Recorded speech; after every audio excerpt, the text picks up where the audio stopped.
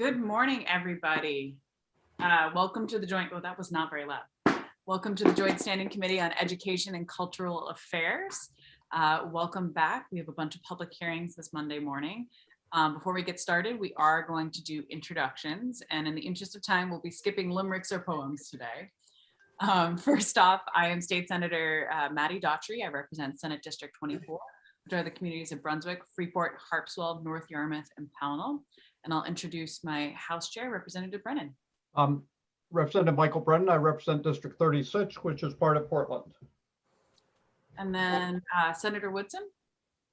Dave Woodson, District 33, Southwestern Maine. Representative Crockett. Hey, good morning, everyone. Representative Ed Crockett, District 43, which is part of Portland and part of Falmouth. Representative Dodge. Good morning, everyone. Good morning, fellow committee members. Representative Jan Dodge, House District 97, Belfast, Northport, and Waldo. Representative Lyman. Good morning, Sheila Lyman, represents District 74, J, Livermore Falls, and part of Livermore. Thank you. Representative Millett. Good morning, Rebecca Millett, representing House District 30, which is most of Cape Elizabeth. Representative Roach. Good morning, representing District 7, Wells.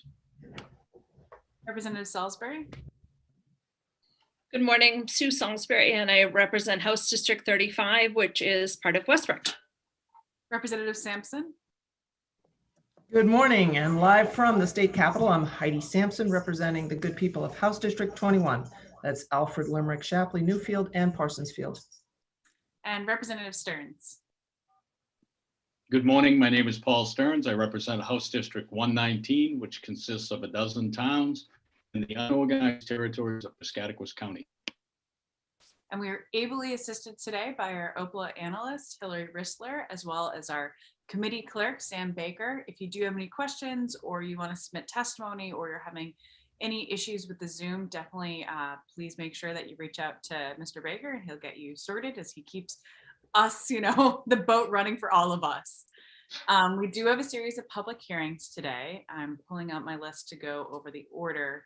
We will be hearing LD 270, followed by LD 566, followed by LD 281 and LD 362.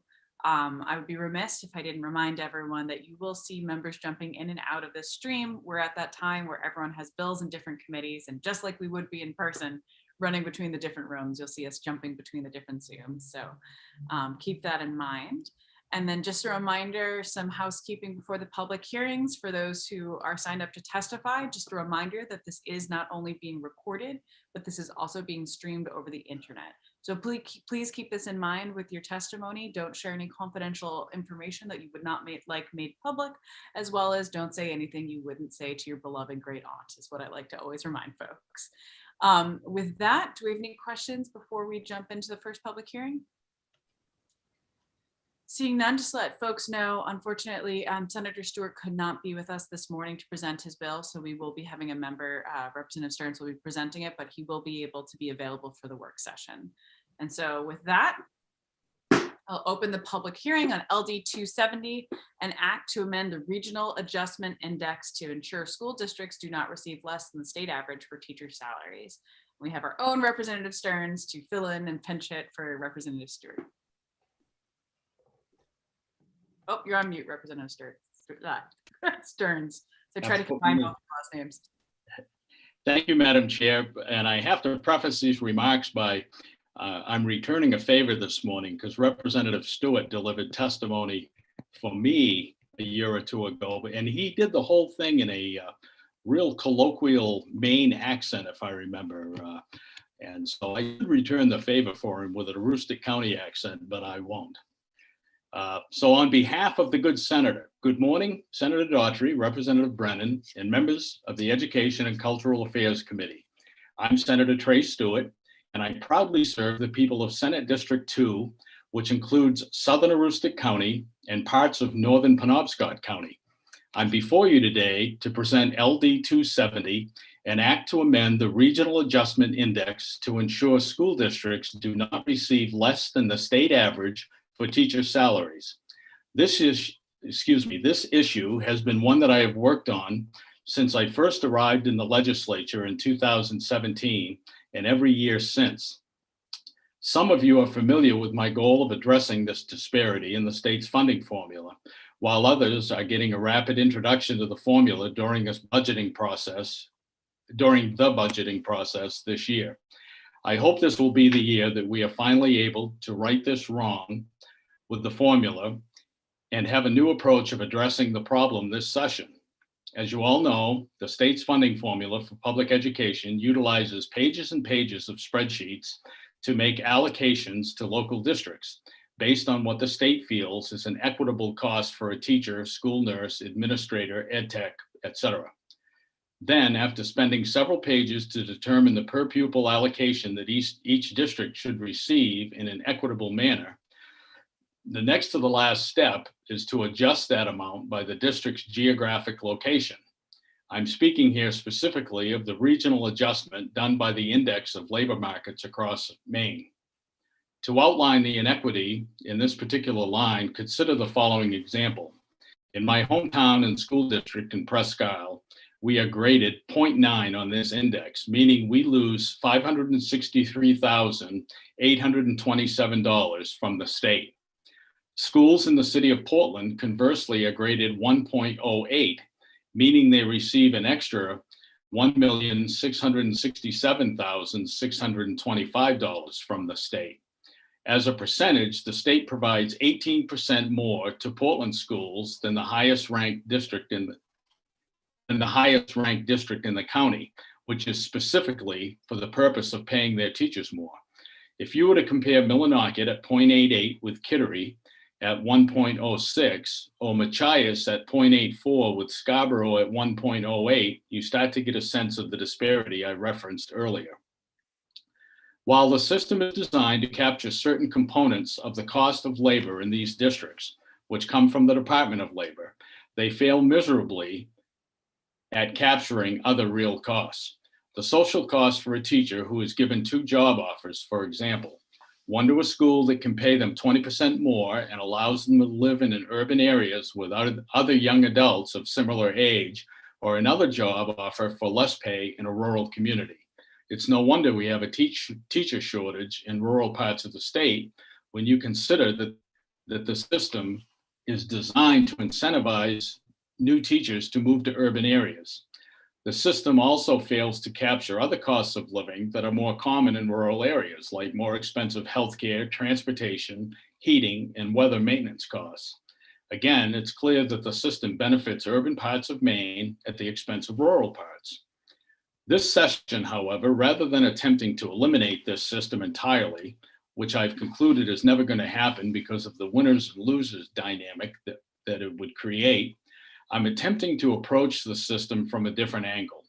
Rather than having this bill seek to rebalance the scales, I'm simply suggesting we stop penalizing rural districts while not touching the winning districts under this model. This proposal seeks to avoid the spreadsheet politics which frequently impact funding formula initiatives. As you can see from the straightforward language of the bill, this bill simply seeks to pull those districts below a 1.0 on the scale up to a measure of the statewide average so that at a minimum, the districts are not penalized for their rural location. By addressing this problem, we will make great strides at being able to allow teachers to not forego opportunities to live and work in rural Maine because of the state's hamstringing of the local districts to offer them a competitive salary. Speaking of salary, now is a good time to mention that even though the governor proposed in the previous legislature adopted a minimum teacher salary for the state, teachers in rural parts of the state will continue to struggle because of this component in the formula. Even if a new teacher is guaranteed the minimum amount per change, the urban counterparts are still afforded more funding to pay teachers more to work and live there than their rural neighbors. This is not fair and it's not right. If we are serious about pulling all teachers up across the state, we must ensure that our rural educators are not penalized because they choose to live and work in rural Maine. The idea for this approach came from the MEA's testimony 2 years ago on the second rendition of this bill, which was ultimately turned into a resolve to study the issue in the 129th legislature. I appreciated their thoughts and comments then, and I anticipate that they will have more input to provide today, which I welcome.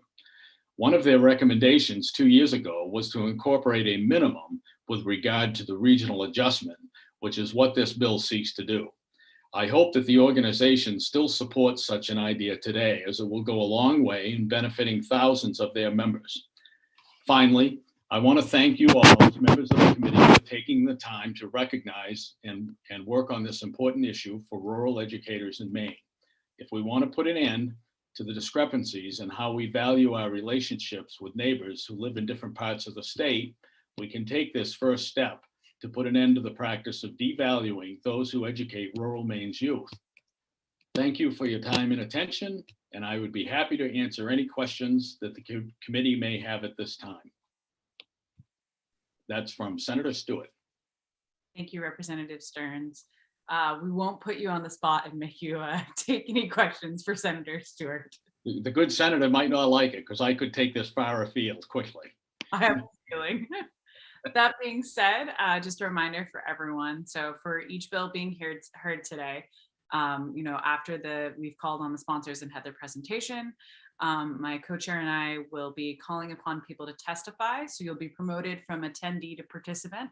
And after, the presentation by the different sponsors, we'll call on folks in the order of those testifying for the bill, those testifying against the bill, or those testifying neither for nor against the bill, but wishing to provide information. When you're called upon I will state your name and I'll try to give folks an order so that if you're in the attendees portion, you can sort of have an idea that's coming up.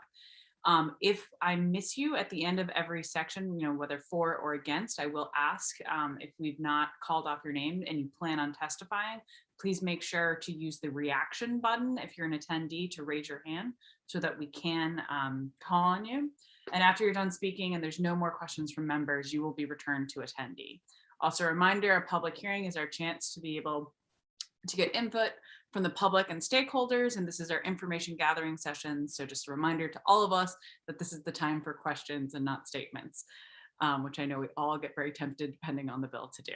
So with that, we are going to jump right in to seeing if there is anyone who would like to testify for this measure. We don't have anyone signed up, but just double checking. So if you're an attendee and you'd like to testify for this, please raise your hand.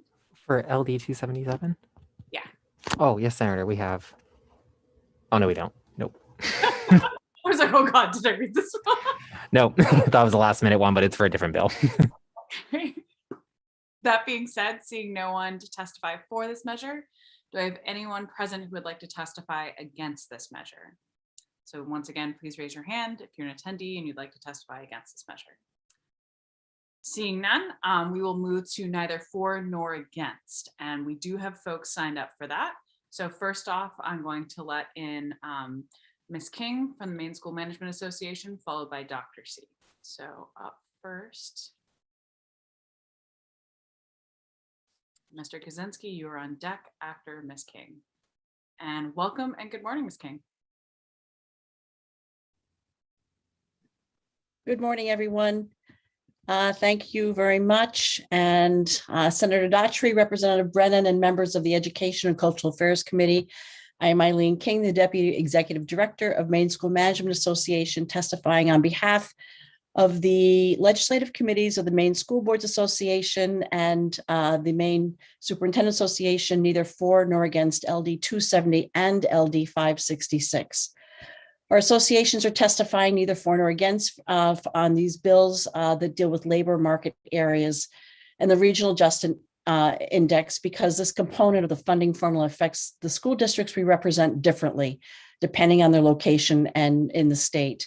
We generally do not take positions on funding bills that involve distribution, but rather feel our job is to advocate for overall increases in general purpose aid. That said, our legislative committees for both the school boards and superintendents agree that the labor market indices need to be reviewed because they have not been updated since they were adopted. What labor market a district is in affects the allocation for teacher salaries under the Essential Programs and Services funding formula. Education level and years of experience of the teaching staff is a major component, but that is adjusted for differences in costs in the region, including average salaries. Opponents using the LMA as part of the EPS salary adjustment say they become a self-fulfilling prophecy since regions on average pay less and less. We are not prepared to offer a solution at this time and believe that it would be premature. Instead, we would recommend the DOE share with the appropriate groups the MEPRI study on what are now called regional adjustment calculations, formerly known as labor market areas, issued in November of 2019. And I've included a link in this testimony of that report. I think it's a great starting part to inform the debate around regional adjustments. And there's also a list of recommendations in the report, and those are also added to the testimony. And I would be happy to answer any questions. Thank you, Ms. King. I have a question from Representative Crockett, followed by Senator Woodson. Thank you, Madam Chair. Ms. King, when was these policies last updated? The labor market indices have never been updated since they were developed.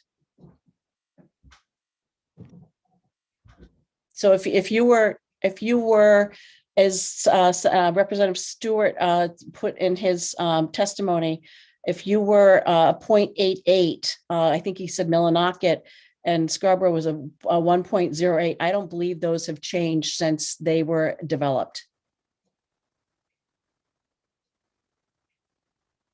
Representative, you're on mute. I don't know if you're adding something in. Well, I'm just curious now, when were they originally developed? Oh, I'm going to say 20 years ago. Okay. And give or take a few, it's been a while. No, understood. Thank you. Yep. Senator Woodson. Thank you, Madam Chair. That was my question also, and it just seems 20 years is a long time. I just don't understand why it hasn't been followed up on. Thank you. And I can get the accurate year. I know it's been a while, and I will certainly make sure you get the exact year that they were developed. Thank you. Thank you, Ms. King, and thank you, Senator Woodson. Representative Millett. Thank you, Madam Chair. I apologize. I'm not able to go on video right at the moment, but I am attending and listening. For the work session, and this is probably more for Ms. Risler than you, Ms. King, could we have the section of the PICUS report that addressed this issue? It was a rather lengthy discussion and a lot of work went into that, as well as any other reports that the committee has received as a result of the bills, including the ones that have been referenced in the various testimonies that we've received today. And as this is a question and answer period, I won't start talking about the ins and outs of this of this issue, but I look forward to having that at the work session. Thank you. Thank you, Representative Millett. Do I have any other questions for Ms. King? Seeing none, thank you for your testimony. Clearly need another cup of coffee. Okay, up next, it looks like Dr. C is not with us right now, so we will be moving on to Mr. Kaczynski. So pardon me while I switch everyone around.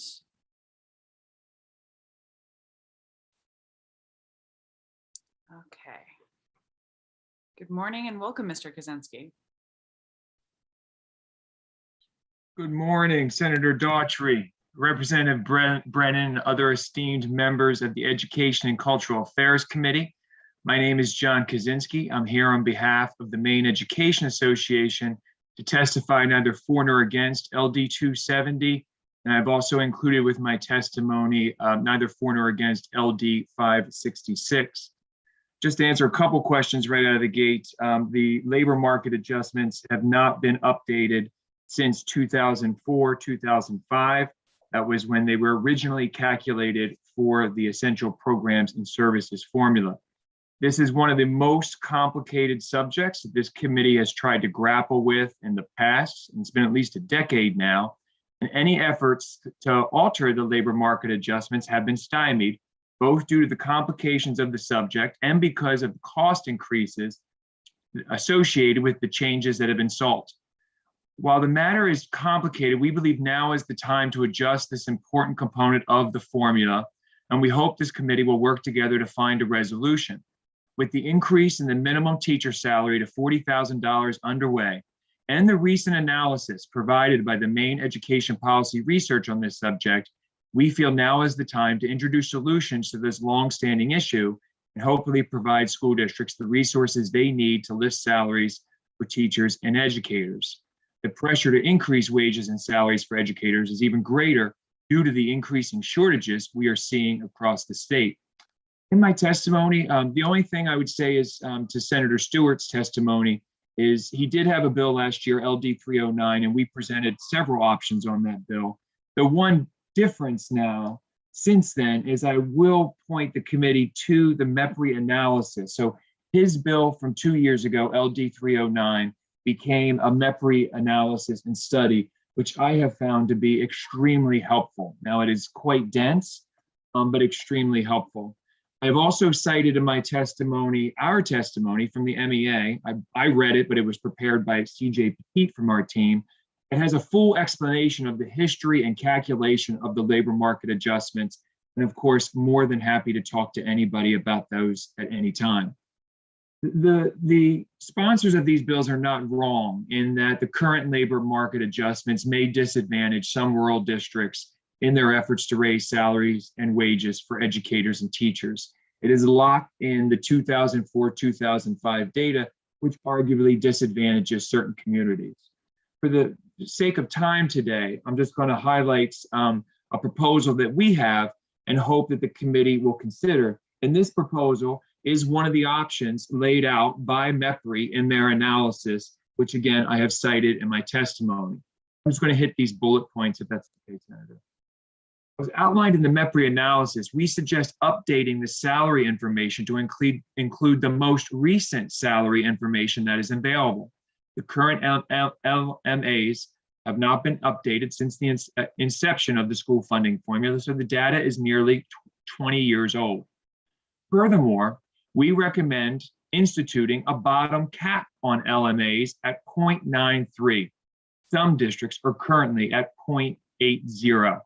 A bottom cap of 0.93 will make sure communities in rural Maine and other disadvantaged communities with limited ability to raise money locally are not further penalized in our school funding formula.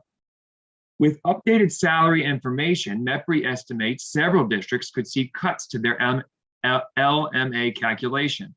This will not help anybody. The MEA proposes we hold harmless any districts which may experience a reduction in their LMA calculation due to the updated salary information.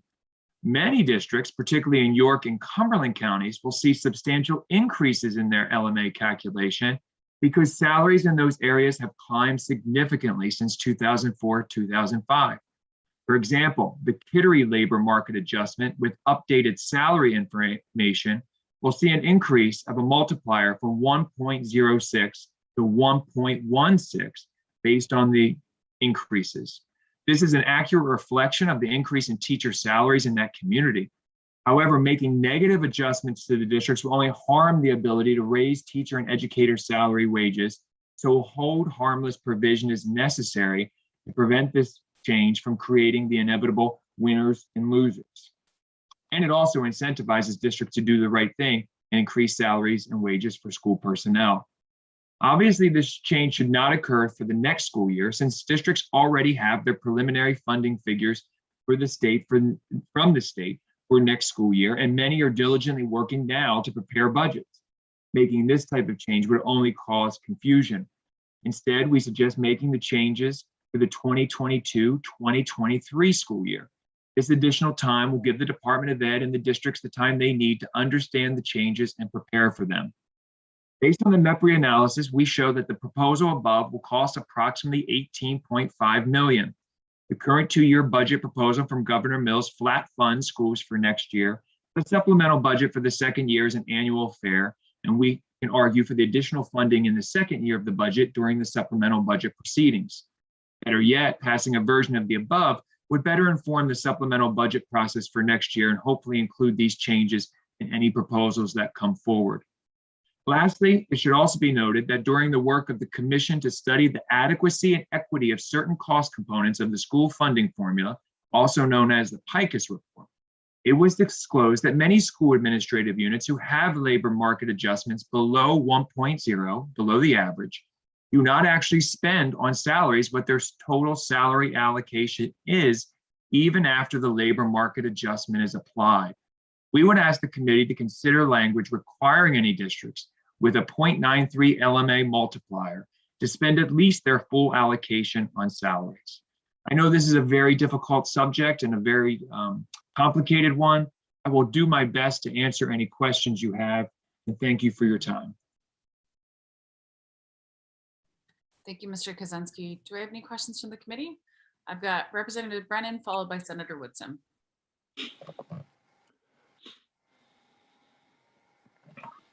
You're on mute, sir. Yeah, Representative Brennan, you're on mute. There we go. Thank you. Thank you, Madam Chair, and Mr. Kaczynski, thank you for your testimony. My reading of the MEPRI report, which when they talk about option one, which is to bring everybody to one, is the least desired option. Is that your reading as well? I think they have many least desirable options, I would say, in their presentation. One of the one that stuck out to me was changing the labor markets to the teacher markets. That was also a less desirable option. So it's a pretty dense report, Representative Brennan. I think when I read through it, I'm just looking for the page right now, and they have a page here. Let me see if I can find it. On page 14 of the MEPRI report, they have a great chart which outlines all the different policy options and the simulations there. And what really hit me about the option, what I am basically arguing for today is option 3A3. And in that, one of the reasons it was enticing was it wasn't too expensive. That option was only 3.2 million total cost, but that didn't account for the adjustment that should be made from the 2004-2005 data, we would argue, to accurately reflect what districts are currently paying. Again, we haven't updated this since 2004-2005, so updated salary information would further inform that. The reason that in my testimony, I suggested an option that is $18 million is because of the need to hold harmless those districts, and there are very few. Skowhegan LMA comes to mind, where the more updated salary information would cause winners and losers, and some of those districts would lose. So if we institute a cap of 0.93, but hold harmless those that otherwise would go down because of the updated salary information, the total cost of that was $18 million. Not sure I answered your question, sir, but hopefully I did something. Well, my reading of the report, I thought it's pretty clear that MEPRI said that option one, which was to bring everybody to zero, was one of the least desired options. Wouldn't you agree? Right. And I would. I mean, if you were to do that, what would happen is, particularly districts in Cumberland and York County would see large reductions in state aid because they are currently at 1.06. In fact, when you look at the actual data, according to MEPRI, for example, I referenced the Kittery LMA in my testimony. With accurate data, they should be closer to 1.16, which means they are 16% higher than the state average, and reducing them down to 1 would obviously have a negative impact on their school funding. Okay. Thank you. Just another reminder to everyone to stick to questions for the public hearing. Senator Woodson. Yes, thank you, Madam Chair. John, going forward, would this proposal that you just stated bring the various districts closer together in salary, or would it continue to be a win-lose situation that going down the road 10, 15, 20 years? Thank you for the question, Senator Woods. I am quite confident this would bring districts much closer together. I can just find one document. I just wanted to give you a sense of the discrepancy right now between districts is between I believe is between 0.8 and 1.06. So districts in, for example, Washington County are getting 0.8. Districts in Kittery are getting 1.06. If we were to change this and say, let's make sure it reflects current salary data, the top would move as high as 1.16. But as I said, the folks in rural communities make a good case that we should help them increase teacher salaries. And the way to do that is to say, while an accurate labor market adjustment might be 0.8, we want to incentivize those districts to pay their teachers adequately.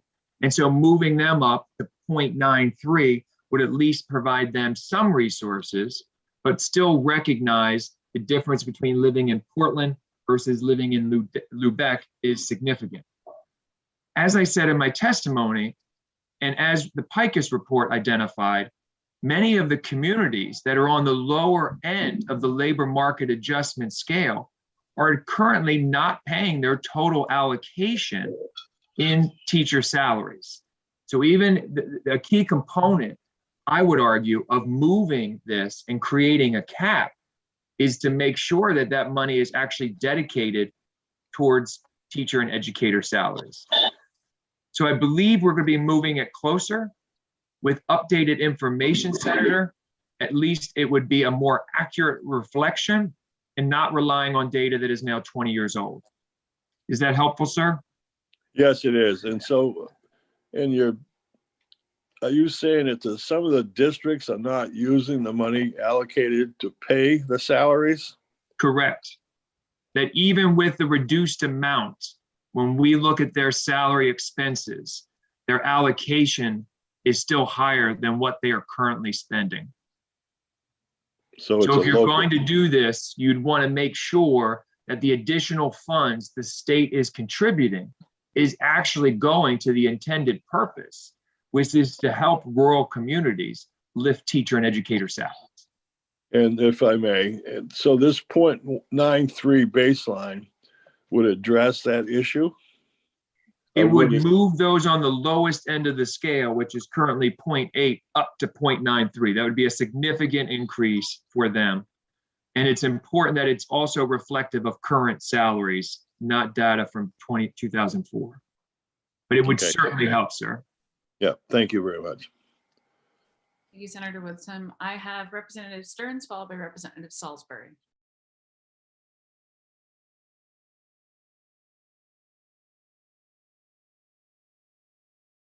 There he is.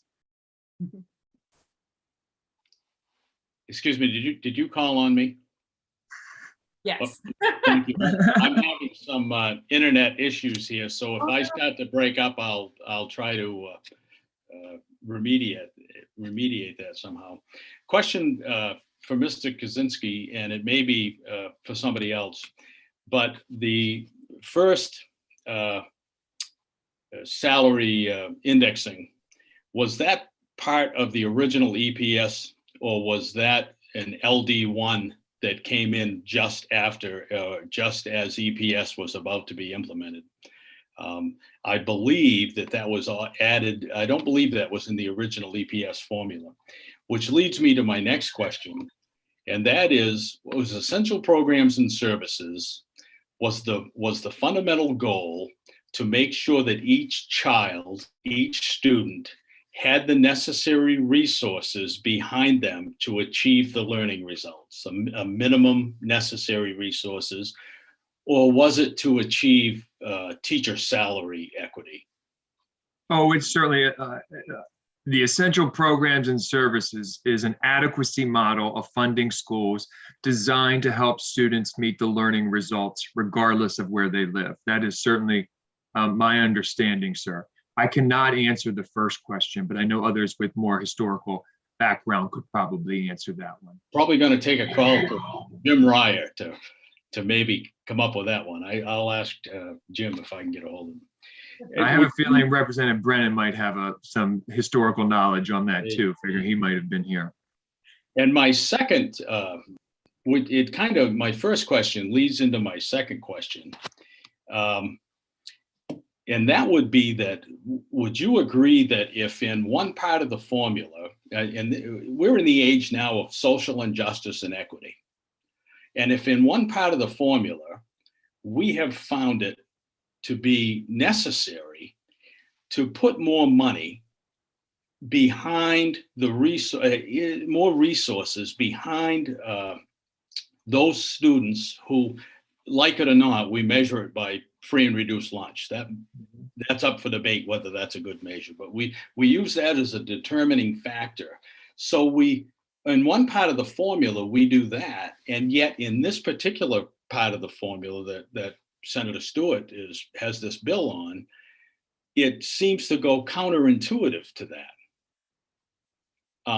Why would we make an adjustment on one side based basically on teacher salaries in what part of the state they live in, and then on the other side of the formula, making adjustments or trying to make adjustments for socioeconomic needs of students? Aren't those two in conflict?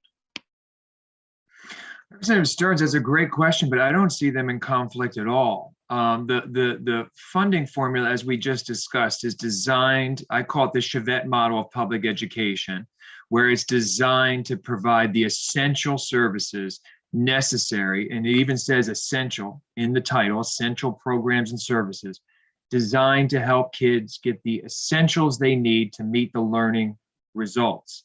And I think there have been adjustments for the disadvantage multiplier to more accurately reflect the needs typically of free and reduced lunch students or those that live in poverty. That's one end of it, and that makes good sense. The other end of it, on the input side, is trying to figure out what it costs to provide those students the same opportunities, the same access to the main learning results, the same ability to achieve the main learning results. But what we've done here in the funding formula is calculate a difference between the cost of that teacher in Lubeck versus Kittery. And the funding formula reflects that.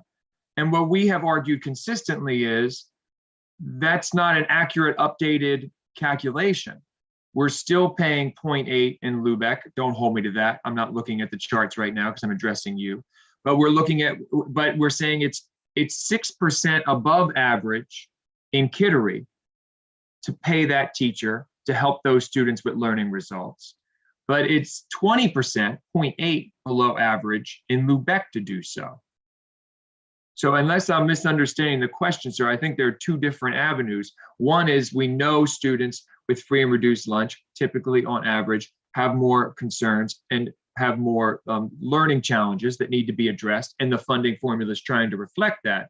But the teacher who's in the room with them, what we're saying is they're going to get paid differently per the funding formula in Lubeck versus Kittery, but we haven't updated this information for almost 20 years. And so therefore that discrepancy might not be completely an accurate reflection. But perhaps I'm misunderstanding your question, sir. No, I think you understood it. I'm not sure if I particularly care for the answer, but that's life, isn't it? Okay. Madam Chair, if I could ask a couple of quick, Absolutely, following the same line. Mr. Kaczynski, has your group looked into the effect that the new, I don't know what to call it, the new labor laws in Portland with increased wages that are different than the state, up to $18 an hour as a minimum wage in pandemic times. Is that going to have any effect on these labor adjustments, or have you even pondered that? It's a great question, sir. We have pondered it. It will certainly have an impact on support staff, although very few, since many are making more than $18. It doesn't really apply to teachers because they're salaried, and so they're not necessarily covered by that.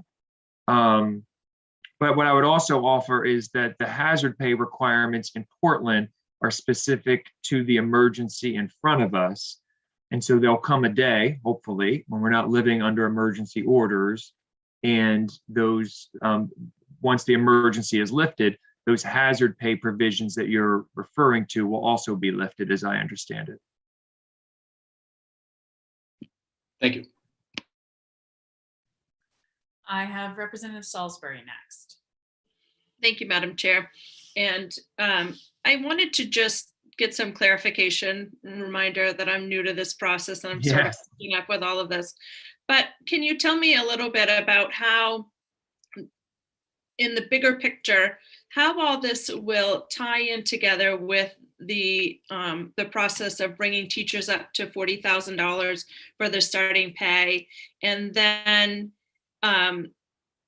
how that then ties into, I guess the bigger picture is that if we're ever able to bring the state funding up to 55%, I know they're all tied together, but you know, just different levels. But if we brought the teachers up to starting pay of $40,000, if that was happening, how then would this tie into that? That's an excellent question, Representative Salisbury, and one that's also addressed in the MEPRI report, perhaps obliquely. But I think that is exactly why making the adjustment on the lower end of the scale makes the most sense right now. The state has made the decision that we're going to have a minimum $40,000 teacher salary, but it's not necessarily reflected in those LMA adjustments.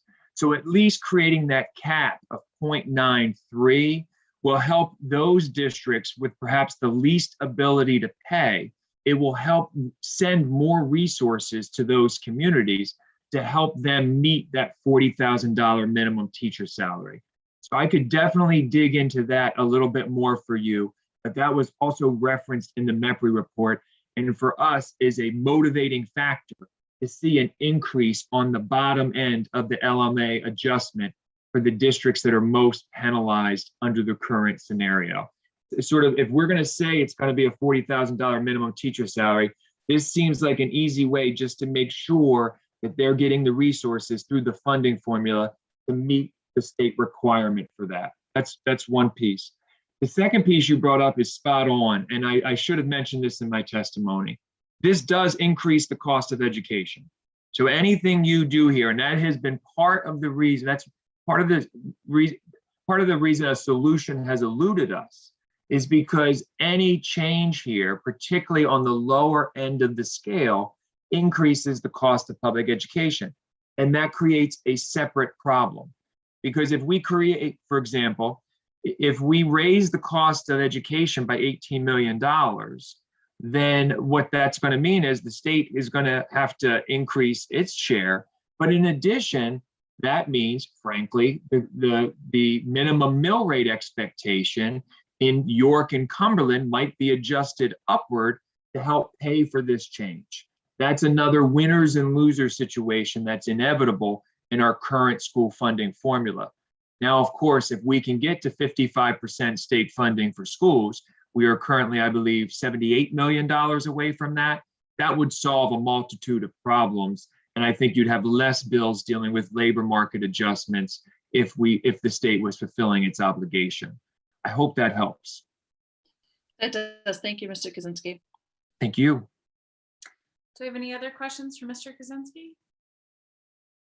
Seeing none, thank you for your time. Thank you so much. Looking at our list, we've now gone through everyone who had signed up. If there's anyone in the attendee list who would like to testify neither for nor against, please use the reaction button to raise your hand. Okay, seeing none, I will close the public hearing on LD 270. And we're just going to real quick switch. I'm going to pass the virtual gavel over to Representative Brennan to transition to LD 566. Make sure Representative Brennan, you're on mute. Oh, you're still on mute. I like being on mute today for some reason. I will excuse myself. I do have to go testify on another bill. So passing it over to Representative Brennan. Well, thank you. And I will grab the virtual gavel at this point. And Sam, do we have Representative Toole available? We do, Representative. Just been promoted. Okay.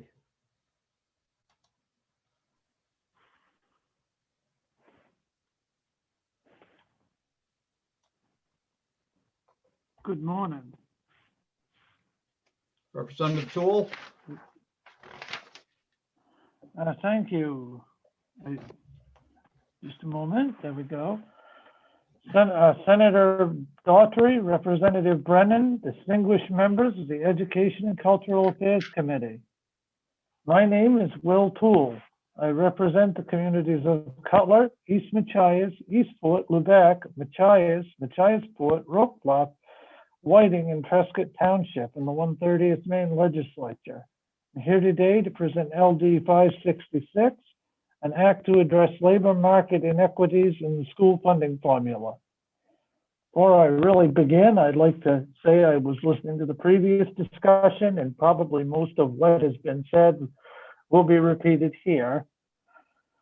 At its core, this bill attempts to recognize that every school district in Maine should receive a base level of funding for labor costs. While each labor market is different and the cost of living in each is different, no school district should be ultimately, I believe, receiving less than 100 or 100% or a 1, especially while others are receiving more than 100% or 1, or at that one level. Many communities in rural Maine struggle to fund their schools the way the funding formula has been designed. The labor market adjustment only amplifies this, as many of the areas Senator Stewart, Representatives McCray, Stearns, and I represent do not have the economic activity of our more affluent areas around the state. They are also land rich, and so the cost of education falls more on the cash-strapped property taxpayer in those communities. So because the labor market is weaker, our schools get less of a subsidy than those where it is stronger. This may be well intended, but it does not make sense, as those who are suffering to pay for their schools are the least able to afford to do so. This bill lifts everyone who is receiving less than 100% or a 1 and labor market adjustment to that mark over 3 years. It also unintentionally takes those who are receiving more than a 100% or a 1 down to 1. And as I say, that is not the intention of this legislation. It was not my intent that those following me, that was not my intent or that of those following me today when we put this bill forward. Our intent was to leave everyone over a 1 where they're at and bring everyone else up to a 1. I am under no illusions. This will cost a king's ransom or a queen's ransom. But if we are truly going to help schools in economically depressed areas stay sustainable, attract quality teachers and other workers, and provide a quality education to students in those areas, it is what needs to be done. A solution similar to this is also, and actually has been, proposed by the Maine Education Association. They've already gone through their testimony. One of the options they are laying out is increasing the floor or the bottom cap from 0.8 to 0.93. Ultimately, I would argue we need to get to a 1.0 everywhere, but at least going to appoint 3 would be a good first step. I won't comment on the other proposals and options that they've laid out at this time. But I have shared them with others in the field who are working on this legislation with me. And perhaps members might ask questions of my local school superintendent and others in the field who are here, who are coming up behind me. I want to thank you all for your attention and perseverance through this never-ending Zoom session. Thank you. Thank you, Representative. Thank you for being here. It's good to see you today. And I'd ask members of the committee if they have any questions for Representative Toole. Seeing none, thank you very much. And obviously, we'll let you know when the work session will be scheduled on the bill.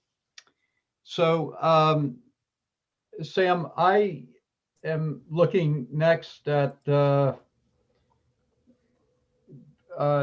testimony that is neither for nor against. Are there other people in the queue that are scheduled to speak in favor of the bill? Yes, Representative. We have Scott Porter, and if you'd like, I could promote him now. Absolutely. Thank you.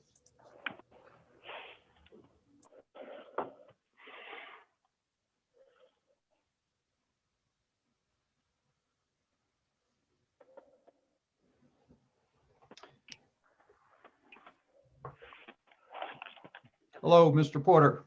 Thank you for being here today. And if you could give us your name and your title, and I understand that you're here to speak in favor of LD 566. That's correct. Thank you. Senator Daughtry, Representative Brennan, and other distinguished members of the Committee on Education and Cultural Affairs. My name is Scott Porter, Superintendent of Schools for AOS 96, which is comprised of 11 towns in the Machias area. As you all know, there have been bills like this in past years. I happen to be in the lowest labor market area in the state at 0.84. So we get a 16% reduction on page 1 of the ED 279, which in Machias alone is a little over 300,000. And I understand, of course, this is based on what we pay. That's what these adjustments were based on originally. And it's my understanding if those were adjusted now, we may even be lower than we are today relative to the rest. The thing that I'm, again, concerned about, you have my testimony. I'm going to deviate from that just a little bit with some of the conversations you've had with the minimum $40,000 salary amount, which is, we all know is law, $35,000 this year, $37,500 next year, and $40,000. I think you're going to find that places in rural Maine are going to make gains on those that are already at that level or close to that level. So I really think we need to anticipate those adjustments being recalibrated, because as collective bargaining agreements are negotiated, even now, our salaries are going to have to go up by law, which is also going to impact the other end of the salary schedule. So I think it's tough to get this 16% reduction.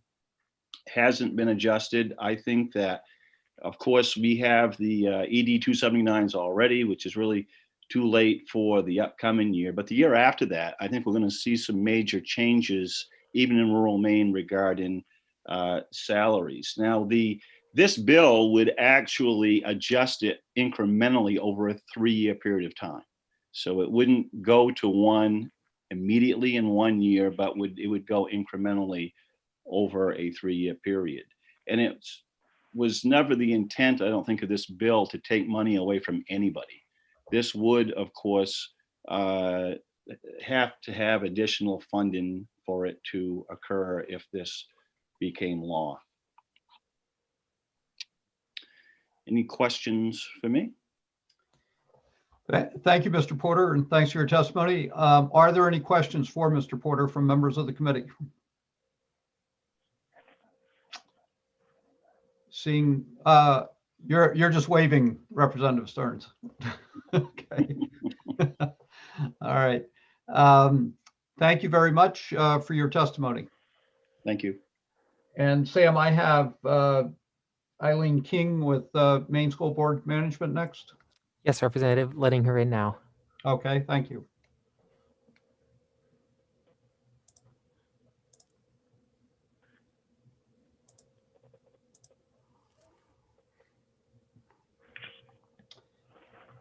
Good morning, Ms. King.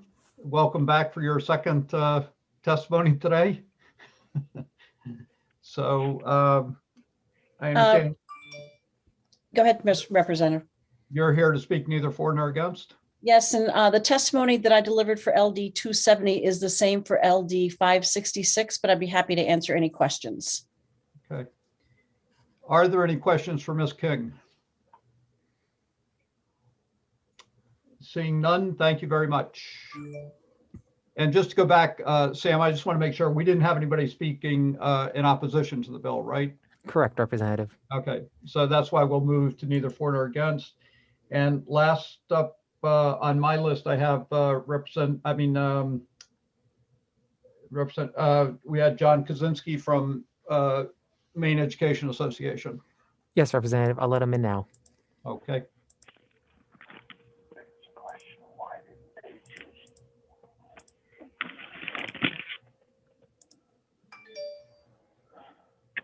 Mr. Kaczynski, welcome back.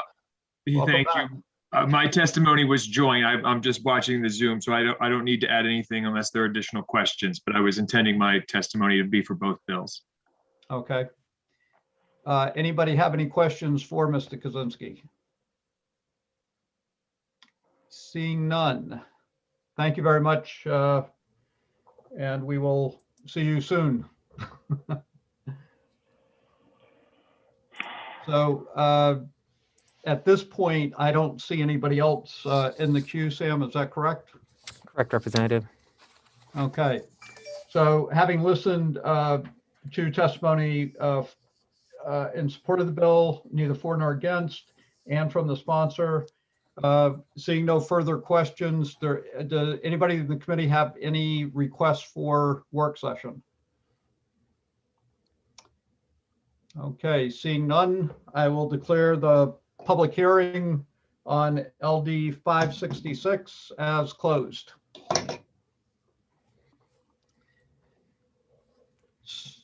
So next up we have, and Representative Daughtry's not back yet. I mean, Senator Daughtry's not back yet, right? Correct. Okay. So Representative Millette is not available at this point.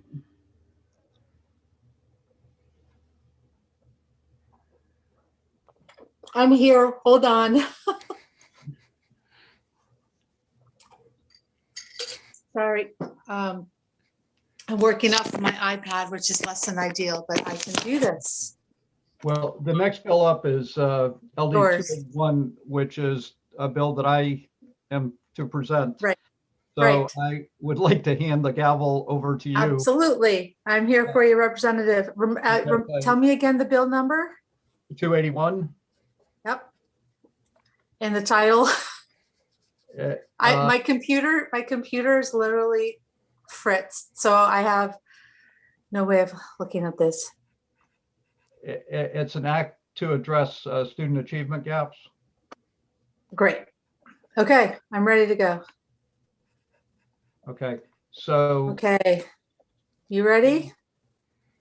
We would need to open the public hearing. Yep. Okay, so I will open up the public hearing on LD 281, an act to address student achievement gaps as presented by our very own Representative Brennan. Thank you very much, Representative Millette and members of the committee. I'm Michael Brennan, and I represent District 36, which is part of Portland. And I don't intend to read my testimony to the committee, but I would like to start with more of the nuts and bolts of what's being proposed, because I do have some adjustments and some changes that I would like to put before the committee. And these basically are the result of conversations that I've had with the Department of Education over the last couple of weeks in regards to the bill. So the intent of the bill is to address significant gaps in the state of Maine that, in terms of achievement gaps that are related to race and that are related to income. So what this bill would do is create a new section within the school funding formula within GPA and that would allow school districts to apply for an extra allotment of money. And that money would be used specifically to address the achievement gap within their community, within their school. It could be an achievement gap that they identify based on race, or it may be an achievement gap that they identify in their community that's based on income. The change that I would like to propose, I wrote the bill with more the intent that the department would go forward with this, but I'd like to step back after talking with the Department of Education and have the bill require them or direct them to develop this program over the next year. So that over the next year, what they would do is come up with the metrics for who would apply, what would be the application process, and what would be the plan that would be submitted by the local school districts to demonstrate that they're meeting that achievement gap. I also got pretty excited when I was drafting the bill, and I put the amount in for $10 million. And at this point, that may be an overly ambitious amount of money. And I would look to the department to, after they've developed the program, to then make a recommendation on the appropriate funding level in terms of what they could manage relative to the contracts and to the plans that might be submitted that they would have to then oversee. All of you know, you've looked at the budget, but this year we're going to allocate about $1.2 billion of state general fund money for K through 12 education across the state. I, at this point, would not anticipate what the department might recommend in terms of funding for this particular program, but it would be the percentage out of that $1.2 billion would be almost difficult to calculate next year. So I think it would be a relatively small impact on GPA, but I think it would have a huge impact in terms of specifically addressing achievement gap issues across the state of Maine. So that's the, at this point, again, what I'm proposing is amended language to allow the department to develop the program, develop the metrics, develop the application process, and make a recommendation for funding level. Why do we need to do this? If you look at the second part of my testimony, these are graphs that I took directly from a report that was done in 2019 by Educate Maine. And those graphs are very clear in terms of looking at the achievement gaps across the state of Maine based on income and based on race. And what we see is huge disparities in reading and in math performance based on race and based on income. There are some anomalies within those graphs in terms of different groups that may be performing better. And this program would allow school districts to specifically focus on those populations that are struggling in either math, reading, or other areas of the curriculum, again, based on race or based on income. And some of those are fairly startling. If you look at 11th grade proficiency in the state, I think it runs, I don't have the graph right in front of me, but I think it runs 34, 35% for all students, and it's 11% for students who are Black. And when you look at the calculation based on economically disadvantaged, you see across the board that students in those categories are not performing academically in the same way as students who who have higher incomes or come from more resource rich communities. So there have been a number of efforts, a number of intentions across the years to try to deal with this achievement gap, and they haven't been successful. We do have in the school funding formula a disadvantaged student calculation, but there's no requirement that that goes specifically to address these achievement gap issues. So I think this bill could be significant in working with communities, school districts across the state to address those achievement gaps. And I look forward to working with this committee and working with the Department of Education to develop a program that I think could be incredibly helpful across the state of Maine and helping all students get to a place where we don't have such huge differences in terms of academic performance. So at this point, I will stop, and I'd be more than happy to answer any questions that people in the committee might have. Okay. Representative Salisbury.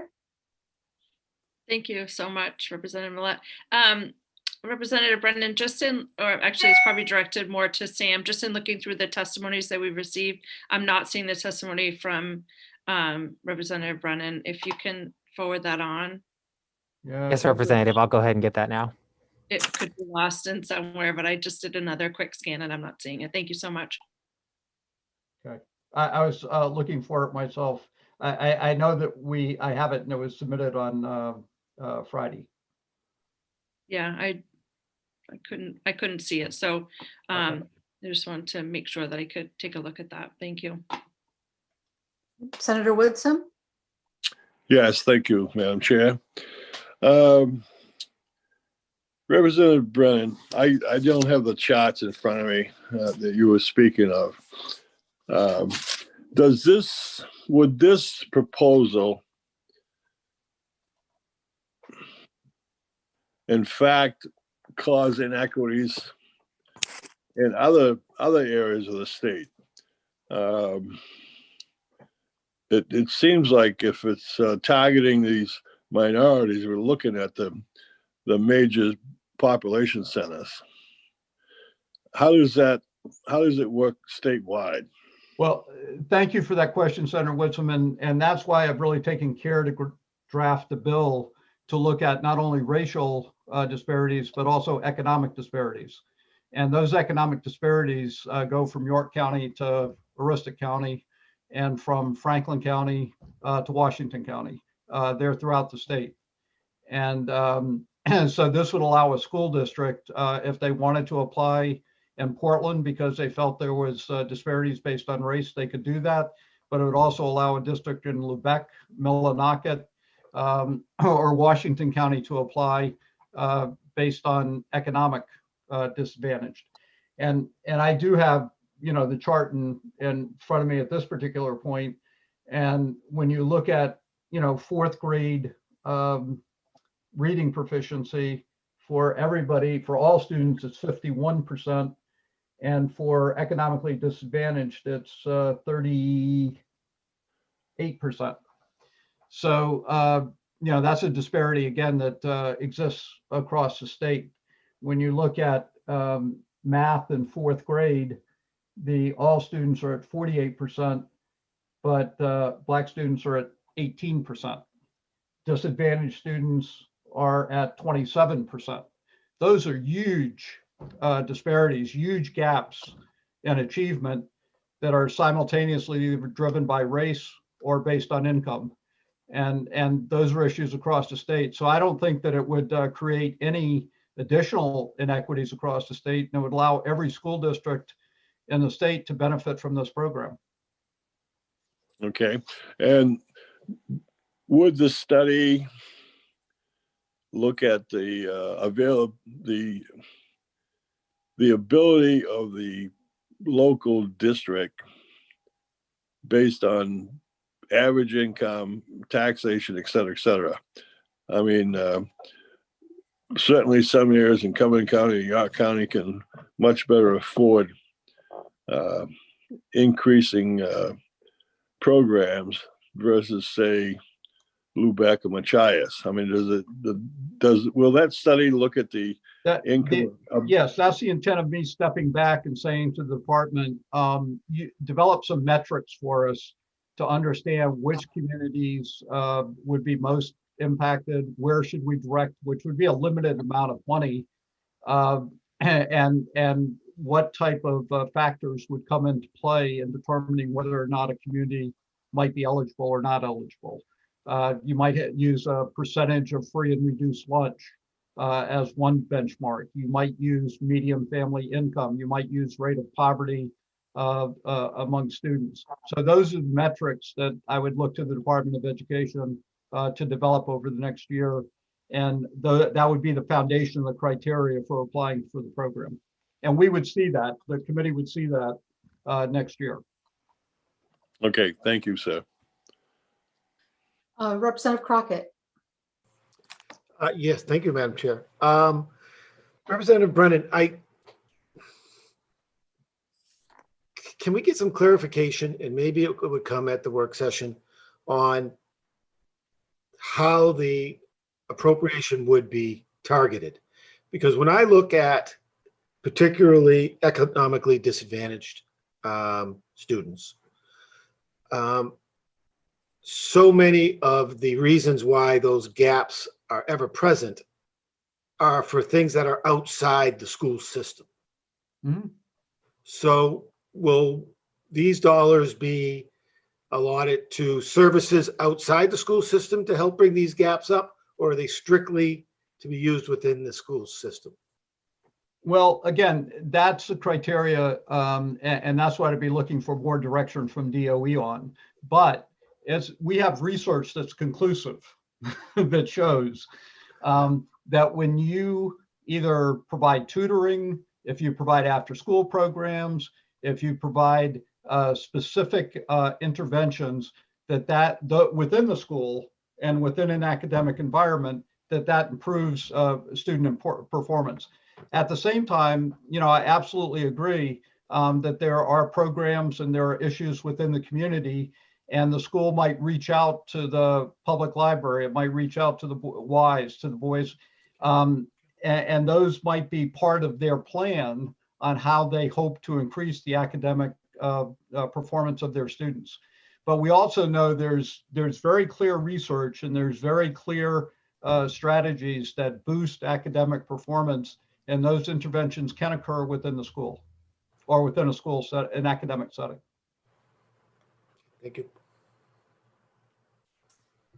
Okay, so for the work session, Ms. Risler, I'd like to have a sense of how much of our GPA is being allocated through the economic disadvantaged factor in the EPS formula, as well as the English language English language learners, and the after-school programs. And so, Representative Brennan, I would like to understand what you think, in addition, schools will do than what they are already doing with this money that they're receiving for these various adjustments. Because my understanding that these were designed specifically to address the achievement gap that we've been experiencing. Well, thank you for that question and comment, Representative Millett. As you know, the economically disadvantaged is a calculation within the formula, but there's no requirement, there's no reporting as to how that money is spent to address academic achievement for disadvantaged students. So that's one issue. There's clearly Title I money, and is after-school money that is directed to school districts to address reading issues, as well as to address, quote, underperformance. But they haven't moved the needle substantially in regards to if you look at these graphs. And this is why I think one of the problems with the school funding formula is it's a blunt instrument in terms of allocating money.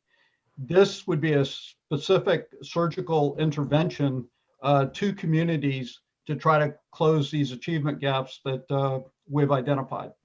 So, you know, I do understand and recognize the fact that there are resources now that are directed at this to address this issue. But either we're not putting enough resources or we're not using those effectively, because these gaps have persisted at least for the last decade. Also, Ms. Rissler, for the work session, can we get any language that may be in statute around reporting of the expenditures of any of these targeted funds? I think that there may be some language that's in there, but I'm not sure if it's consistent. And if we could perhaps ask the department to just explain what, if anything, if they are doing in order to carry out any potential language.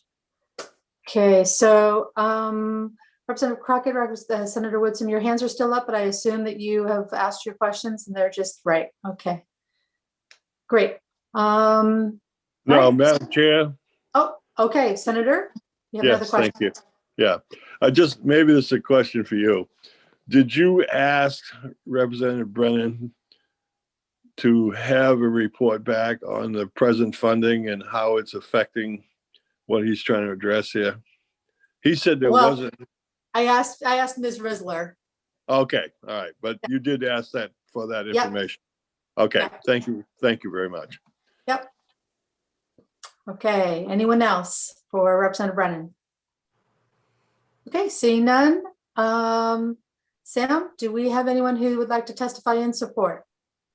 Yes, we do, Representative. We have John Kaczynski first. Okay. Mr. Kaczynski, are you on? I don't see him. Okay. He was just anyone there, else? But yeah, I think he's gone now. Representative, I was the only person in favor, and then we have 3 people signed up for neither. Okay, so we can, if Mr. Kaczynski comes on, we can always take him at the end of neither for nor against. So let's start with NFNA. Who's first on the list for that? We have Eileen King. Hey. Ms. King, if you are on, feel free to start.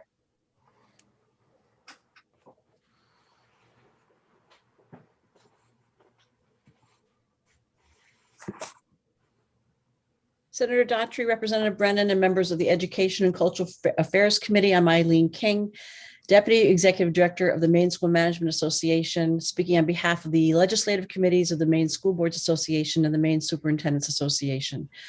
Our committees felt that they could not reasonably take a position on this bill while they recognize the achievement gaps exist in our schools and are very anxious to support the Representative Brennan in this bill.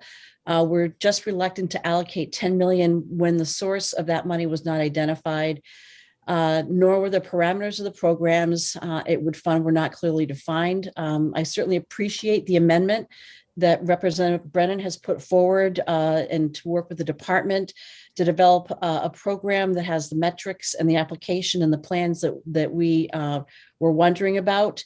So we look forward to listening to what the department has to say, and certainly would hope to support Representative Brennan in this bill as it moves forward. Thank you, Ms. King. Are there any questions? I don't see any. Thank you. Who do we have next, Sam? We have Dr. Couturier. Okay, wonderful. Dr. Couturier, if you're ready to start.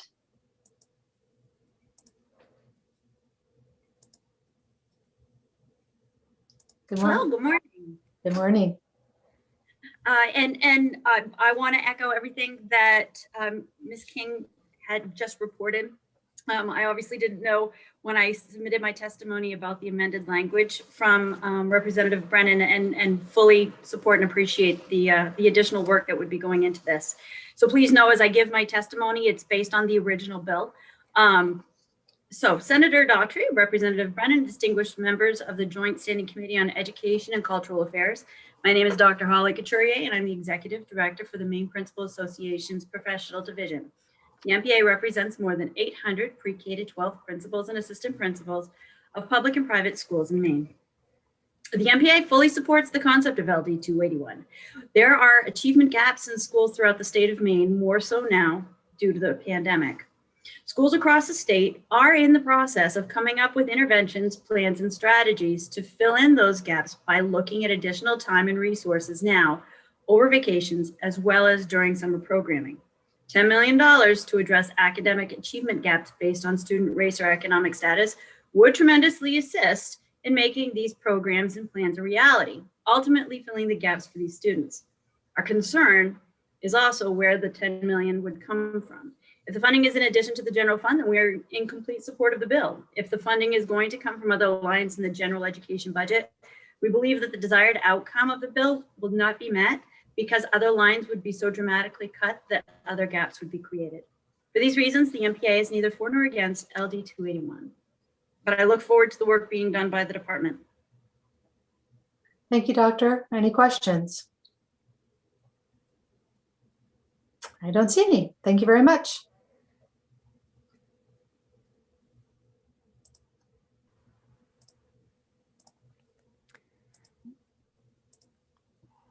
All right, we have one final person then, Courtney Valolan. Okay. Good morning, Ms. Valolan. Are you on? There you are. Yes, here I am. Good morning. So Senator Daughtry, Representative Brennan, and members of the Education and Cultural Affairs Committee, I'm Courtney Valolan, the Executive Director of the Maine Curriculum Leaders Association. And today I'm offering testimony neither for nor against LD 281, the act to address student achievement gaps, on behalf of the members of MCLA. Similar to my colleagues from the other ed orgs that you have heard from, we absolutely support the concept of this bill. The achievement gap is real and a complex problem here in Maine, as well as across the United States. And support for focusing resources on understanding and addressing the achievement gap is celebrated and welcomed by our members. Support that allows for local flexibility in adopting strategies and methods that are equitable and appropriate for the needs of the learners in their schools is the most effective kind of support. In addition to enabling districts to implement well-researched best practices to address the achievement gap, such support enables schools to build capacity for strong implementation of learner-centered practices and creative programming, which we believe is what is needed to address the student achievement gaps. Our concerns are the same as my colleagues, the clarity of the source of the funding, as well as the clarity around the metrics for eligibility and distribution. And likewise, we appreciate the amendments and the added information from Representative Brennan. Thank you. Thank you, Ms. Valolan. Any questions? Okay, seeing none, thank you very much. Oh, I think Senator Woodson has a question, Representative. There's a hand up. Yeah, Senator Woodson. Good catch. Thank you. Is anyone from the Department of Education going to be testifying in a workshop or anything? We can ask for them to be available for the work session. Okay, I'd like that, please. Okay. I think we've asked a bunch of questions that will require them to present information. So hopefully they'll have a representative. Okay, thank you. Anyone else? All right. Sam, is that it? Is Mr. Kaczynski back in? Yes, Representative. Looks like Mr. Kaczynski's back. Okay, and we're done with neither for nor against, correct? Correct, Representative. All right, so now we will go in favor of and invite Mr. Kaczynski in.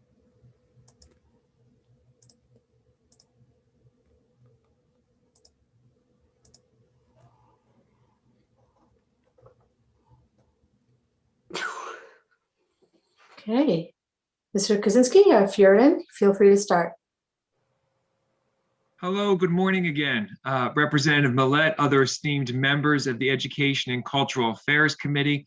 Thank you so much for having me back. My name is John Kaczynski. I'm here on behalf of the Maine Education Association to testify in support of LD 281, an act to address student achievement gaps.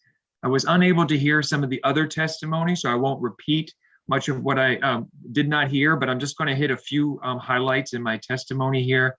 You know, Maine and the country have had a chronic problem with achievement gaps.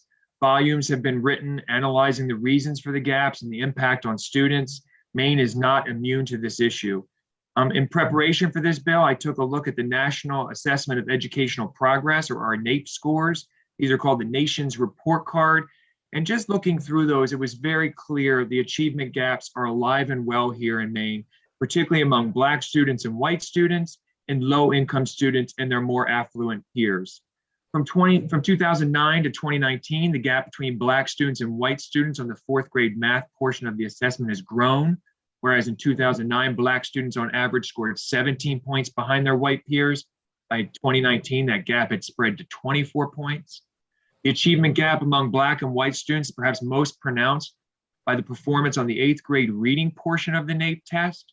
From 2009 to 2019, the average score of Black children plummeted 18 points during this period, thus increasing the achievement gap between white and Black children by 30 points, the largest increase in achievement gaps among Black and white students over this period on the 8th grade portion of the test in the entire country. The same gaps exist among poor students. On the 4th and 8th grade math and reading portions of the NAEP test, the average score for a student on free and reduced lunch is anywhere from 18 to 25 points lower than a student who is not eligible. These figures have been relatively stable throughout the 10-year period from 2009 to 2019. The problem is chronic. This analysis above is a crude measurement, and we appreciate the language in the bill calling on the Department of Ed to develop more refined measurements and more precise tools to address the achievement gaps we see.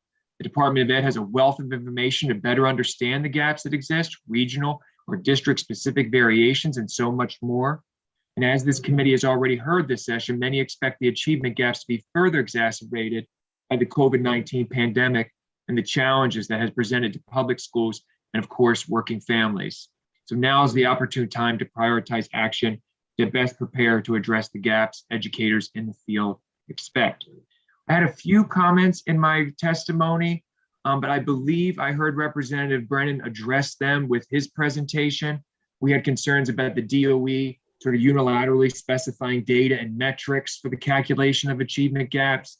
Also, the charge of the DOE to establish criteria for school administrative unions to qualify for the adjustment. But it sounds like that has been, the sponsor intends to address that in the bill. We just would argue our schools benefit from stability and clarity, and we would encourage the committee to consider just codifying the eligibility and distribution either in the bill or after an initial analysis from the Maine Department of Ed. And lastly, we support the effort to dedicate 10 million. I believe I heard Representative Brennan say, the sponsor, that he wasn't sure that might be too much.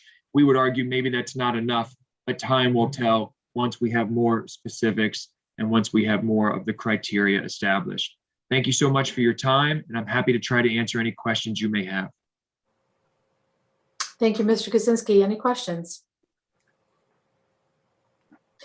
I have a question, Mr. Kaczynski. Back when we had the PICUS report and then the stakeholder group after the PICUS report to talk about our education funding model, there was a great deal of discussion about some recommended changes that PICUS had recommended, changing student pupil ratios for classrooms, for counselors, et cetera. And the committee at that time said, you know, we think these are interesting, but we're not at 55% yet. If you had to prioritize between making an additional investment this way or getting us to 55%? Which would you put first? Both. I mean, that I can't. Both certainly. I mean, I remember the Picus report well, and I remember the headline in the Bangor Daily News was that the state of Maine is underfunding its schools by $320 million. When they looked at our EPS funding formula, they said the underpinnings are relatively sound, and we have among the most equitable funding formulas in the country, but it's just woefully underfunded. So I think that's a fair point that you make, Representative Millett.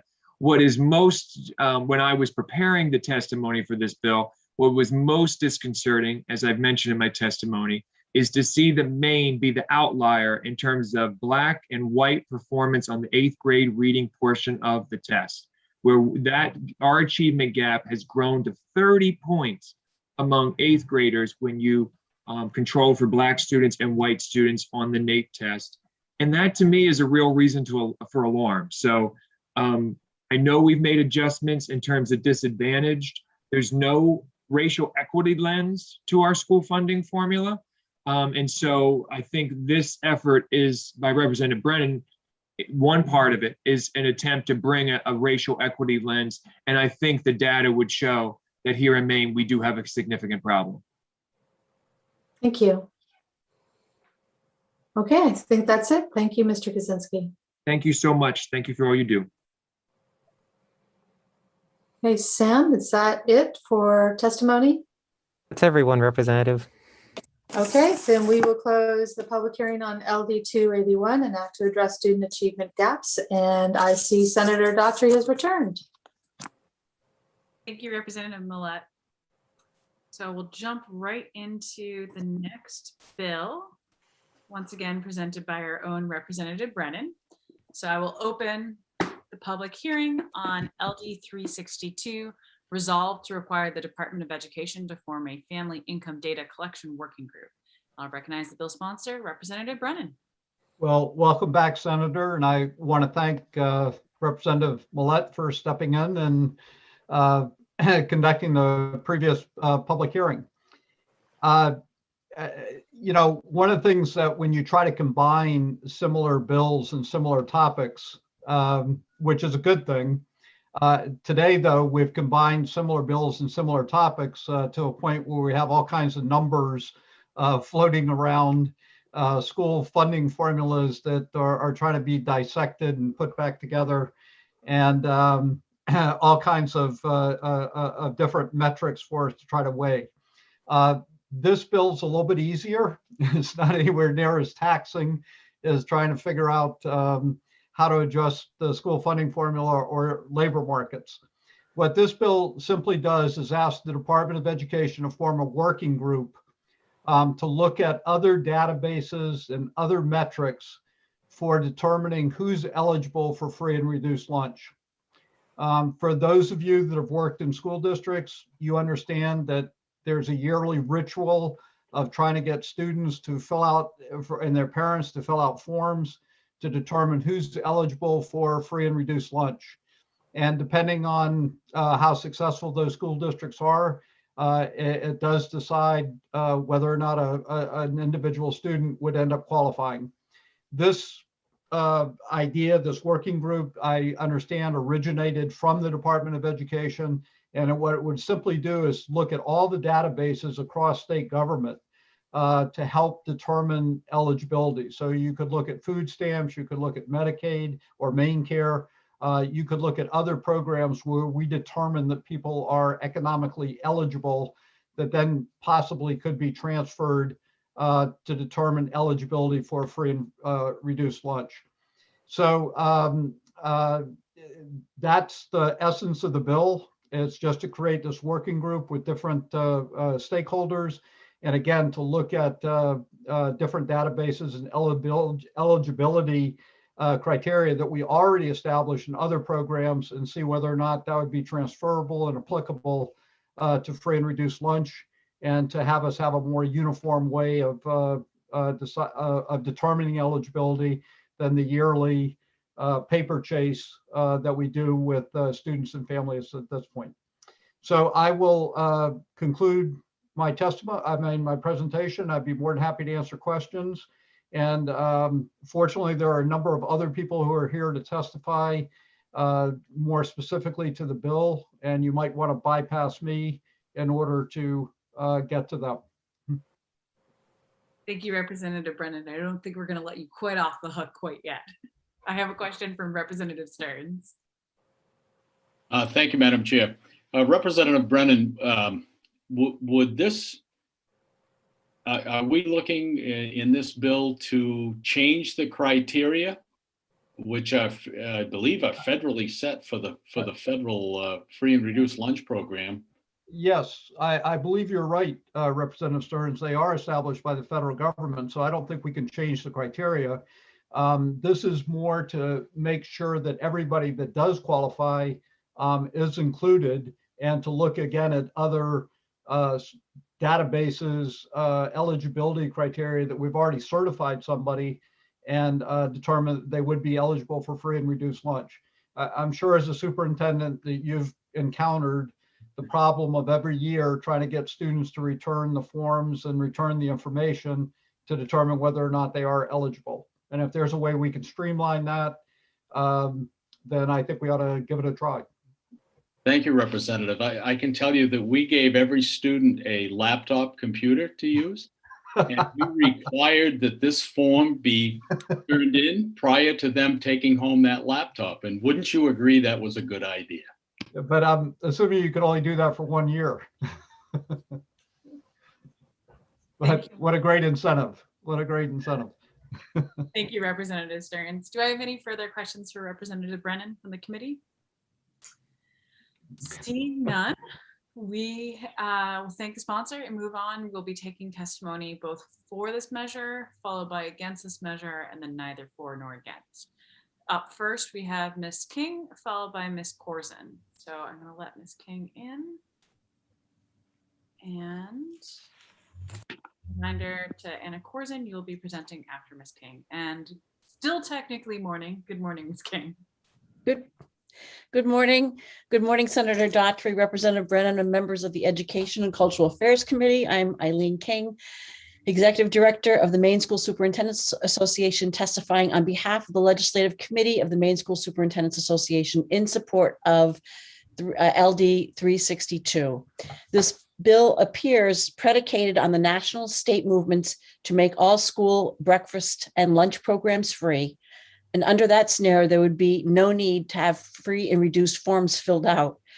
The problem is the information on those forms is not just used for food programs, but to create data that helps schools qualify for other programs. The data is also important when we look at the connection between poverty and student achievement and offer supports to address the achievement gaps.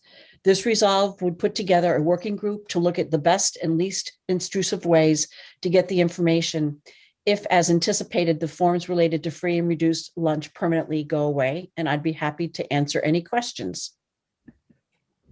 Thank you, Ms. King. Do you have any questions from the committee? Seeing none, thank you so much for your testimony. Up next, we have Ms. Corzine, followed by Mary Emerson. Good morning and welcome. Good morning. Good morning, Senator Daughtry, Representative Brennan, and esteemed members of the Joint Standing Committee on Education and Cultural Affairs. My name is Anna Corzine. I'm the Director of Advocacy with Full Plates, Full Potential. We're a statewide nonprofit on a mission to end child hunger in Maine by maximizing participation in school nutrition programs. Today, I'm submitting testimony in support of LD 362. I want to thank Representative Brennan for his commitment to addressing childhood food insecurity in Maine. In our work to support school districts across the state to increase access to school meals, we receive numerous requests for help collecting school meal benefit applications.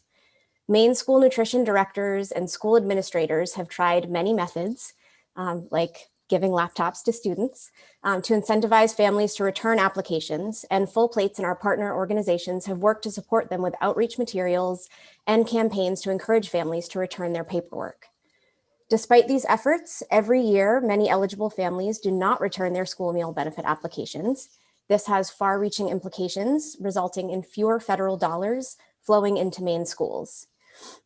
This year is no exception. Earlier this fall, the Maine Department of Education reported a statewide gap of 17,000 missing applications from previously eligible families, and districts were scrambling to come up with a solution. In order to receive federal funding to support school meal programs and critical educational programs, Maine school districts must collect family income data. The current system of relying on school meal benefit applications as the method for collecting this data isn't working for Maine families or for Maine schools. As you'll hear from some school nutrition directors today, requesting that a family share their income information with their school district can quickly lead to feelings of shame, which often prevents the family from sharing the information. When a family doesn't return their application and also isn't able to pay for school meals, school meal debt accrues, and at the end of the school year, any school meal debt remaining must be reconciled out of the school district's budget. The task of collecting school meal benefit applications falls primarily on the shoulders of school nutrition directors, taking up a lot of administrative time that could be better spent on activities more directly related to feeding children. In fact, many school nutrition directors spend much of the months of September and October processing school meal applications. These efforts often spill over into the rest of the school year as they attempt to contact eligible families to track down missing applications and to reconcile school meal debt.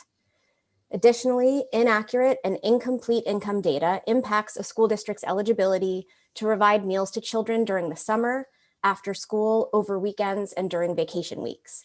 It also impacts a school's eligibility for state funding to implement breakfast after the bell. This issue isn't unique to Maine, as school districts across the country also struggle to collect school meal benefit applications. Clearly, the current system is flawed. We need to find a new way to collect this information to ensure that schools have the resources they need to feed and educate children.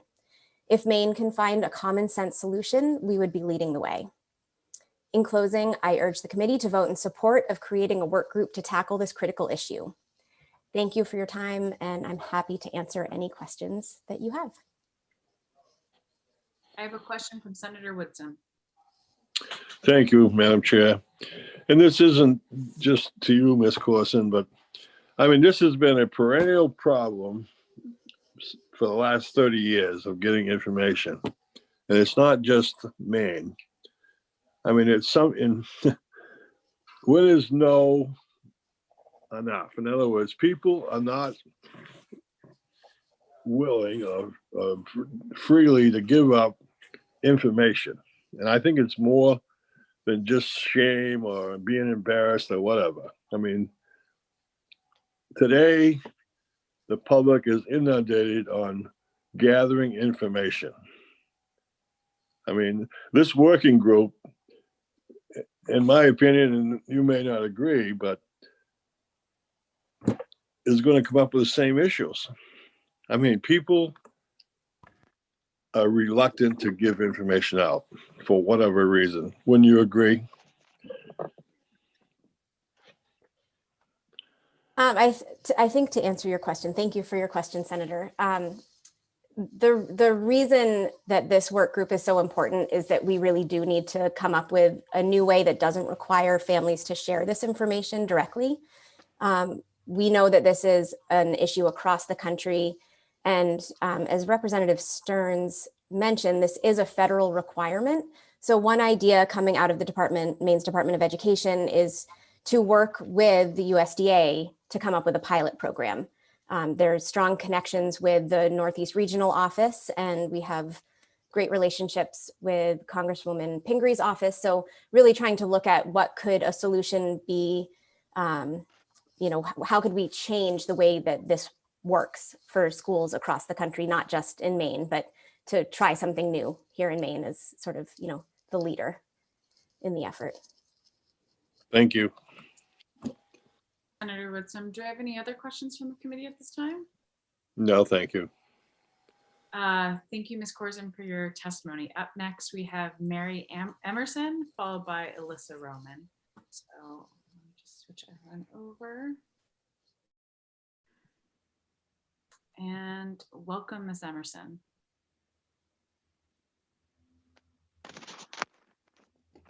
Oh, Ms. Emerson, do we have you with us?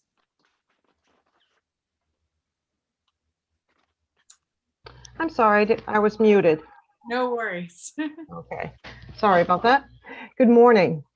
Senator Daltrey, Representative Brennan, and esteemed members of the Joint Standing Committee on Education and Cultural Affairs. My name is Mary Emerson, and I'm a resident of Kennebunk. I'm also the School Nutrition Director for the Westbrook School Department. I am here today submitting testimony in support of LD 362, an act to ensure Maine schools receive adequate financial resources. And I want to thank the bill sponsors for this opportunity to speak to you. I provided written testimony, and what I really wanted to do was kind of give you a synopsis of my testimony. One is I described the cumbersomeness of the current system, the current free and reduced application, and how parents have to give a lot of information. In Westbrook, we started an online registration system for our students, for parents to be able to go online, which is very important, especially with the pandemic, that we were able to do this. And because of the importance of the free and reduced lunch system, we put that right at the start of the process for parents. And they entered in all the information about their children, their income, their address, their telephone number. And they closed out and said, got a confirmation number that they had completed the free and reduced lunch form, but they thought that was the end of the registration process, and they went off on their way thinking they were done, and they were not. So we had to call them back in for that. And so there's that factor, and there's also the factor that in some districts, in Westbrook, for example, we have 20% of our population that identifies itself as English as a second language. So we have different literacy levels, and although we provide the applications in other languages, and when the online application provides 8 languages, we're still not getting all the responses that we should from all of our families. And what happens when people don't complete the application? We, of course, always feed our children. We're very proud to do that, but they end up with unpaid meal debt. And in Westbrook, was $17,000 when the pandemic started. So that's a significant issue for school districts. And then there's the other factor of time to do the free and reduced lunch forms. And I know in September, I'm getting my kitchen started, I'm getting everything going. And the lunch forms are at least 20 hours a week. And a lot of times I have to call people back, return calls and things like that. So having a system that would be simpler, and I suggested using the economic indicator form, which schools that participate in the community eligibility program utilize, that would be a much more user-friendly and easier process for families to partake in. And I really feel that Maine could be a leader in the country for this. And I really hope the work group will look at all the different options and really set Maine as the way to lead the nation in this topic. I want to thank you for doing this, and I'm open to any questions. Thank you so much, Ms. Emerson. I have a question from Representative Salisbury. Thank you, Madam Chair, and thank you, Ms. Emerson, for coming to speak today and representing Westbrook. And I just wanted to say, wouldn't you agree that the better answer to this entire problem would be that if Maine really led the nation and offered free breakfast and lunch to students, not even taking income into account? Absolutely, 100%. Thank you very much for that question, Representative Salisbury. All right, thank you, Ms. Emerson. Do you have any further questions from the committee? Seeing none, thank you so much, Ms. Emerson. Up next, we have Ms. Roman. And thank you for your time today, Ms. Emerson. Thank you.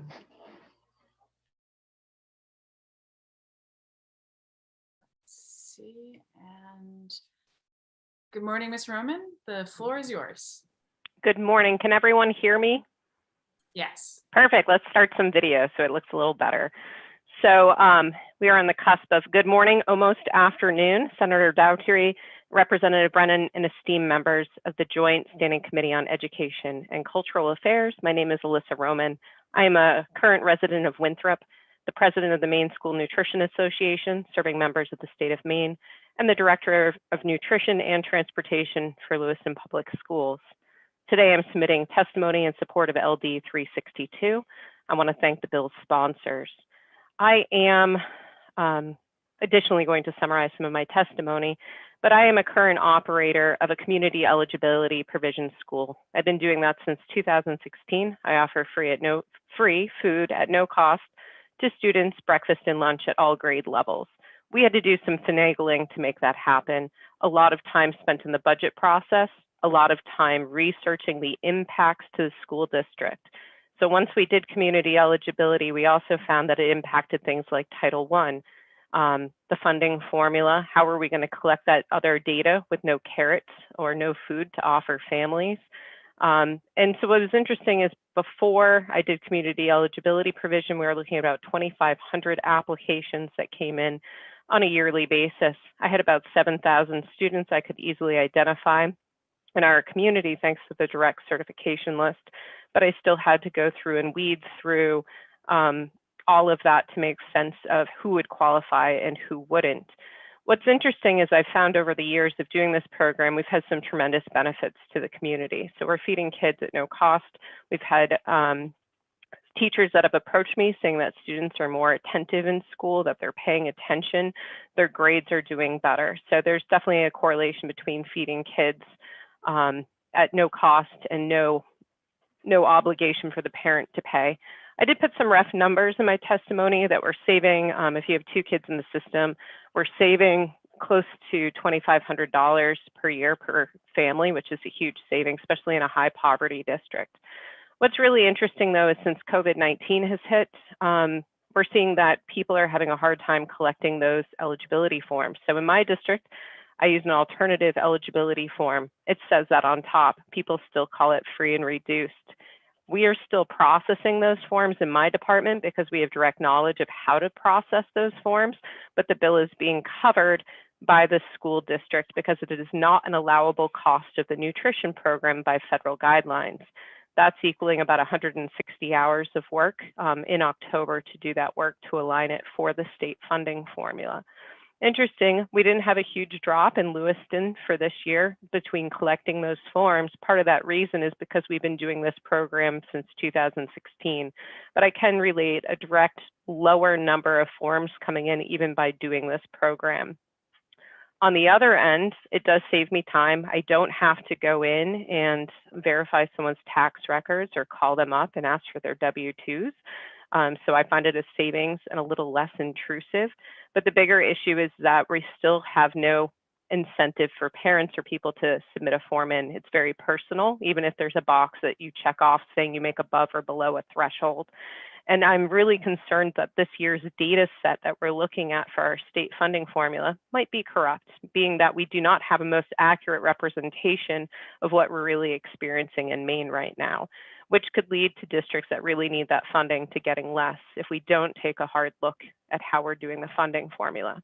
With schools looking to do universal free breakfast and free lunch across the state, we already know that not 100% of kids offered free meals participate, but we are going to see an impact to our communities. So even though we offer free, we know kids don't participate, but we're going to see families say, why should I fill out that form? So I really recommend forming this group to look at our funding formula and determine other means. I do know in Lewiston, we are using census data with our Title I. Portland and Lewiston are the only 2 communities that are allowed that. I'm not saying that's a perfect solution either, but those are just some of the alternative ways. But as we go into free and reduced lunches maybe going away and just universal, your data set for your funding formula is going to disappear with that, and you're going to have a less robust number to look at. So I'm recommending forming the group. Any questions? Do we have any questions at this time from the committee? Seeing none, thank you so much for your time and for your testimony. Up next, we have Erin Dow, followed by John Kaczynski. And thank you for being with us today.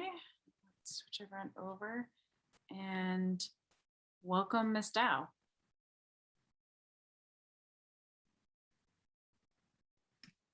Thank you very much for having me. Senator Daughtry, Representative Brennan, and all the members of the Joint Standing Committee. My name is Erin Dow. I'm a resident of Manchester, and I'm the director of school nutrition for RSU 5, which serves the towns of Pownell, Durham, and Freeport.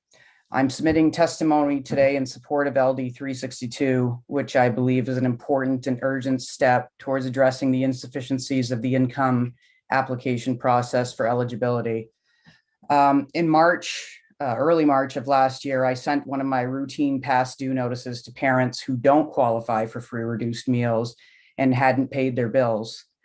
During that same week, I was working with Freeport Community Services to try to figure out how my district was going to support students nutritionally should our in-person instruction be interrupted by the global pandemic that was already wreaking havoc on Maine's retail and service industries.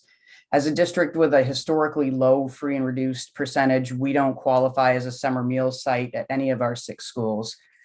So I received a call from one of the recipients of that past due notice. She wanted to come to my office to fill out an application for free meals. She was willing to drive here to pick it up on that day because it was so urgent that her child continued to be able to eat 2 of his meals a day at school. She also needed some relief from the bill that we had hanging over her head. She had $400 in the bank and a business equipment lease coming due, and COVID had struck her business down already. So she was in tears, the kind of tears that only happen when embarrassment and fear collide. And she says, "My son's on Maine Care. That makes him eligible, right?" And at the time, I should have only been focused on ironing out the kinks around supplying emergency meals to the 2,500 students in my district who were facing learning at home. Students like this woman's kid, this woman with $400 in her bank account, a failing business, and who qualified for Maine Care, who was standing before me saying, like so many others, she needs these meals to stay above water. But rather, I was standing before this woman in tears saying, no, you have to bear your ledgers to the man again on this piece of paper that you have to return to me. At the time, I already knew that free meals were likely coming through the nationwide COVID relief waivers, but on the off chance that this woman qualified when she completed this application, I needed to get it processed to protect my district's educational subsidies. And if her son was applying for colleges, for example, this qualification could drastically change his financial aid outlook, another pressure that I feel every year that has nothing to do with feeding kids. So absent COVID, the same issues still exist.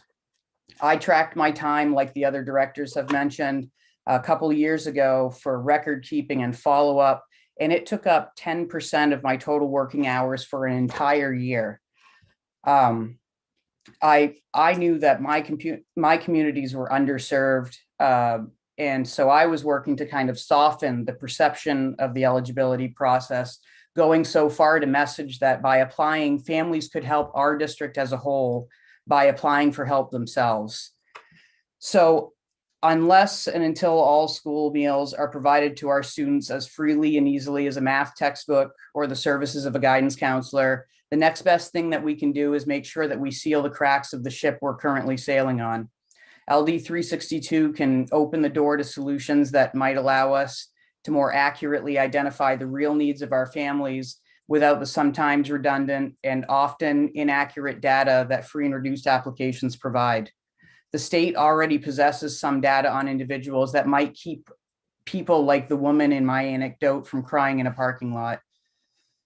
No matter how hard we try as directors and even as the state agency to normalize and destigmatize free school meals, nutrition directors are in an awkward position of being the gatekeepers of a lifeline for needy families that hinges on families exposing private, sometimes embarrassing financial information to someone with whom they often share a community. So I think it behooves all of the school nutrition stakeholders, the state agency, the nutrition directors, the taxpayers, the communities, and the families they serve to really take a closer look at how we can best identify those in need in order to best address childhood hunger in Maine. So I want to thank the committee for your time and for your consideration of Maine's families, and I'm happy to answer any questions you may have. Thank you so much, Ms. Dow. Do I have any questions from the committee? Seeing none, thank you so much for your testimony. And up next, we have Mr. Kaczynski, followed by Mr. Rourke and I'm totally going to mess up this last name, so I apologize, Mr. Coonan. But thank you, Ms. Dow, for your time. Let's see. It appears that we may have lost Mr. Kaczynski. I'm not seeing him either, Senator. We're going to jump to Mr. Rourke, just to give you a heads up that you're up next, and Mr. Coonan next after that.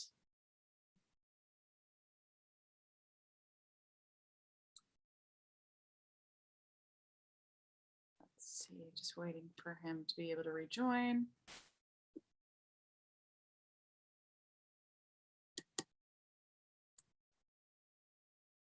Good afternoon, Mr. Rourke, and welcome.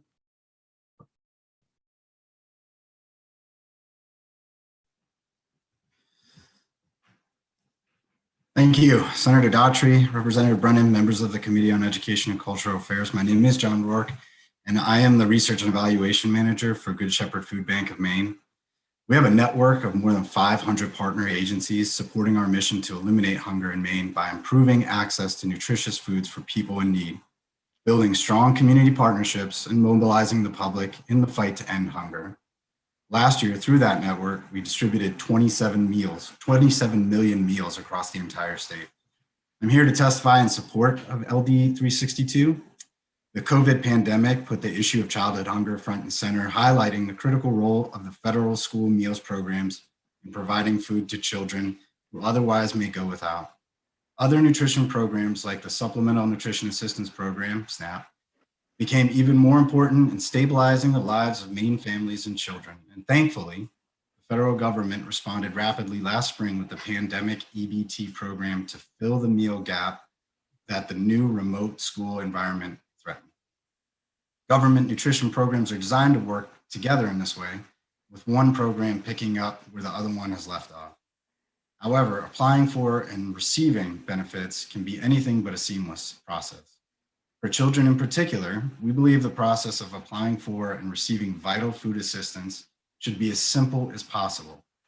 Currently, the cumbersome data collection requirements to qualify children for public assistance programs can burden school nutrition departments as well as parents. We hope that the intent of this bill is to simplify the family income data schools are required to collect, streamline the application processes to qualify eligible children from multiple assistance programs where appropriate, and ultimately allow more children across Maine to receive the food that they need to learn and grow. Thank you for your consideration and your time. I'm happy to answer any questions. Thank you, Mr. Rourke. Good to see you. Do I have any questions from the committee? Seeing none, thank you for your testimony, and I'm going to let Mr. Coonan, one, to tell me how to actually pronounce his last name, and two, to give us testimony. And I will say, for anyone in the attendee room, if I have not called your name and you are planning to testify on this bill, please make sure to raise your hand so we don't forget and are able to get you in to testify. And with that, good afternoon, Mr. How do you say your last name? Coonan or Cunin, both are fine. Perfect. Well, welcome. Well, good to be back in front of the committee. Senator Daughtry, Representative Brennan, and esteemed members of the Joint Standing Committee on Education and Cultural Affairs. My name is Ken Cunin, and I'm a resident of Portland and superintendent of schools in South Portland. Today, I'm submitting testimony in support of LD 362, and I want to thank the bill's sponsors for your commitment to addressing childhood hunger in Maine. Over the past 4 decades, I've seen the impact of federal policy around access to nutrition for children and how it has either helped or hindered our efforts to provide quality, equity, access of education, and opportunity for all students. As superintendent in a district where 15% of our 3,000 students come from around the world, having a primary home language other than English, 35 languages in all, we have frankly struggled to ensure that all who qualify for free or reduced price meals can manage the required forms. As a high school principal, I've had to work to convince students from around the corner that it was okay to fill out the forms to get access to free meals, which they desperately needed, but also because it would give them access to scholarships and other opportunities they truly needed in order to pursue their dreams. How we gather this information matters. By relying on our current methodology, we're missing children and missing families in need, and as a result, denying them food resources that will make a difference in educational outcomes while limiting our ability to get all of the federal funding we are due to support our students. This bill won't change things tomorrow, but a careful study will allow Maine to become a leader in providing equity of access to needed nutrition and other resources to children free from the barriers in the current system. I urge support of this bill on behalf of Maine's children, and I thank the committee for their time and their commitment to Maine's children, Maine's future, and I'd be happy to answer any questions you might have. Thank you so much. Do I have any questions from the committee? Seeing none, thank you so much for your testimony and your time today. Thank you very much. Last call. Is there anyone here who would like to testify in support of this bill? Seeing none, is there anyone who would like to testify against this bill? Seeing none, is there anyone present who would like to testify neither for nor against this bill? Seeing none, Sam, is that everyone that we've had on our list? Yes, Senator. Well, with that, I think we've reached the end, and I will close the public hearing on LD 362. And that concludes our work, our public hearings for the morning. We do have work sessions on the biennial education budget coming up this afternoon. But seeing that we ran a little bit over, and I know many of you have said that you appreciate a full hour for lunch, let's aim to adjourn back here, not adjourn, come back here after we adjourn at 1:15 p.m. to give everyone a full hour to be able to stretch your arms, stretch your legs, and grab some food. So with that, we will be back at 1:15. Not seeing any questions. See you all in a bit.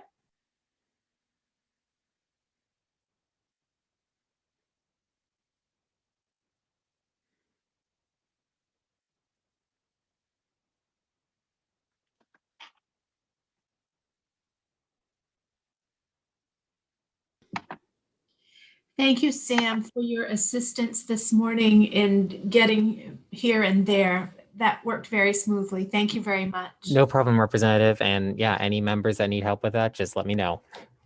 Thanks.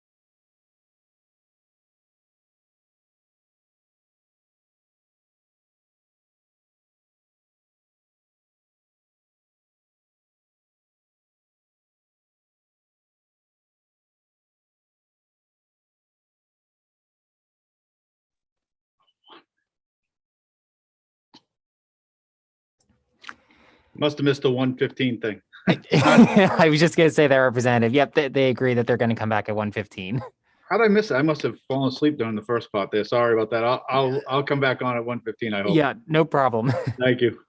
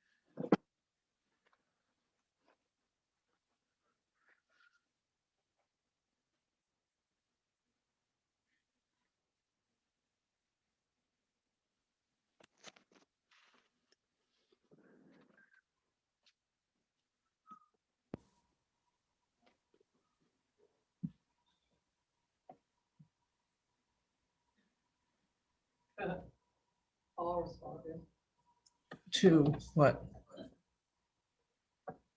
To your thing. I hear my voice, but I'm on mute. I'll just say. Oh.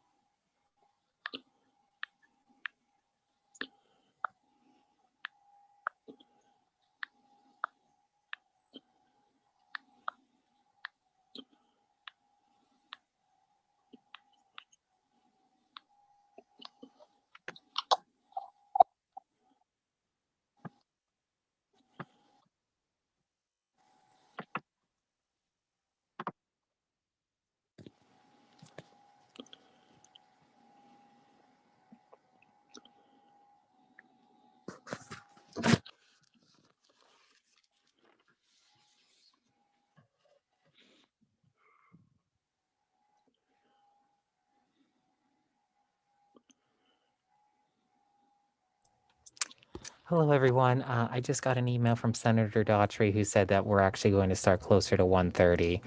It sounds like another one of their meetings ran over. Sorry.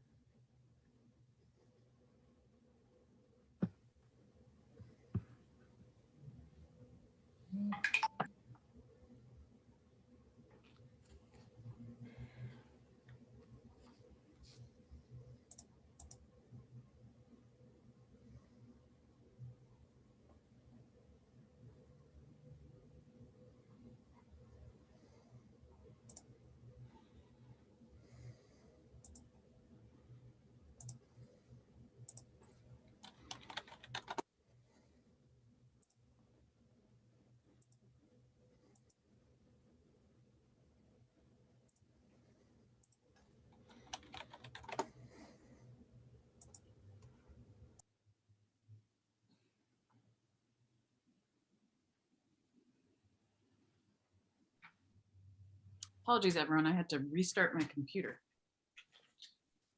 Okay, let's see what we have for members, if we have a quorum. Apologies about the delay.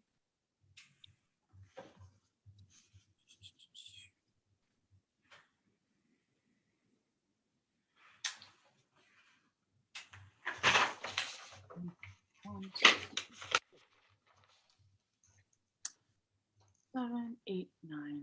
Okay, I see Representative Millett is just trying to join, and once we've got her logged in, we'll get this show on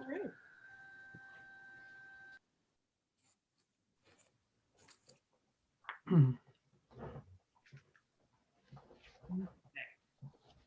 Looks like seeing everybody. So with that, welcome back to the Joint Standing Committee on Education and Cultural Affairs. Apologies for the late start. Seems we can still master running on legislative time, even in the remote setting. We're going to do committee introductions, and then we'll be jumping into our biennial budget discussions. So to kick things off, I am Senator Maddie Daughtry. I represent Senate District 24, which are the communities of Brunswick, Harpswell, North Yarmouth, Freeport, and Pownell. And I'll introduce my House co-chair, Representative Brennan. Good afternoon. I'm Michael Brennan. I represent District 36, which is part of Portland. And then Senator Woodson. Dave Woodson, Senate District 33. And Representative Crockett.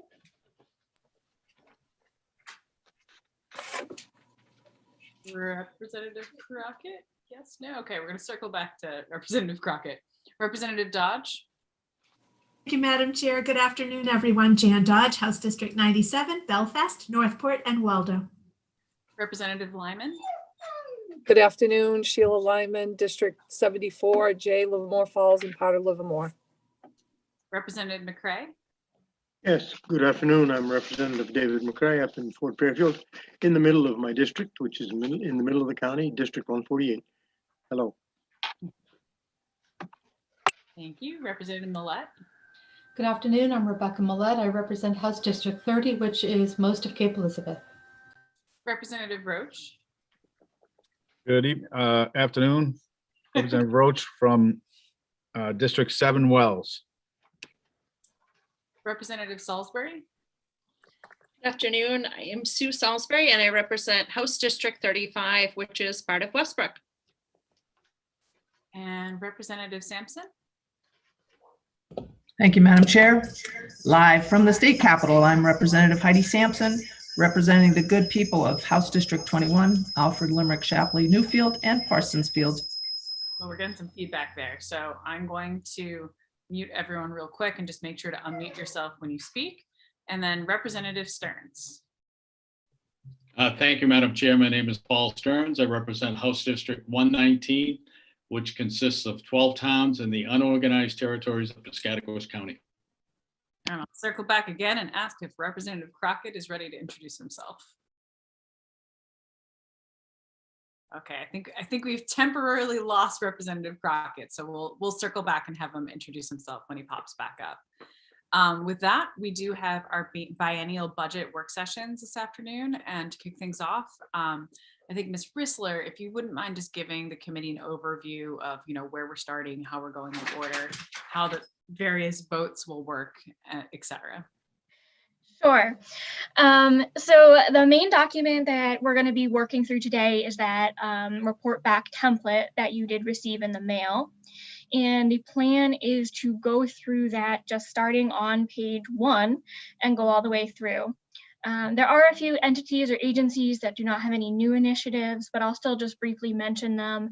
And if anybody has a question or wants to raise anything, feel free to do so. And Senator Daughtry, you can help me identify those people, especially when I'm sharing my screen. Similar to the way we did the supplemental budget, I'll be pulling each initiative up in a share screen format so everyone can make sure you're looking at the same place. And then I'll pull it down for the recording of the actual vote so everybody can be seen. The other document that we will be going through is the language parts. And they were mailed out as part of the original budget document. But I'll also have those, I'll pull those up on the screen to follow along with.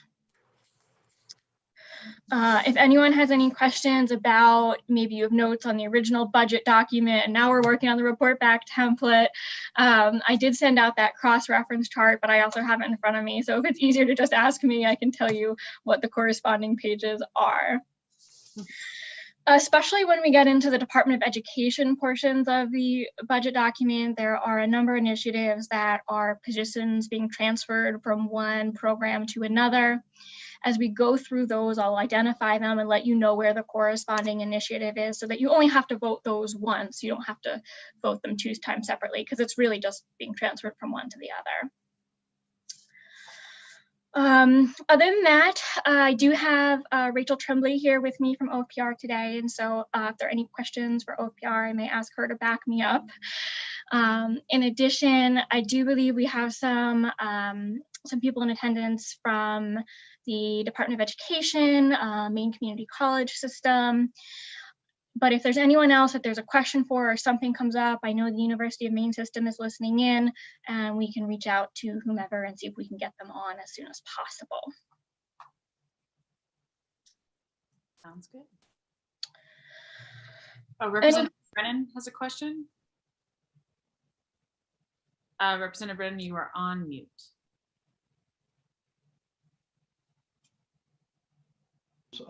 We just had a discussion. In order to vote something in, you vote it out first if you're making a change? No, you could vote it in as amended and clarify what the amendment is. Yep. Okay. So typically the votes will be, this is basically voting on what you are recommending that the Appropriations and Financial Affairs Committee should include in the biennial budget.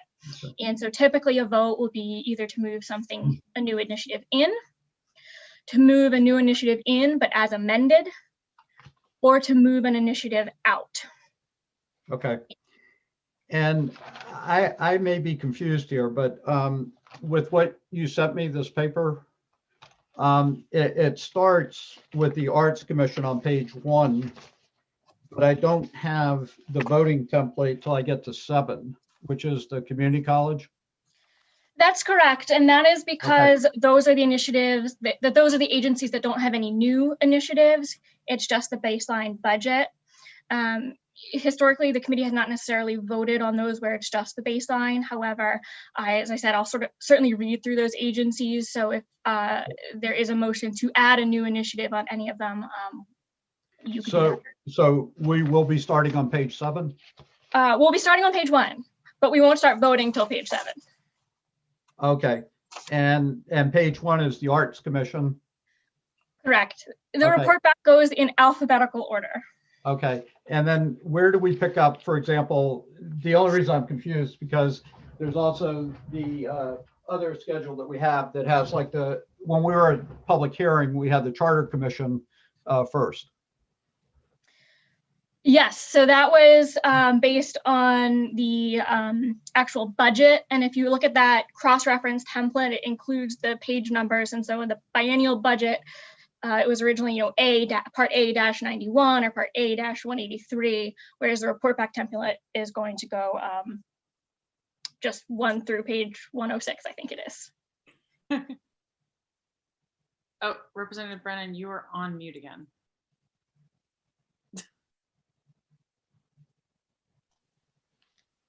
The first motion then would be on page 7. That's the current vote, yes. Yep. Okay, great. Unless someone, because there could be an initiative that someone wants to either Right. move something out Right. that doesn't get a vote. So that's why we're going to go through each one so that everyone can go there. Any other questions? Not seeing any hands going up. So I think, anything else, Ms. Rissler, before we jump in? I don't think so. I think we're ready to get going. And as we go, if you need me to stop or slow down, just let me know.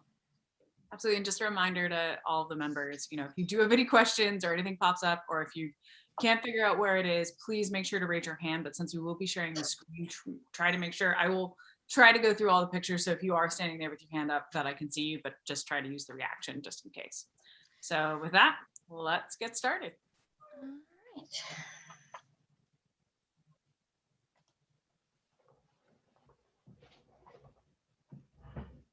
All right, so you should have on your screen now the first page of the report back template, which does start with the Arts Commission.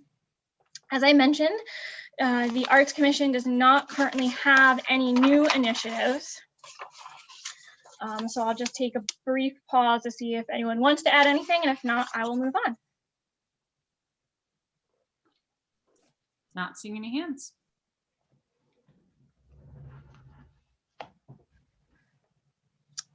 Moving on to page 5, this is the Maine Charter School Commission. Similarly, this does not have any new initiatives, so I'll just pause briefly. Not seeing any hands going on that, but give everyone just a quick second. Okay, I think we're good. And this will take us next to the Maine Community College System, and there are some new initiatives here. So I'm going to start with the first initiative, which is reference number 2462. This initiative provides funding to bring the allocation in line with available resources. The justification provides that this initiative provides funding based on anticipated revenue generated from Maine fire insurance premium tax determined in Maine Revised Statutes Title 25, Section 2399, and the revenue funds programs that provide fire training and education for members of municipal fire departments, incorporated volunteer fire departments, industrial fire brigades, institutional fire brigades, and the general public. And that this increase is based on actual revenue received in fiscal year 2019-20. Thank you. Representative Crockett?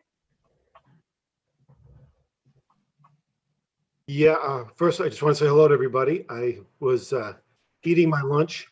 That's why I was hiding from you all.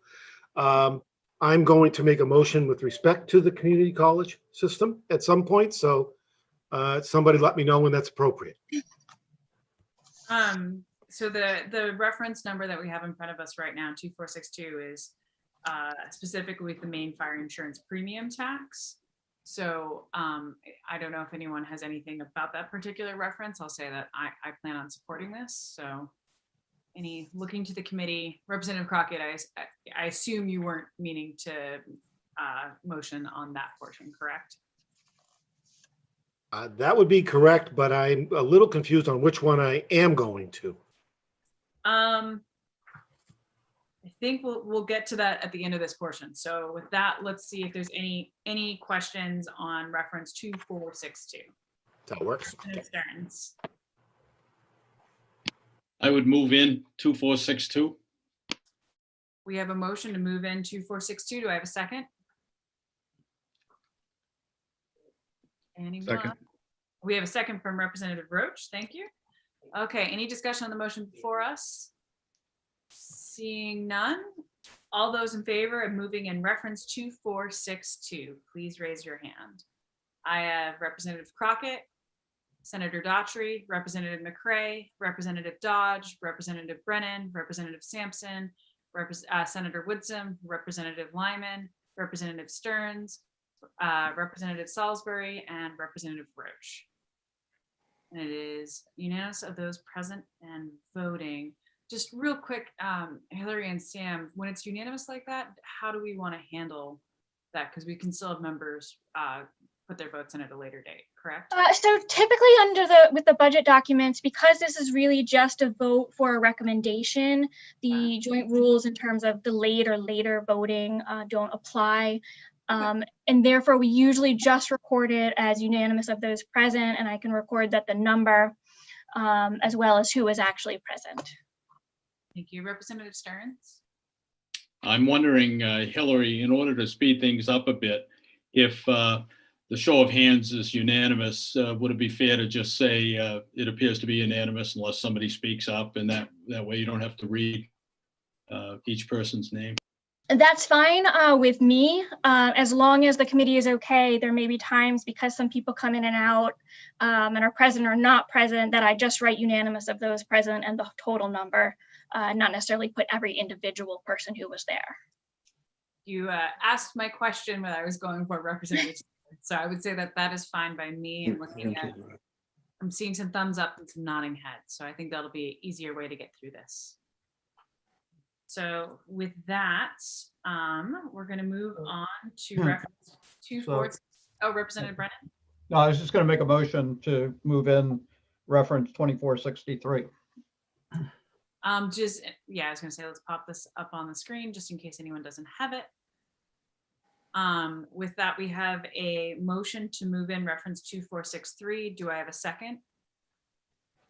If you can just unmute yourself and say second. Second. Seconded by Senator Woodson. Do I have any discussion on the motion?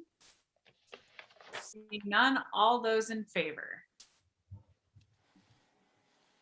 5, 6, 7, 8, 9, 10, 11 is unanimous of all those present and voting.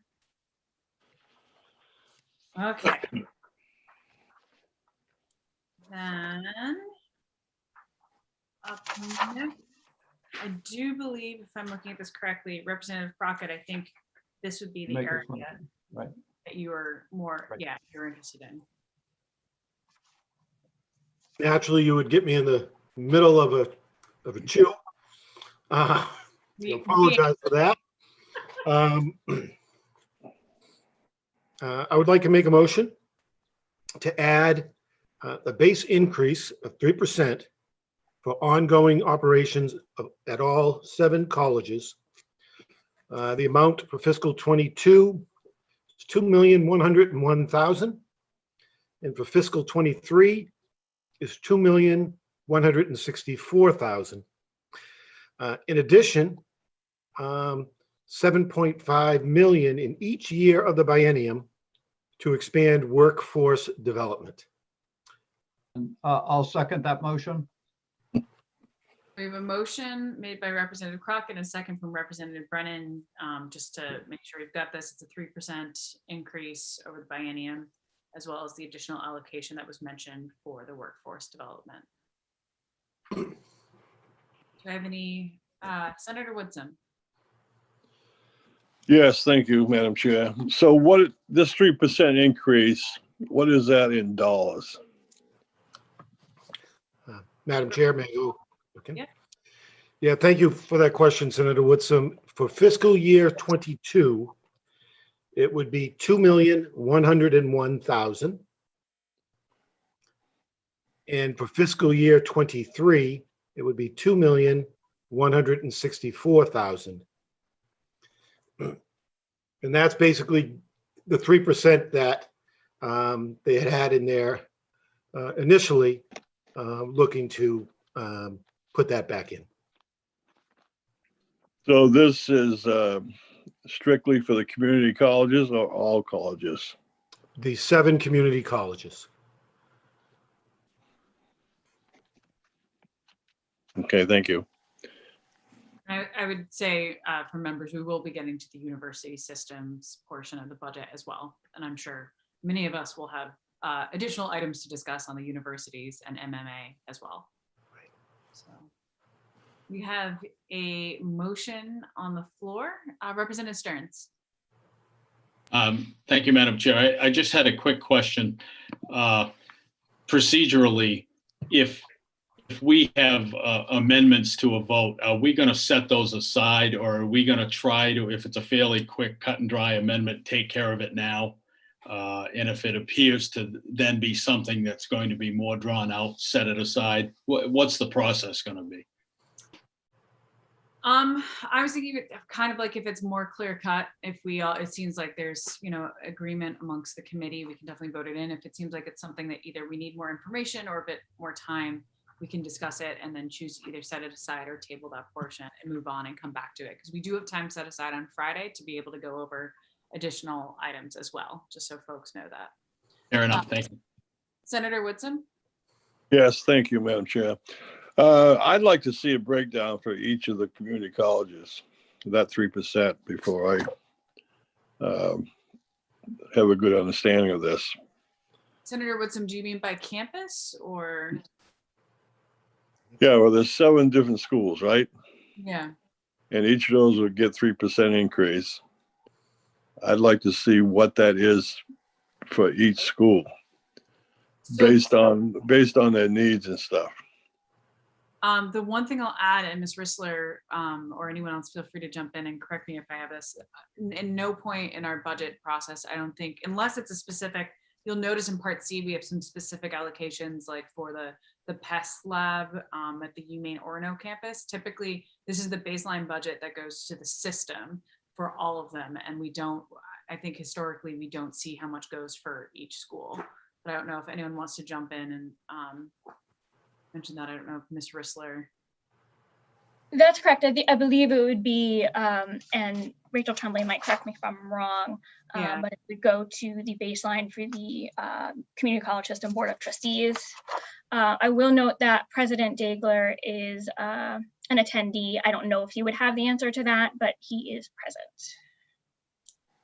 It's actually, Ms. Tremblay, I don't know if you want to jump in, but Senator Woodson, I will invite President Dagler in as well, just to see if he has anything to add. Thank you. Thank you. Ms. Tremblay? I would say it's exactly as Hillary said. The appropriation goes to the system, and then the system disperses it to each of its campuses, depending on what their budget is. Welcome.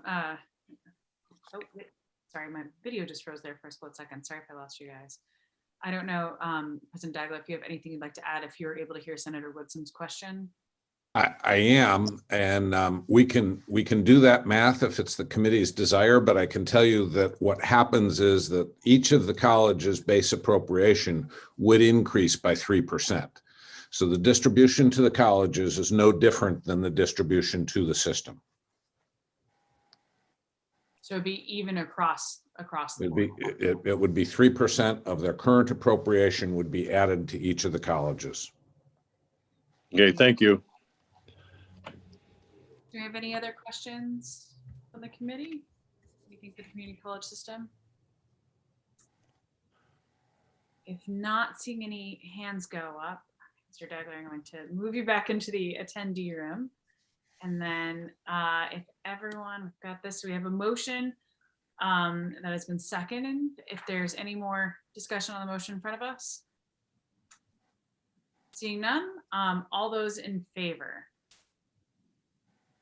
I have Senator Daughtry, Representative McCray, Representative Dodge, Representative Brennan, Representative Salisbury, Representative Millette, and Representative Crockett. And Representative Millette, I do believe we got you. Okay, that's all for this motion. All those opposed, please raise your hand.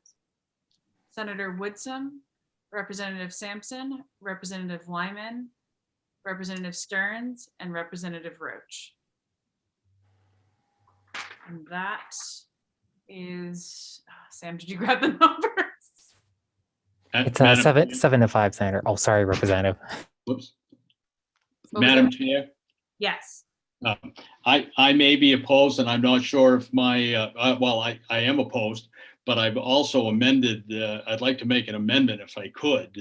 In other words, I'm in favor of the 3% increases, and I'm not in favor of the 7.5 million, only for the fact that there is so much federal money floating around that if that can happen without raising taxes in the state of Maine, I'd like to do it.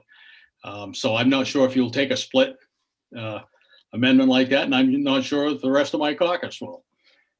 Ms. Rissler, how would that work? Is that going to be, he could do a minority report, or do we need to? No, you could just make a motion now.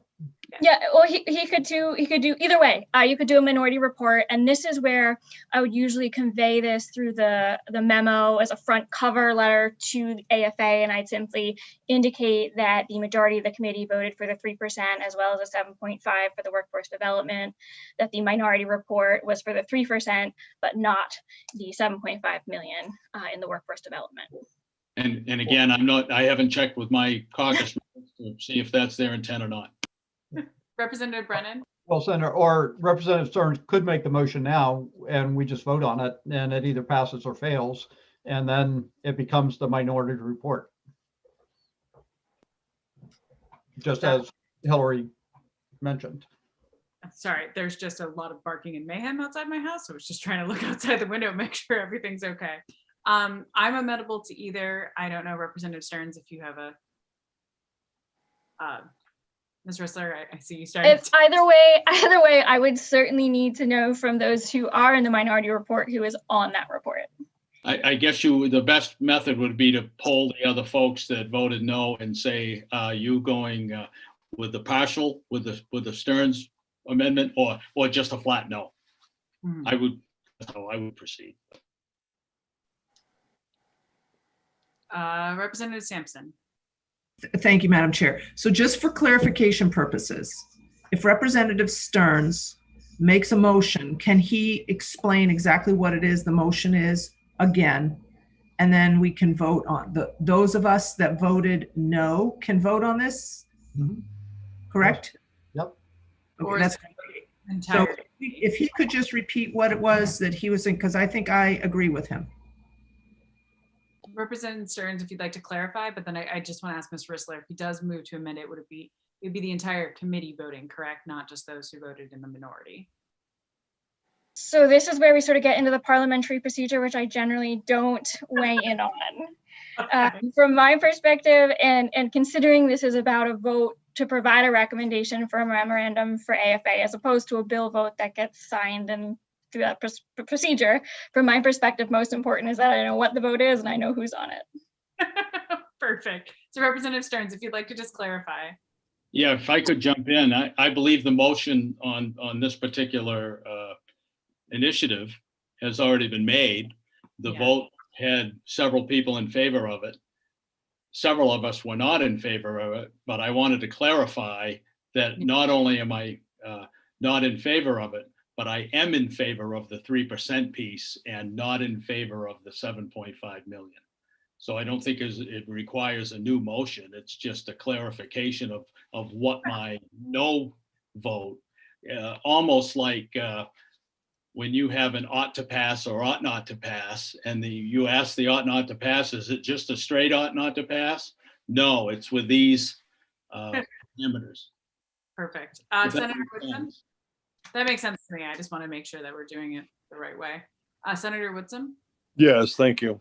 I was going to basically state what was just said there, that several members have already voted, so this doesn't include you, those people.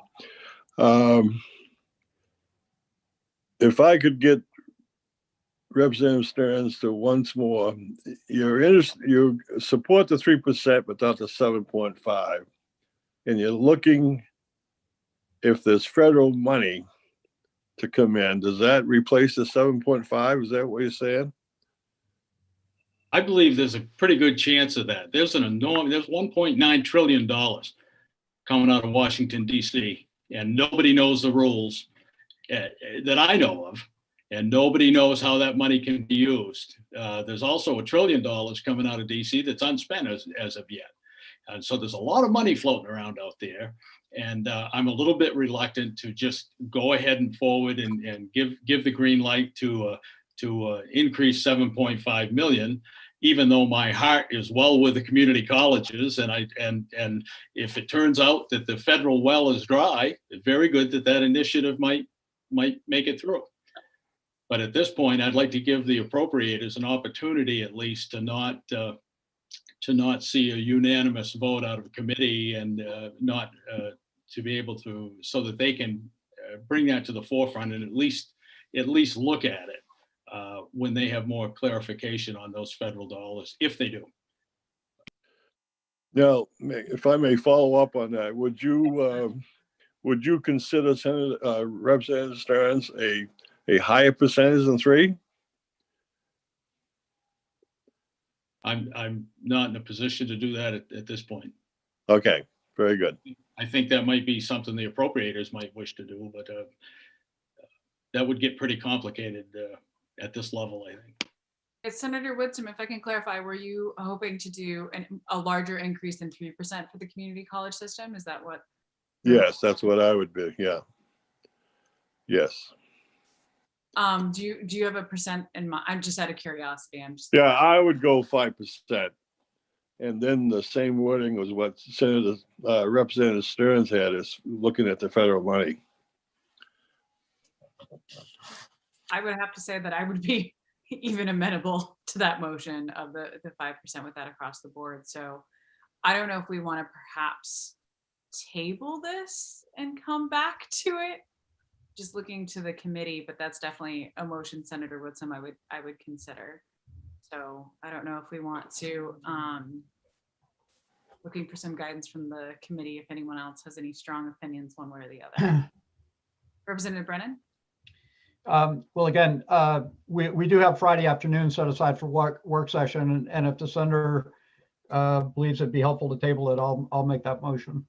So I do believe, because we already have, we voted, so we have that portion of the reports. What we need to do is first have those of us who just voted in the majority vote to reconsider, have it back, the reference back open, and then we would move to table. I'm seeing, does everyone understand where I'm going with that? And that way we would be tabling the motion we just made. Representative Dodge? I would make that motion to reconsider if that is appropriate. That's appropriate at this time. Do I have a second? Second. Seconded by Representative McCray. So we have a motion to reconsider our, having voted in the majority, to reconsider our prior actions. All those in favor? It is, oh, wait, okay, keep your hands up, keep your hands up. Okay, it is unanimous of those present and voting to reconsider. Then, so that we can look at all the proposals and get back, would someone be willing to make a tabling motion to set this aside for Friday? And I'll move to table. Moved by Representative Brennan, seconded by Senator Woodson. All those in favor? Representative Lyman and Representative Sampson. Okay. Oh, wait, everyone keep their hands back up there. I couldn't tell. Representative Salisbury, Representative Lyman, it is unanimous of those present and voting. Okay, we've set that aside and moving on to the next portion.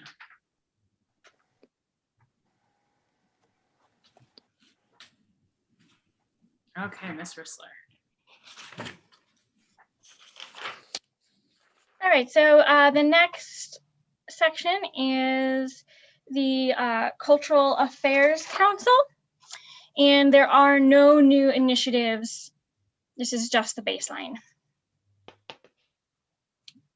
Any questions from the committee?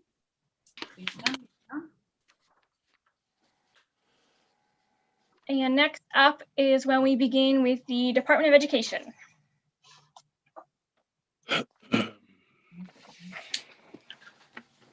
The first initiative is in the adult education. The initiative provides funding for the increased cost of providing and administering high school equivalency assessments. So, Representative Brennan?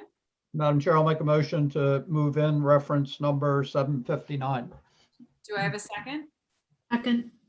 Seconded by, we have a motion made by Representative Brennan and seconded by Representative Dodge to move in reference 759. Any discussion on the motion? Seeing none, all those in favor, please raise your hand.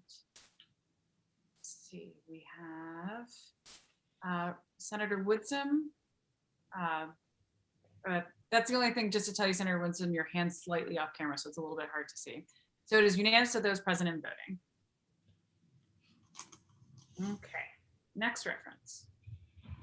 Next reference number is 760, also in adult education.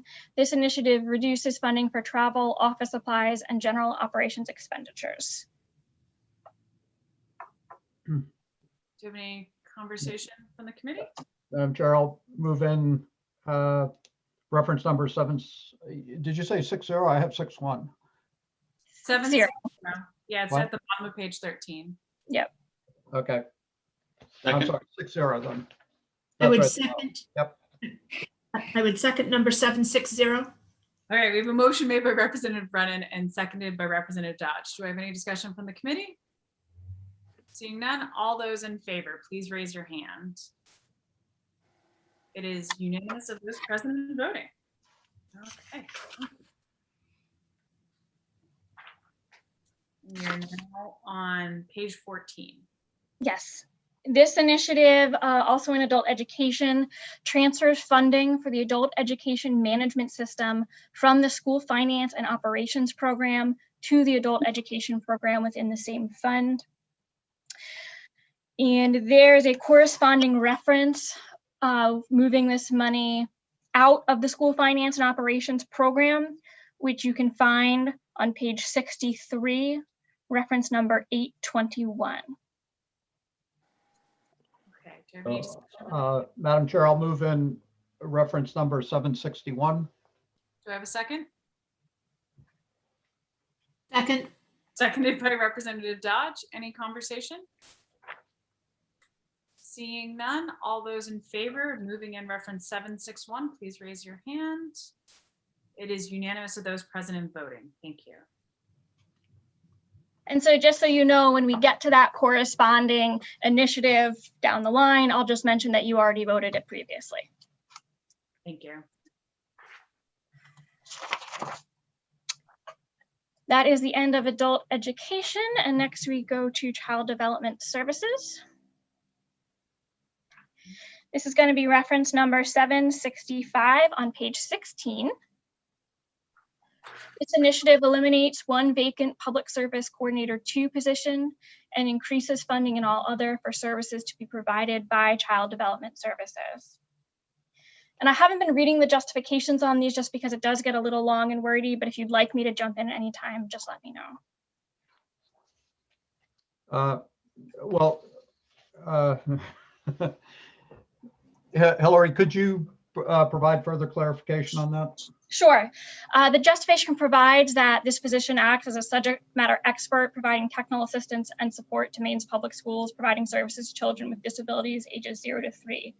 This initiative eliminates the state position and moves the funds to Child Development Services, or CDS. The position used to be in CDS, but it became a state position, Public Law 2019, Chapter 343, because it was part of the leadership of CDS. This position is no longer part of leadership, so the position is being returned to CDS. This initiative increases funding in all other by the same amount being decreased in personal services, as the services to be provided by CDS will remain the same. So the same level of funding is still needed. So I believe, Madam Chair, this is the item we wanted to table. 765, yes. There we go. So any conversation on this? This is something I'll say that our caucus was hoping to get a little bit more information. We have all of the work regarding CDS that's going on right now.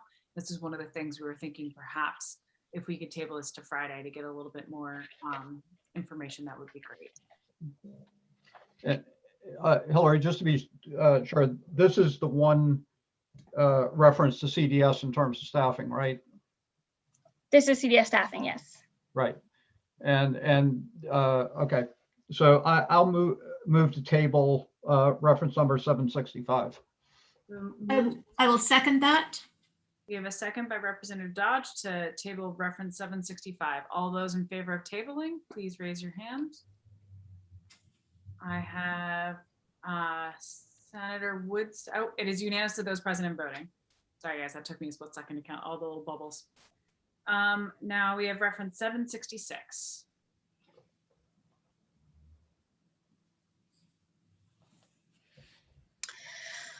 All right, this is reference number 766. This initiative transfers one Office Associate 2 position from the Child Development Services Program to the Special Services Team Program and provides funding for related to all other costs in the Special Services Team Program. It also provides funding for all other costs in the Child Development Services Program to maintain the same level of services provided. This is also reference number 821, which can be found on page 65 and 66. That's in the Special Services Team. And I'm sorry. Madam Chair, I'll wasn't move sharing my the table, reference 766. Sorry, could you say that again, Representative Brennan? Could you state that again, Representative Brennan? I'll move to table reference number 766. Thank you. Do we have a second? I'll second that, Madam Chair. Seconded by Representative Dodge. All those in favor of tabling? We have 1, 2, 3, 4. Okay, I'm gonna call because we're not unanimous, so I'm gonna call off names. Senator Whitson, Senator Daughtry, Representative. Oh wait, hold on. Can everyone raise their hands one more time? It is unanimous of those present and voting. Okay, and the motion is tabled. Okay. What page are we on? We're about to move to page 17.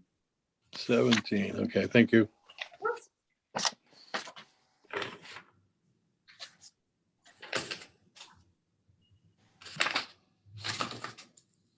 All right.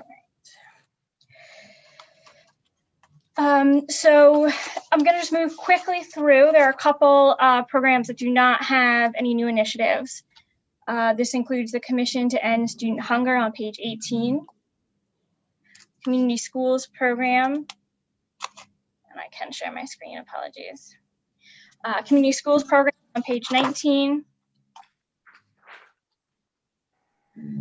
the Criminal History Record Check Fund on page 20, the Digital Literacy Fund on page 21, and the Education in the Unorganized Territory Program, which is on page 22 through 23. Representative Salisbury, I see you have your hand up. I did, thank you. Sorry, I didn't grab you quicker. But back on the Commission to End Student Hunger, which is on page 18, I don't have a question or a motion or anything, but I have been doing some research with the law library about this commission. They haven't actually met since 2015, and I'm trying to find out if that's something that can be restarted. So I don't know. I just wanted to throw that out there. It looks like it's still being funded, but I'm still trying to figure out who is a part of that and how that would happen. So. Definitely. Thanks for that, Representative Salisbury, and that's definitely something we can, look into and get more information. Thanks for looking into that. Representative Brennan? Madam Chair, I was just going to suggest, again, we could ask DOE to provide us information for Friday. Yeah, that'd be great. I have all the information provided to you now. They provided it, so I just got it from the law library and DOE. So I'm just not sure what the process is to sort of, bring it up for discussion again, but I just want to throw it out there. Well, we can on Friday. Yeah, we can definitely, if you wouldn't mind sharing that, and we can make sure Ms. Rissler gets that out to the entire committee so we can take a look at it. Yeah, thank you very much. Okay, moving on. All right, we're going to move on to page 24. And this is the Facility, Safety, and Transportation. And this is reference number 923. This initiative continues one Public Service Manager 2 position, previously continued by financial order, and one Public Service Coordinator 2 position, previously continued by financial order. Funded 100% Maine School Safety Center, Federal Expenditures Fund, transfers these positions from the Federal Expenditures Fund to the General Fund within the SIM program beginning October 31 of 2021, and provides funding for related all other costs. This initiative also continues two limited period regional education representative positions previously continued by financial order through September 29, 2023 and provides funding for related all other costs. This also reduces funding in facilities, safety, and transportation program related to an operational reorganization within the Department of Education. So, Madam Chair, I'll move in reference number 923. We have a motion to move in reference 923. Do I have a second?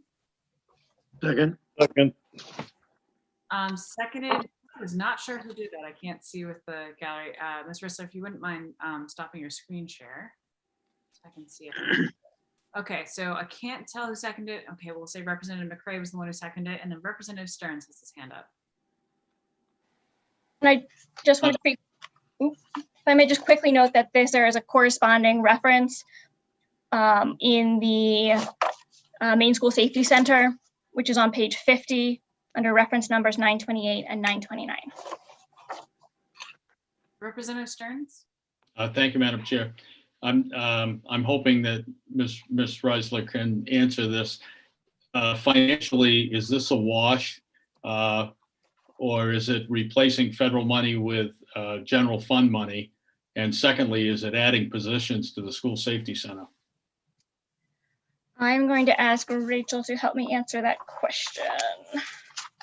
Yeah, Ms. Tremblay. Good afternoon. It is not a wash.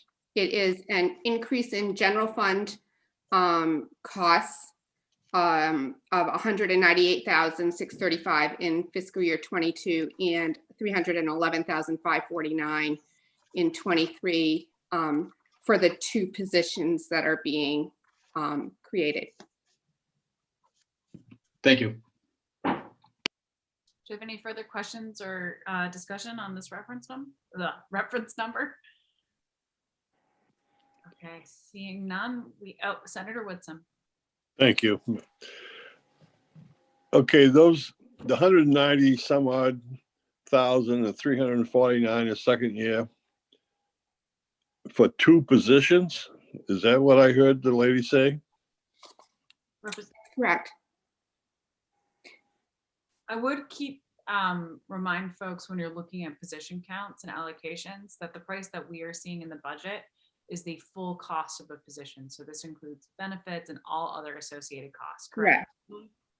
So this is not, their set salary. And it can include things from within the office too, that is more than just the payroll, right? The personal service line, sure. The 185,869 and the 298,783, the personal services line is for salary and benefits. Yeah. The all other line is generally to support the position, whether it's computer, phone, travel. It can be a number of things. So my question, if I may jump in here, it's doubling. The second year, it's doubling. Can you explain that? If we start the first year, it's 180 some odd thousand. The second one is 300 and some thousand. Why should that jump so? I believe the first year positions start in the end of October, so beginning of November. So it's probably just funding 3/4 of the first year for the positions. And then the second year, it's funding a full year. So an additional quarter. Okay. Thank you. Representative Crockett? Yes, thank you, Madam Chair. Just some clarification. We've got on, the issue 923 we're talking about. That's a savings of $553,000 each year. And then you go to page 50, and I see where the 198,311 is, but there's also a 401 and 400 under 929. Are both of those designed to offset the 553? Federal, so a portion of it, right, is the federal dollars. And so when you see the federal expenditure lines, they are just allocations to authorize the spending of that money. There has to be federal dollars behind it in order to spend. For general fund monies, that's a different fund. That's state money. And so the reduction in federal allocation in the facilities safety and transportation program can't be used. That cash can't be used to offset a general fund appropriation. So is the net expense still just about $47,000 when we're looking at this? Because those two add up to about 600,000 on page 50. Right, the general fund piece. And that's a cost to the general fund.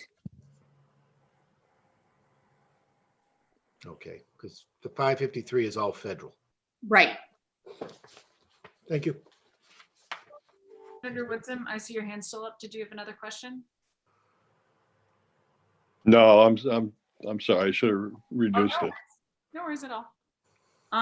It is a Monday after all. Representative Crockett, did you have initial question too? Okay. Any other questions from the committee on this reference number? Did we have a motion on this? Can someone jog my memory? I just went completely blank. To move in reference 923. Okay. Is there any further discussion on the motion before us? Seeing none, all those in favor, please raise your hand. Calling the vote. Let's see. So we have, and keep your hand up until I've called your name. We have Representative Crockett, Senator Daughtry, Representative McCray, Representative Brennan, Representative Dodge, Representative Salisbury, and Representative Millette. All those opposed? I have Representative Sampson, Representative Lyman, Representative Stearns, and Senator Woodson. So that's 4 opposed and 7 in favor. So the motion carries. And is the minority report on that to vote that initiative out? Yes, as far as I'm concerned, Hillary. Yes. Yeah. Thank you. And up next.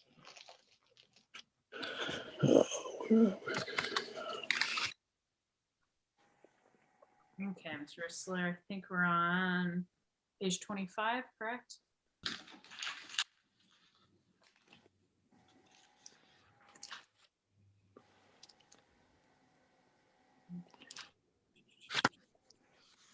Oh, Ms. Rissler, you're muted. Apologies for that. I shared my screen before I unmuted myself. No worries. So we're actually going to page 26, which is the school breakfast program. And there are no new initiatives. Okay. On page 27 is the fund for the efficient delivery of educational services, and there are no new initiatives. Yep. And then on page 28, we're going to begin with the general purpose aid for local schools, or GPA. Madam Chair. Let's let Ms. Rissler just say which reference number we're on. Great, thank Starting you. on reference number 751, this initiative continues one management analyst 2 position previously continued by financial order and reduces all other to fund the position. So, Madam Chair, I'll move in reference number 751. I will second. Motion made by Representative Brennan, seconded by Representative Dodge. Do I have any conversation on the motion? Seeing none, all those in favor, please raise your hand and keep it up until I call your name. I have Representative Crockett, Senator Daughtry, Representative McCray, Representative Brennan, Representative Dodge, Senator Woodson, Representative Lyman, Representative Stearns, Representative Salisbury, and Representative Millette. All those opposed? Oh, I guess it was unanimous of those present and voting, so I take that back.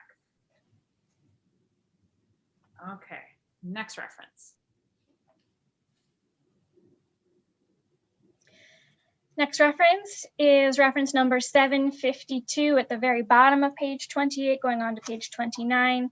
This reduces funding for obligations for publicly funded students and teachers in the state. The initiative justification is that the initiative reduces funding as a result of the December 2020 Revenue Forecasting Committee revenue projections. Madam Chair, I'd move in reference number 752. Thank you. Do I have a second? I would second that, Madam Chair. Representative Dodge, and then Representative Dodge seconds. Representative Sampson? Thank you, Madam Chair. I guess my question is there a corresponding initiative that goes with this?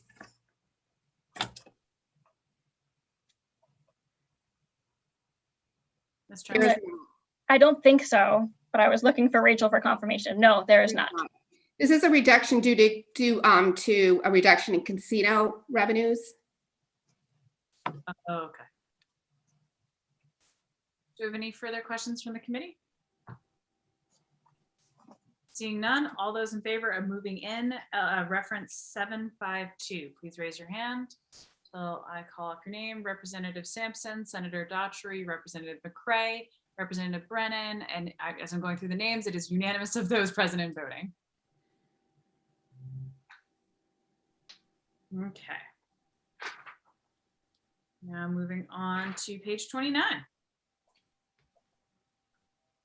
This is reference number 753. This initiative transfers one management analyst, one position, and one office specialist, one position from the Learning Through Technology program to the General Purpose Aid for Local Schools program. The corresponding reference is number 779 on page 45. Okay. Madam Chair, I'd move in reference number 753. Have a second? Second. Seconded by Representative Dodge. Any conversation? Seeing none, all those in favor, please keep your hand up. It is unanimous of those present and voting. Okay. Now we're on 754 on page 29. Reference number 754 provides funding to increase the state share percentage of the total cost of public education from kindergarten to grade 12 to 51.83%. Representative Stearns? Thank you, Madam Chair. I have a question if you'll take it now before a motion. Yeah, absolutely. My intent, and I believe several in my caucus, our intent is to not vote in favor of the general purpose aid for the exact same reasons that I've given several times. That because of the amount and unknown uses, if you will, for the federal funds. And I have a question for Hillary. In order to be in line, I'm assuming I should vote down this initiative as well, correct? So I believe it would be this initiative as well as when we get to the Part C language. Yeah. Yeah. Although I don't think you would vote those at the same time because some of Part C you'll vote in, just not this piece of the funding. Okay, thank you. I had Representative Dodge followed by Representative Sampson.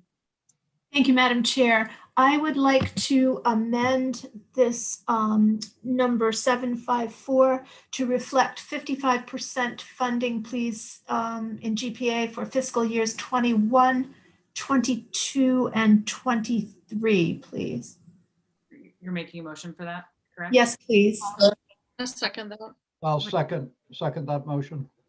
We had a second from Representative Salisbury and a motion made by Representative Dodge. Representative Sampson?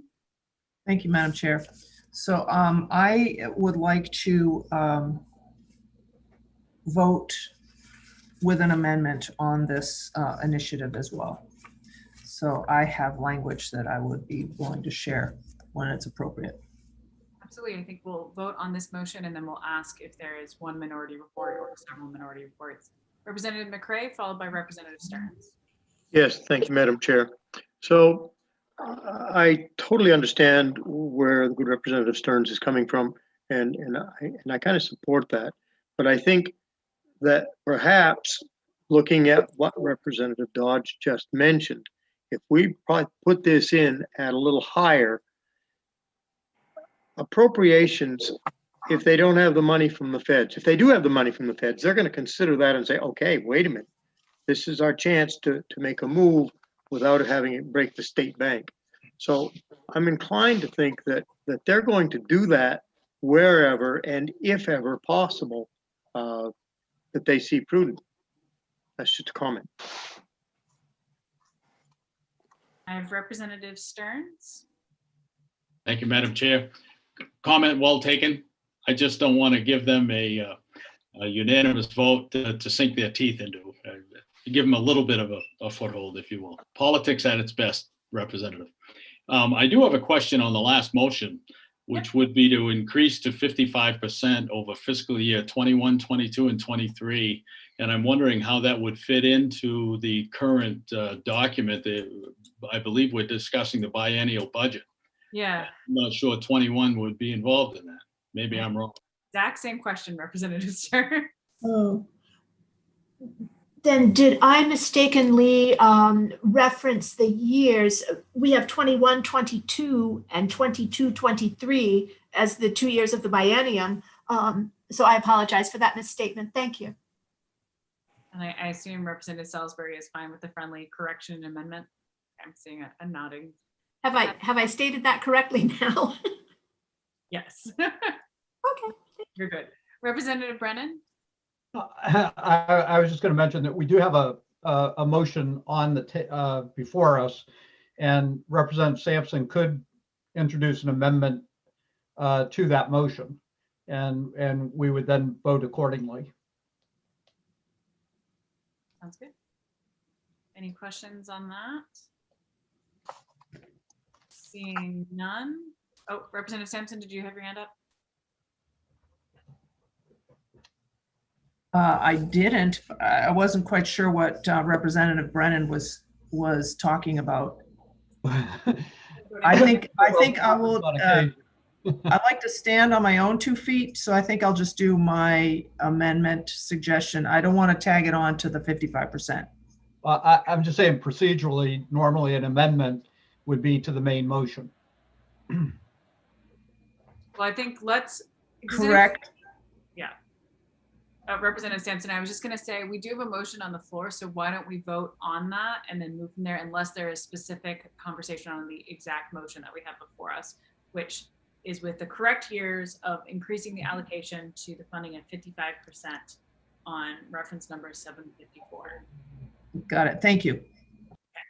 So any further conversation on that? Seeing no discussion, all those in favor of the motion, please keep your hand off so I can read them out. We have Representative Brennan, Senator Daughtry, Representative McCray, Representative Dodge, Representative Crockett, Representative Salisbury, and Representative Millette. All those opposed to the motion, please raise your hand. I have Representative Stearns, Senator Woodson, Representative Sampson, and Representative Lyman. So for an opposition, and then we'd ask, what would the minority report be, and would there be more than one minority report? Ought not to pass. And ought to pass with an amendment. And would you like me to share that? Real quick, Representative Millette, I saw your hand shoot up. Yeah, this is very awkward. I don't understand. Ought not to pass. It doesn't really fit in with budget votes. It's voting in or voting out. I really think we need to follow that so Ms. Risler's head doesn't explode. Okay. Well, And I personally don't understand.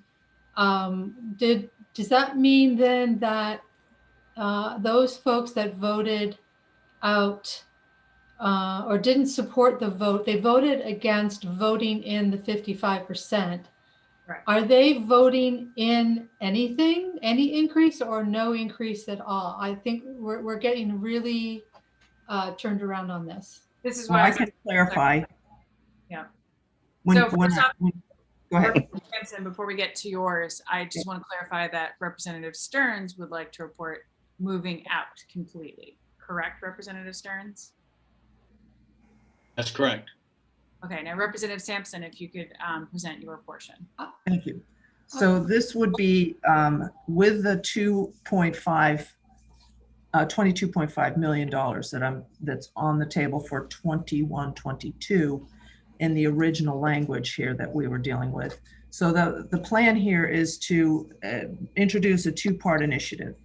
And so the point is for Ms. Risler that it would reduce the allocation in 21-22 by $22.5 million.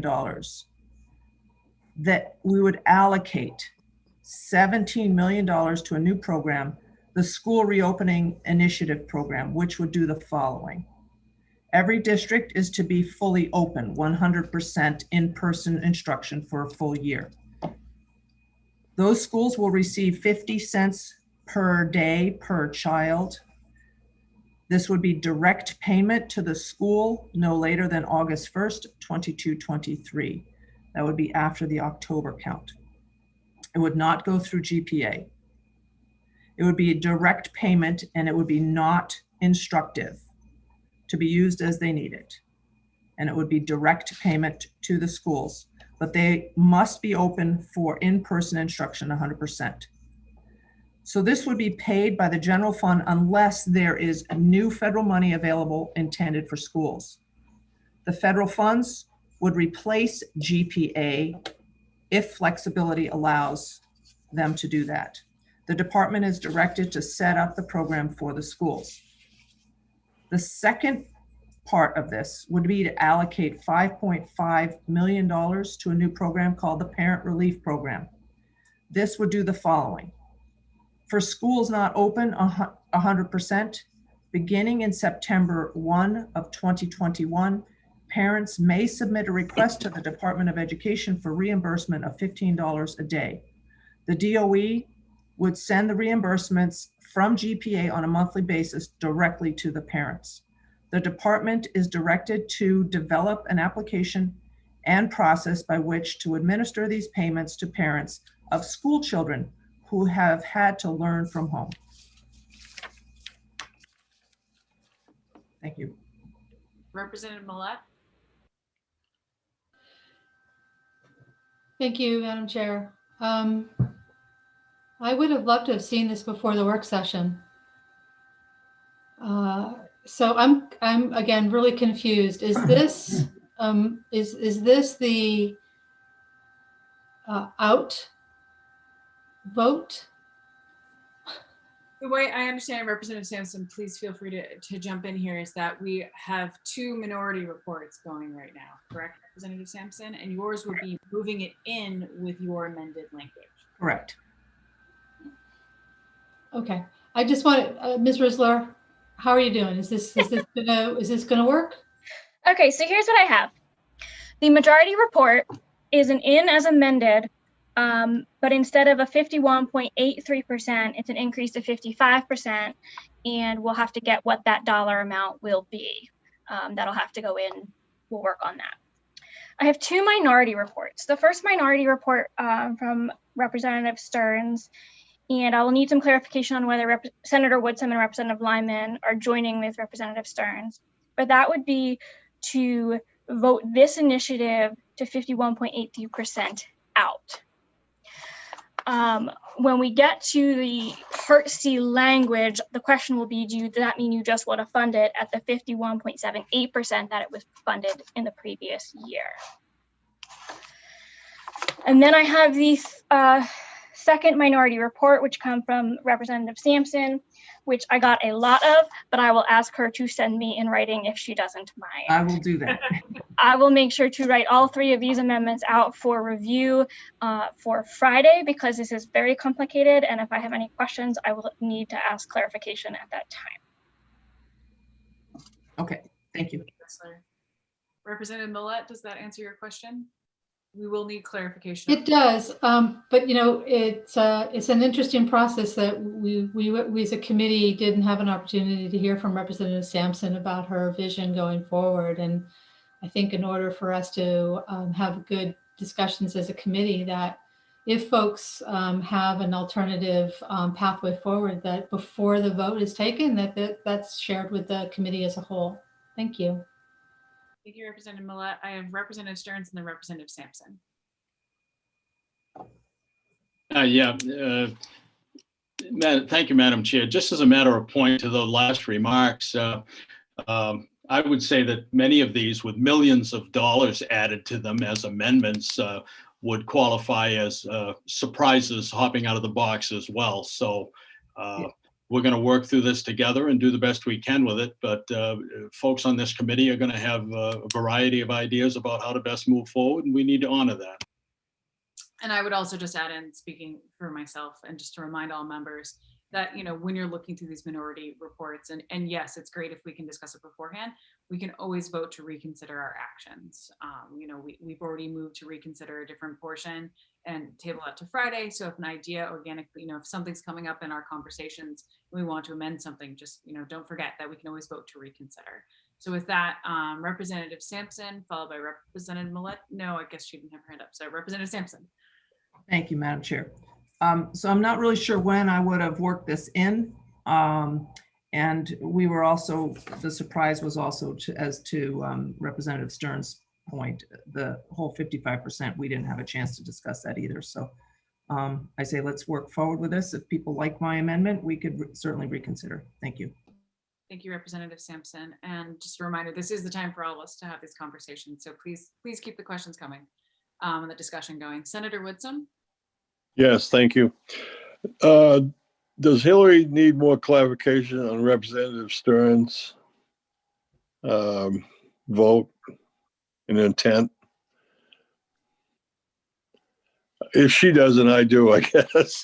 Yeah, no, okay. I was going to ask Senator Woodson, is this to figure out which, because that is the other thing we do have to determine is, you know, Senator Woodson and Representative Lyman, which minority report, or if you'll have your own minority report. So Ms. Rissler, I don't know if you want to jump in. Yeah, so I think, and I may ask for Rachel's assistance on this as well, but voting out the 22.5 million in regards to the 51.83%, the question is, what do you want to fund the total cost of public education to be?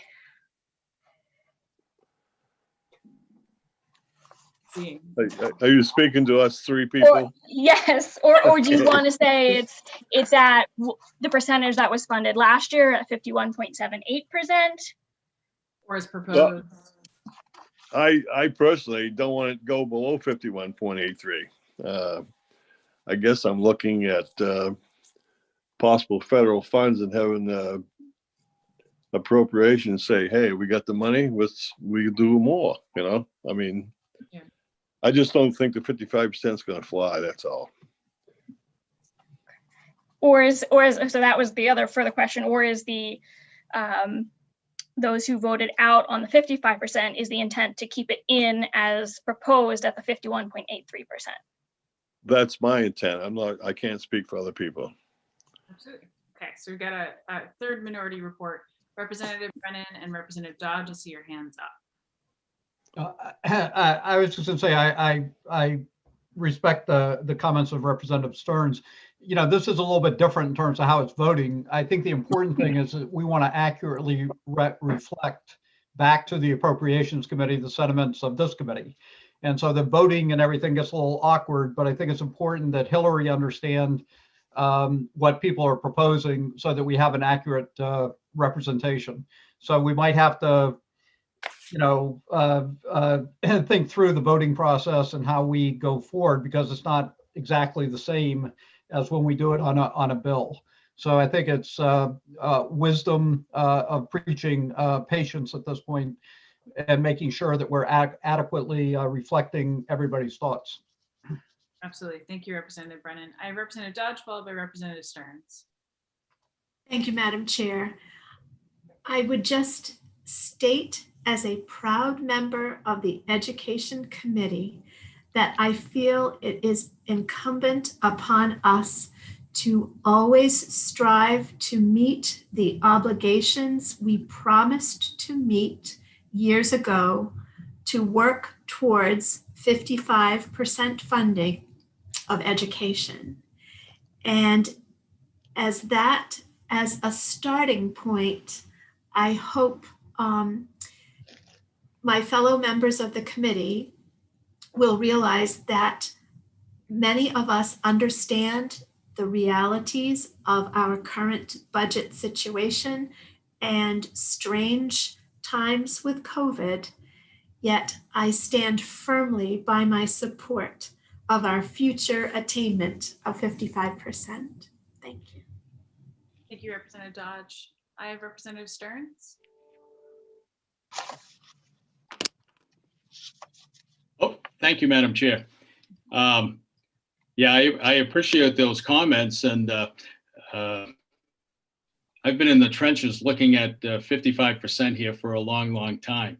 Again, I want to clarify my vote. First of all, I didn't vote on a number. I voted on an amendment. The motion was made with an amendment. I voted no, didn't want to vote that in. And now the good analyst is looking for what was your intent? Was your intent to vote in the 22.5? My intent is not to vote in the 22.5. And those who know me out in the education world will say, well, some will say, well, what a hypocrite.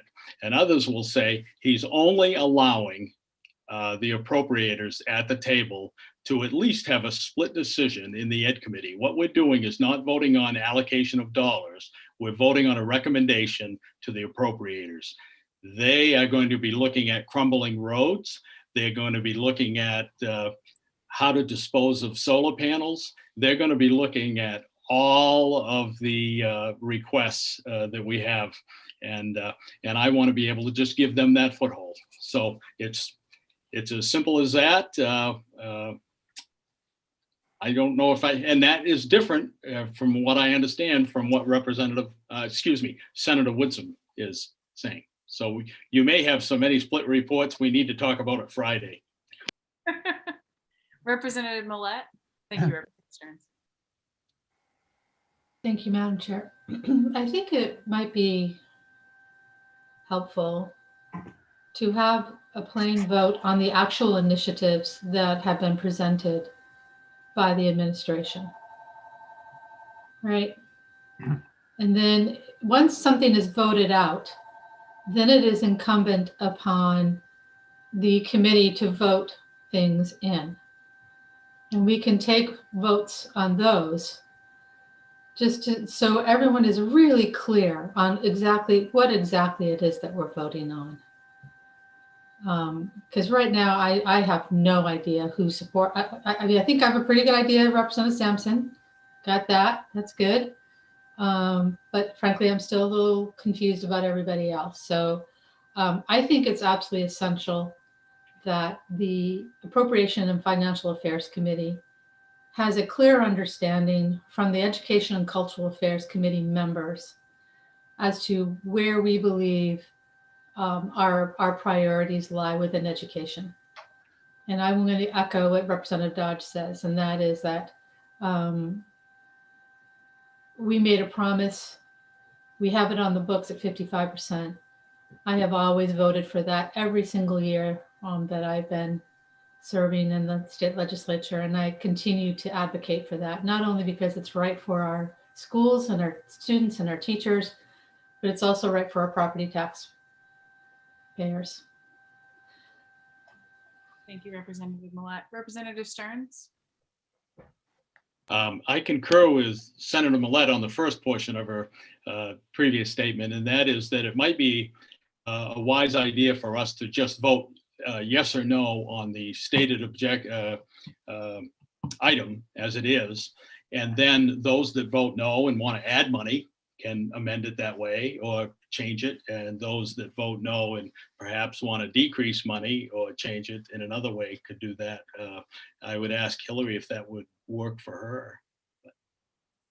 Works. That is fine by me. Just to check with Ms. Rissler to make sure that, and also Ms. Tremblay to make sure that that's not reinventing the wheel or making things further. I think what's most important is that as staff, we understand your intent and accurately convey that in writing to AFA. Thank you, Ms. Rissler. So looking now to the committee for comfort level, we could, now that it looks like we have at least 3 different reports, I'm just wondering if it might make sense to go back, reconsider our actions for those of us who are in the majority on the prior portion, and simply vote on voting in 754. And then, as was stated, we can vote the other motions in. Thoughts? Feelings? Representative Stearns? I agree with that, and would also make the pledge that our caucus will get together and try to refine our reports to as few as possible by Friday, so that we can clearly articulate them. If that might be good, if you could reciprocate, Absolutely. so that we don't have 11 reports. Hey, we got to keep things interesting for appropriations, right? So considering that, it would make sense to me that if we would move to reconsider our prior actions, and this might be something we want to set aside and table until Friday. Madam Chair, I'll move to reconsider. Do I have a second? Seconded by Representative McCray. Having voted in the majority, we'll move to reconsider our actions where we moved in as amended, reference 754. All those in favor? And it is Representative Salisbury, Representative Millette, Senator Daughtry, Representative McCray, Senator Woodsum, Representative Dodge, Representative Crockett, Representative Lyman, Representative Brennan, Representative Stearns. All those opposed? Representative Sampson. The motion carries.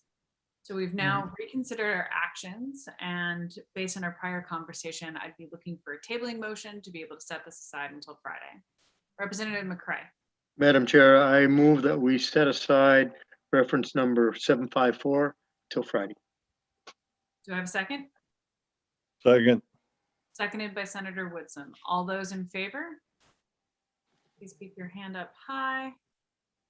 I'm going to call everyone's names off again. Representative Salisbury, so please keep your hands raised if you're in favor of the tabling motion. Representative Salisbury, Senator Daughtry, Representative Millette, Representative McCray, Senator Woodsum, Representative Dodge, Representative Brennan, Representative Lyman, Representative Crockett, and Representative Stearns. All those opposed? Representative Sampson. So the tabling motion prevails. So we will table motion 754, which then brings us to right underneath it, still on page 29, reference number 755.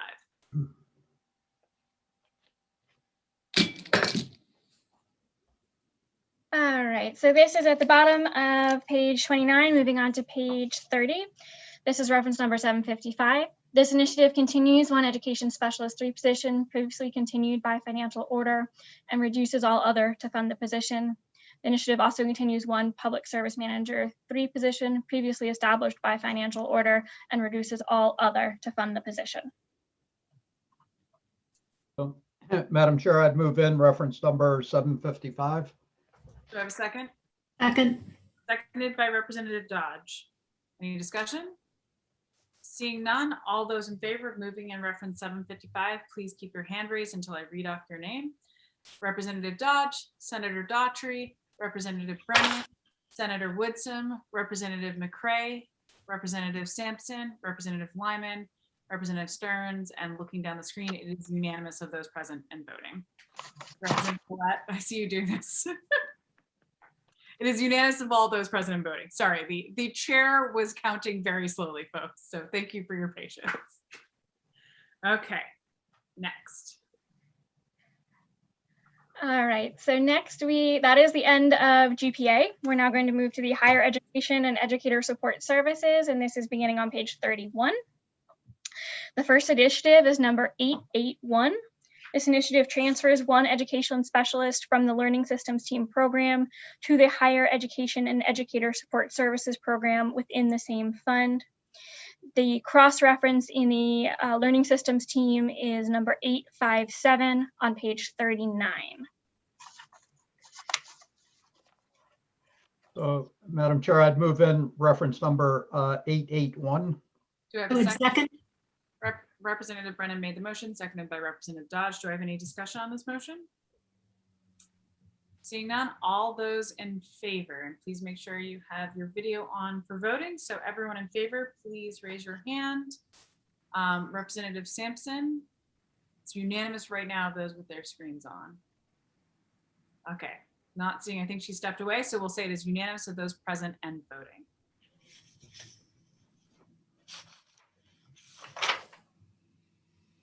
Up next. Next up is initiative 882 on the bottom of page 31 going on to page 32. This initiative reduces funding for travel, office supplies, and general operations expenditures. Do I have any, Madam Chair, I'd move in reference number 882. do I have a second? I would second. Oh, I think I saw Representative Stern's hand go up first. So seconded by Representative Stearns. Any discussion on the motion? Seeing none, all those in favor of moving this in, please raise your hand.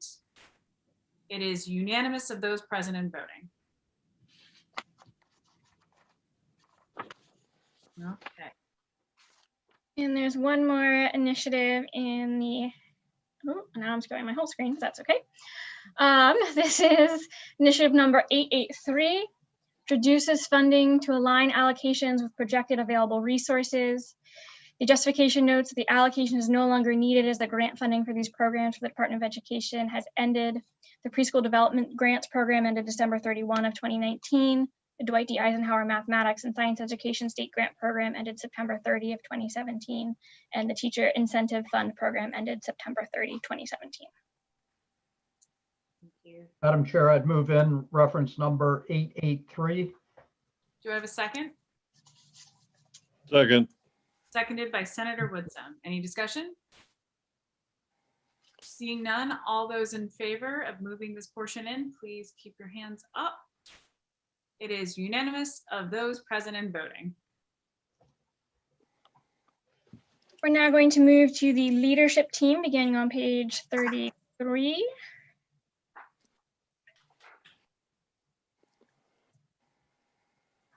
The first initiative is number 792. This initiative transfers 2 regional education representative positions and related all other costs from the learning systems team to the program to the leadership team program. The cross-reference is on page 38, number 854 in the learning systems team. Madam Chair, I'd move in reference number 792. Do I have a second? Seconded by Representative Salisbury. Any discussion? Seeing none, all those in favor, please keep your hands up high. I have Representative, and keep them up until I read your name. Representative Dodge, Senator Daughtry, Representative Brennan, Senator Woodson, Representative McCray, Representative Lyman, Representative Stearns, Representative Crockett, Representative Salisbury, Representative Millette. Okay, all those opposed, please raise your hand. Representative Sampson, the motion carries. Okay. And Representative Sampson, would that be to vote that initiative out? Yes. Thank you.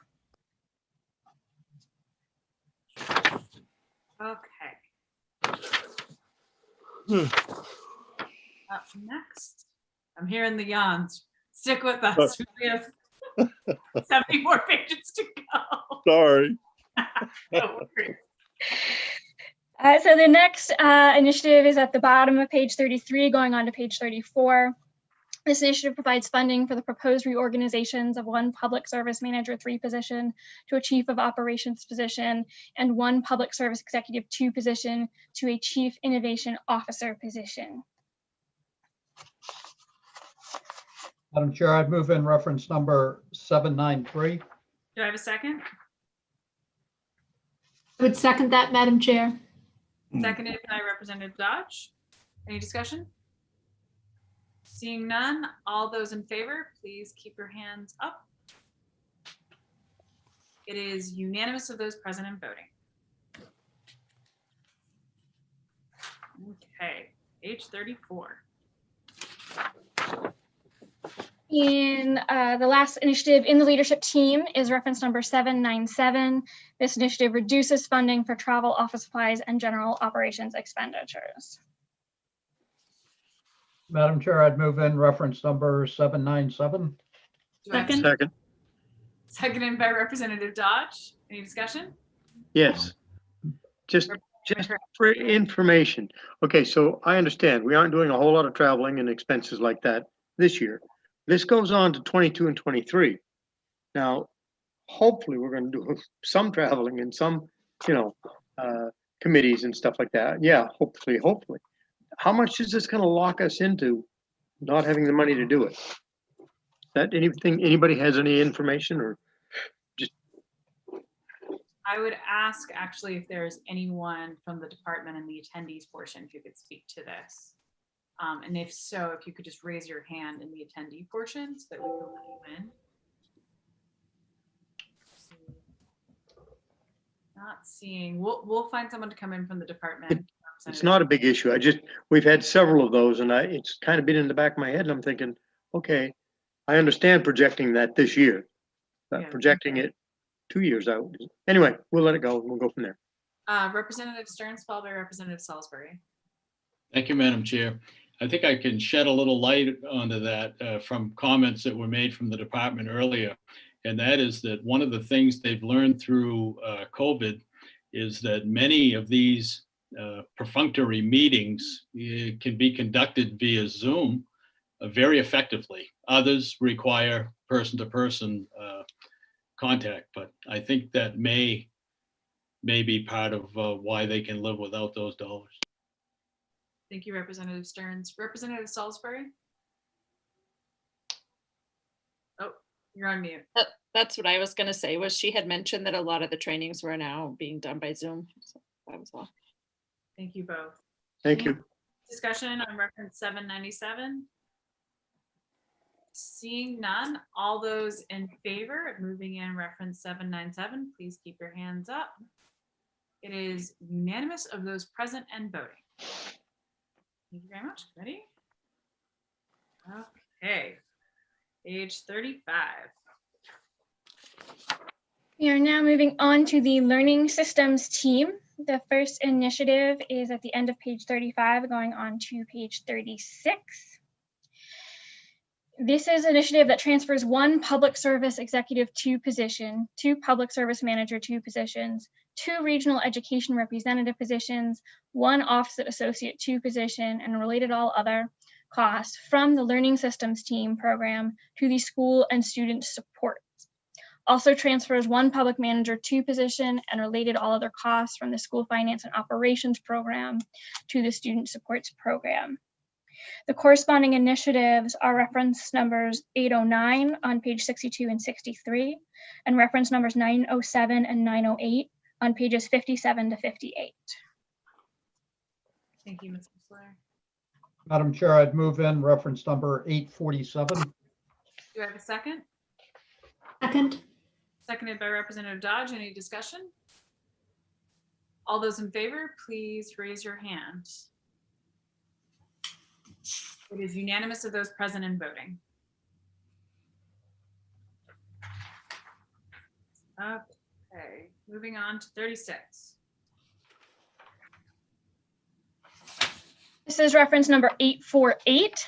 This initiative transfers 1 education specialist 3 position, 1 part-time migrant education field recruiter position, and related to all other costs from the learning systems team program to the school and student supports program. The corresponding initiative is reference number 909 on page 58. Madam Chair, I'd move in reference number 848. Do I have a second? Seconded by Representative Salisbury. And then any discussion?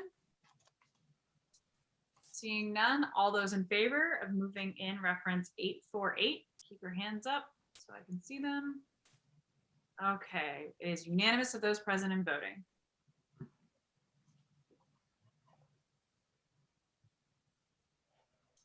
Okay. The next initiative is number 849. This initiative transfers 2 regional education representative positions and related to all their costs from the learning systems team program to the school student and supports program. And there are 2 here. One is the federal expenditures fund, and there's also reference 850, which is the federal block grant fund.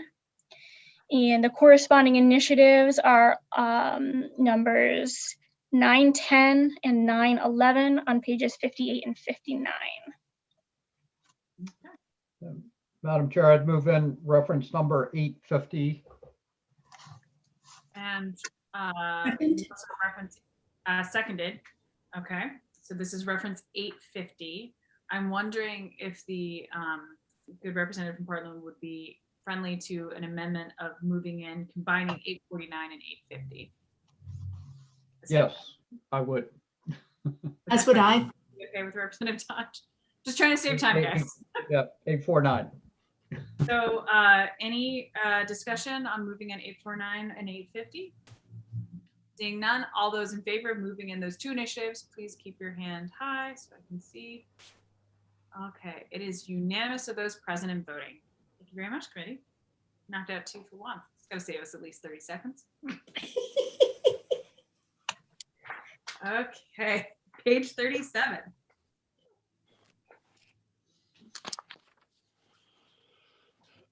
All right, the next one is also combination. So I'll read all three off and then you can decide whether you want to vote them together or separately. This is also in the Learning Systems team. This initiative transfers 1 management analyst, 1 position, and related all other costs from the Learning Systems team program to the School and Student Supports program.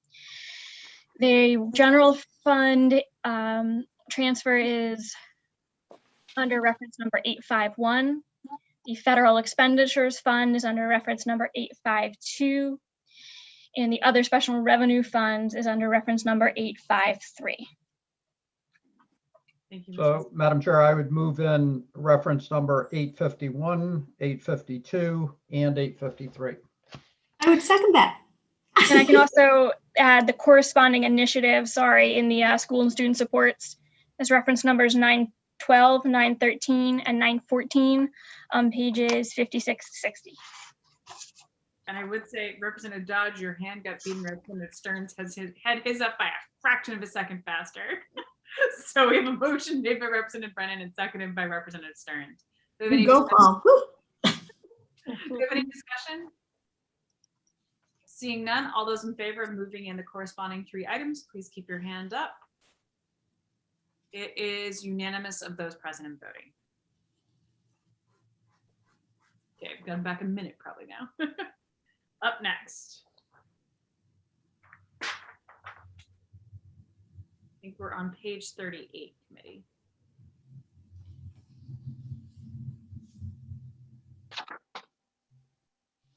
All right, so moving on to page 38, this is one of those initiatives that is a transfer that you actually voted as part of the leadership team. So this is reference number 854, and it corresponds with reference number 792 on page 33, which was voted in by 10 members and Representative Sampson voted out. Thank you. Madam Chair, I would move in reference number 854.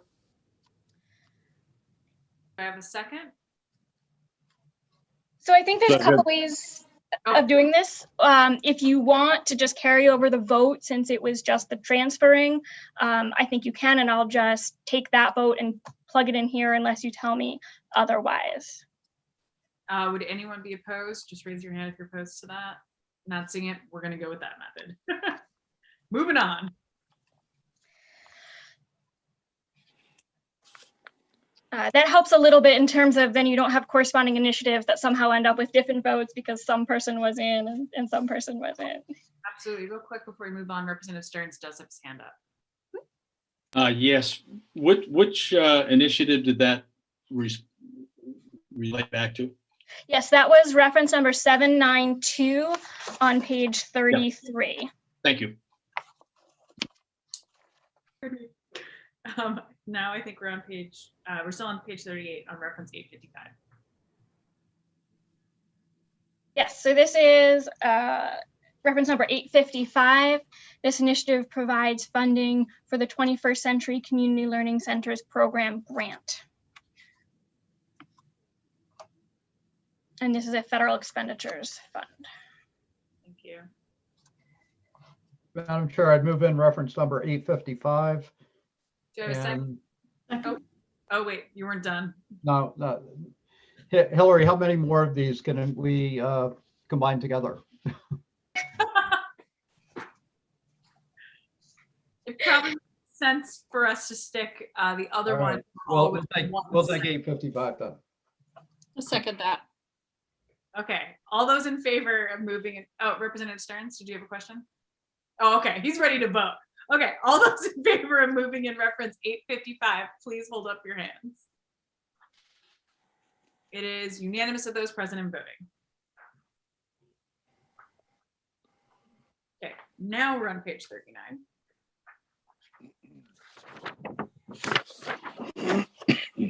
All right, going to the top of page 39.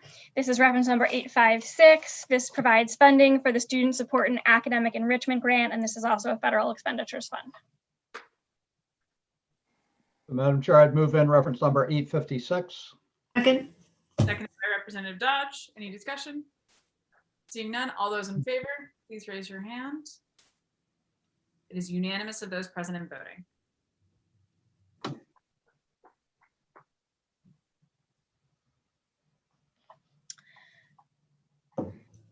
The next initiative, number 857, you already voted in a corresponding initiative, reference number 888, or sorry, excuse me, 881 on page 31. So for this, we could just have our vote carry, right? Correct, and that, yep. Okay. Next is the Learning Systems team, reference number 864. This reduces funding for travel, office supplies, and general operations expenditures. Madam Chair, I'd move in reference number 864. Do you have a second? Second. Seconded by Senator Woodson. Any discussion? Seeing none, all those in favor of moving in reference 864? It is unanimous of those present and voting.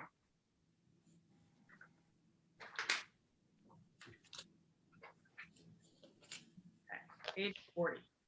Getting there, folks.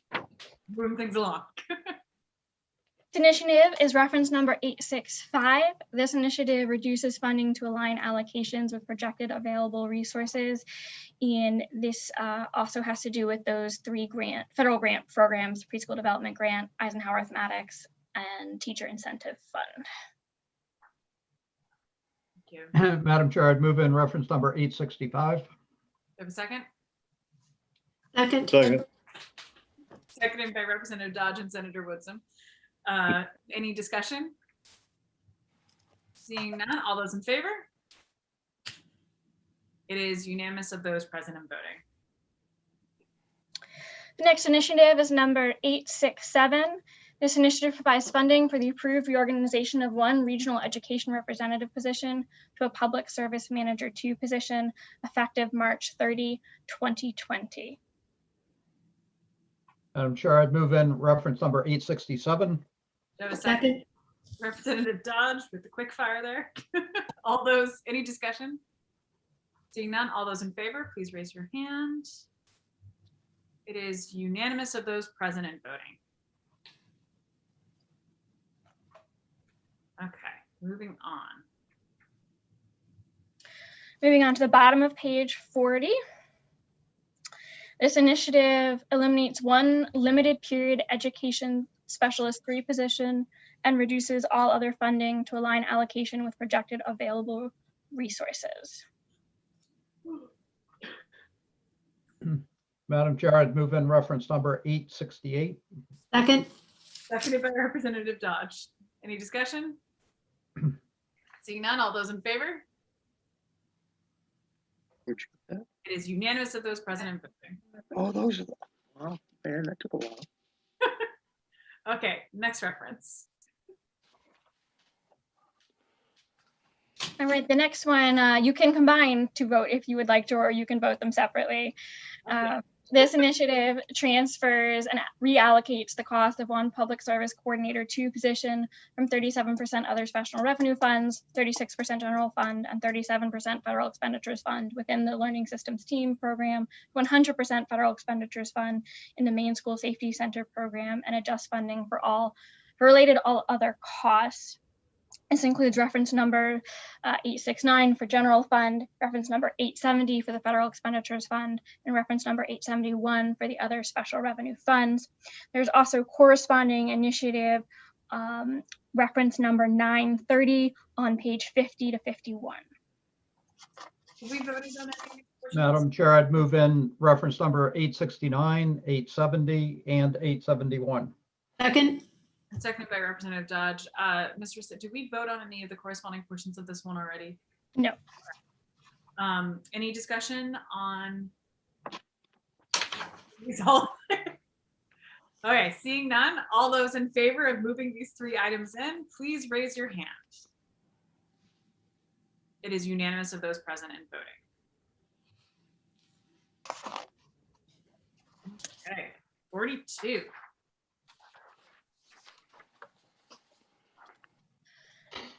All right, the next 2 initiatives reallocates the cost of one regional education representative position from 100% general fund to 50% general fund and 50% federal expenditures fund within the same program, and provides funding for related all other costs.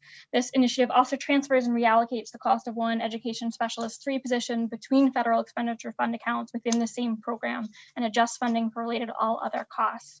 The general fund is in reference number 872, and reference number 873 is the federal expenditures fund. So, Madam Chair, I'd move in reference numbers 872 and 873. Second.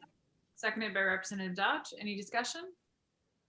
Seeing none, all those in favor, please raise your hand. It is unanimous of those present and voting. 2 for 1.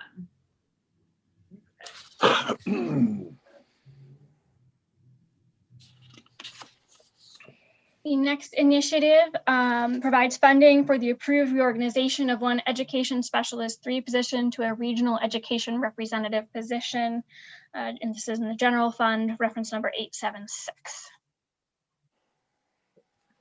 Madam Chair, I'd move in reference number 876. Second. Seconded by Representative Dodge. Any discussion? Seeing none, all those in favor, please raise your hand up high and visibly, as unanimous of those present and voting.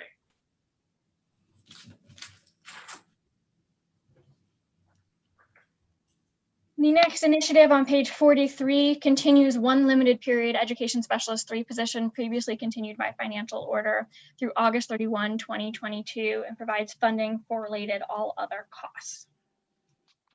Madam Chair, I'd move in reference number 877. Second. Seconded by Representative Dodge, who just barely beat out Representative McCray.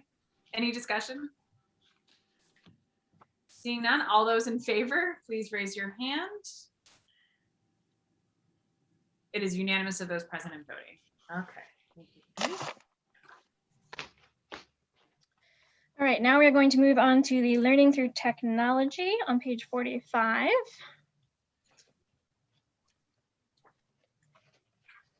The first initiative here, reference number 779, you already voted on the corresponding initiative, which was reference number 753 on page 29, and that was in the general purpose aid.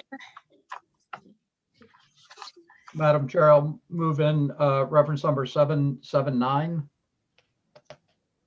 Second. Seconded by Representative McCray. Ms. Rissler, if you can just turn off your screen shares. Yes, apologies. No worries. I'm actually in committee. We've almost been going for 2 hours, so let's vote a couple more until we get to 3:30 and then take a 5-minute break for everyone to grab a glass of water and then jump back in, just to give everyone a little bit of an optimistic looking forward to stretching your legs. Okay, so we have a motion made and seconded on reference 779. All those in favor of moving in reference 779, please raise your hand. Keep it up high so I can see it. It is unanimous of those present and voting. Representative Sampson, your hand started to blend in with one of your pictures on your virtual background. Excuse me. It was interesting. All right, up next. Okay, we're going to move on to page 47. This is in the Maine Commission for Community Service, reference number 894. And this initiative reduces funding for travel, office supplies, and general operations expenditures. Madam Chair, I'll move in reference number 894. Second. Seconded by Representative Dodge. Any discussion? Discussion. Seeing none, all those in favor, please raise your hands. It is unanimous of those present and voting. Excuse me. We're next going to jump to page 49. And this is in the Maine HIV Prevention Education Program. This is initiative reduces funding for the Maine HIV Prevention Education Program, reference number 901. Madam Chair, I'll move in reference number 901. Second. Seconded by Representative Dodge. All those in, any discussion? All those in favor, please raise your hand. We have got Representative McCray. Please keep your hand up so I can read it because it doesn't look like it's a unanimous vote. So Representative, please keep your hand, keep your hand up until I read your name. Oh, tongue twister. Representative McCray, Senator Daughtry, Representative Dodge. Oh, it is now unanimous of all those present and voting. Thank you, everyone. Sorry about that. I just couldn't see two hands, so I wanted to make sure. Okay. Let's see. We're now on page 50, and we have another one of those twofers. So even better, this is a twofer that you actually already voted. Yes. So you might recall there were a number of transfers to the Maine School Safety Center. And so let me give you the corresponding initiatives. So for the ones in front of you right now is 928 and 929. The corresponding reference number is 923 on page 24. And just so you can remind you of the vote, this was the one that we started out with that had the, we had discussion around why it wasn't a net even. It was the $553,000 from the federal expenditures fund, and these were the two additional positions for the 198 and the 311. Okay. That was a So- vote of 7-4. Okay, so I will move in reference number 928 and 929. Well, those we can carry forward our votes from the prior one, correct, Ms. Rissler? That's correct. Yeah, so we don't need to take a motion. We don't need to vote again? Correct. Okay. Even better. Thus, I think Representative Dodge and I's squeals of excitement on that one. Okay, I think we're on reference 930, correct? And the same thing for reference 930. This initiative also was under reference numbers 869, 870, and 871 back on pages 41 and 42. And those were unanimously voted in.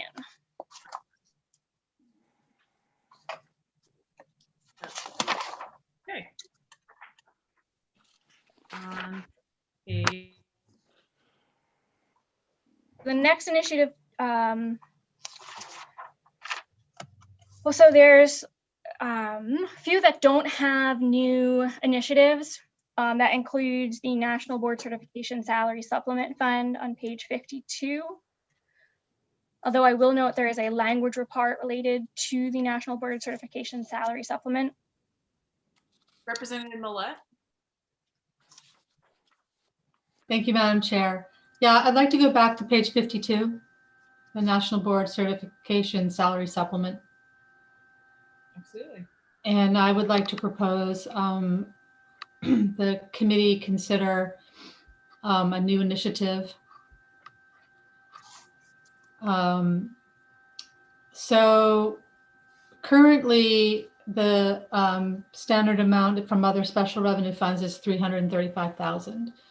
We learned during the work sessions that, sorry, I'm going to need to go to my page here, that the department is collecting over $1 million in credentialing fees. So I would like to, excuse me, vote to increase this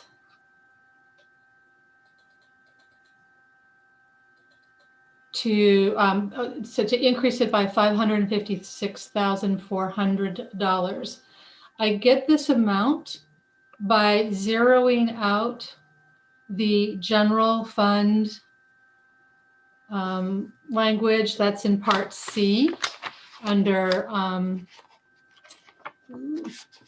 sorry, let me just find that page.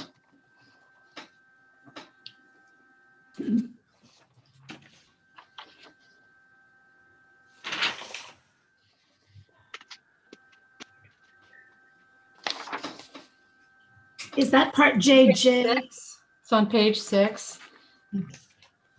It's the second line down. It's 307,551.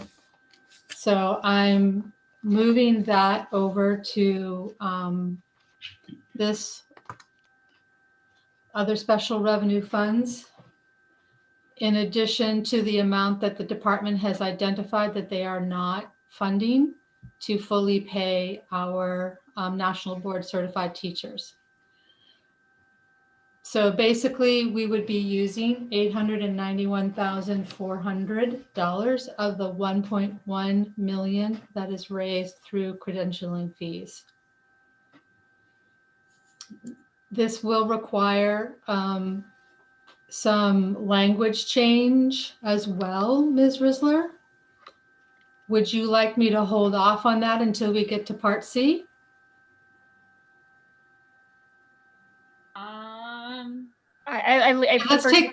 Let's take this motion first, and then Ms. Risler, you can tell me when you would like me to propose the language changes. I would second that motion. Okay, we have a motion to moving in a new initiative as detailed by Representative Millette and seconded by Representative Dodge. If I could just ask a clarification, Representative Millette, the number you gave us, was that per year? Or was that a total increased allocation spread over the 2 years evenly? Yes. Okay. And then that goes it for my questions. So Representative Stearns. Yes, I'm wondering if the good representative and good senator wouldn't consider perhaps backtracking on these, tabling them so that we can have discussion on those for Friday. That's Sure. And what was the number again? I'm sorry, I didn't pick it up. Yeah, and I apologize. I meant to get this to you earlier today. It's just been a crazy day. I've had 2 other bills. So I did email everybody a document that outlines all of this. So you should, yeah. So it just probably landed in your inboxes, and happy to table. Or just, you know what? I'm happy to withdraw my motion. So we don't even have to table, and we can, because there's no initiative here, so we can just take it up on Friday. So I withdraw my second.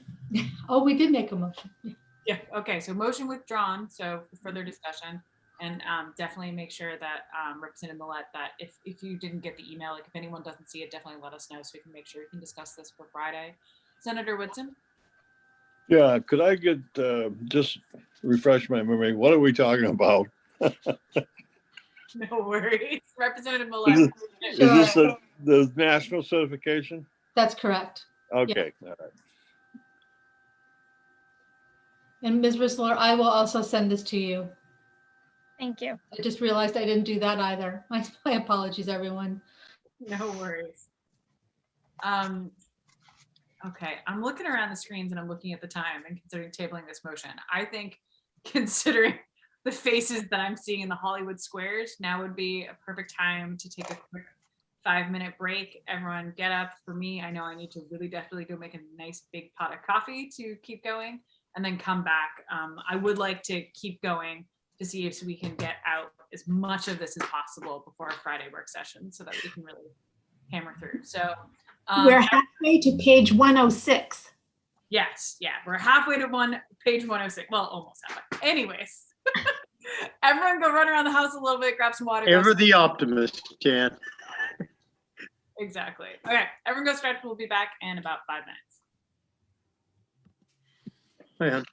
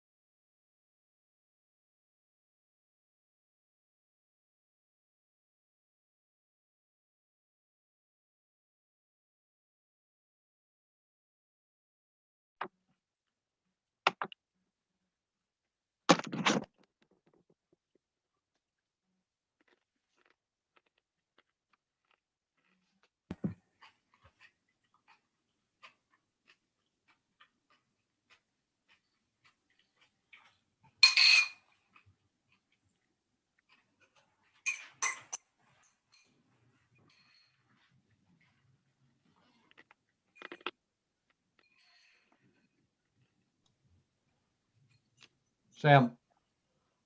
Are we live at this point? Yes, Representative. Yep, it's still live. Okay. So I'll just say hello to Representative McCray without any editorial comments. How do you do, sir? I thought it would be wise of me to show up early for a change. Good to see you. Good to be seen. Good to see you too.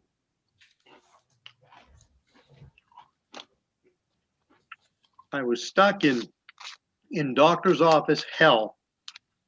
I had them move it ahead to 9 o'clock instead of 9:30. It's a 6-month appointment. And he's very good. And it's a husband and wife team. And they talk and they talk and they talk and they talk and they talk and they talk. Very little of it having to do with the appointment. And I hate to suggest that maybe they're milking it for an extended visit.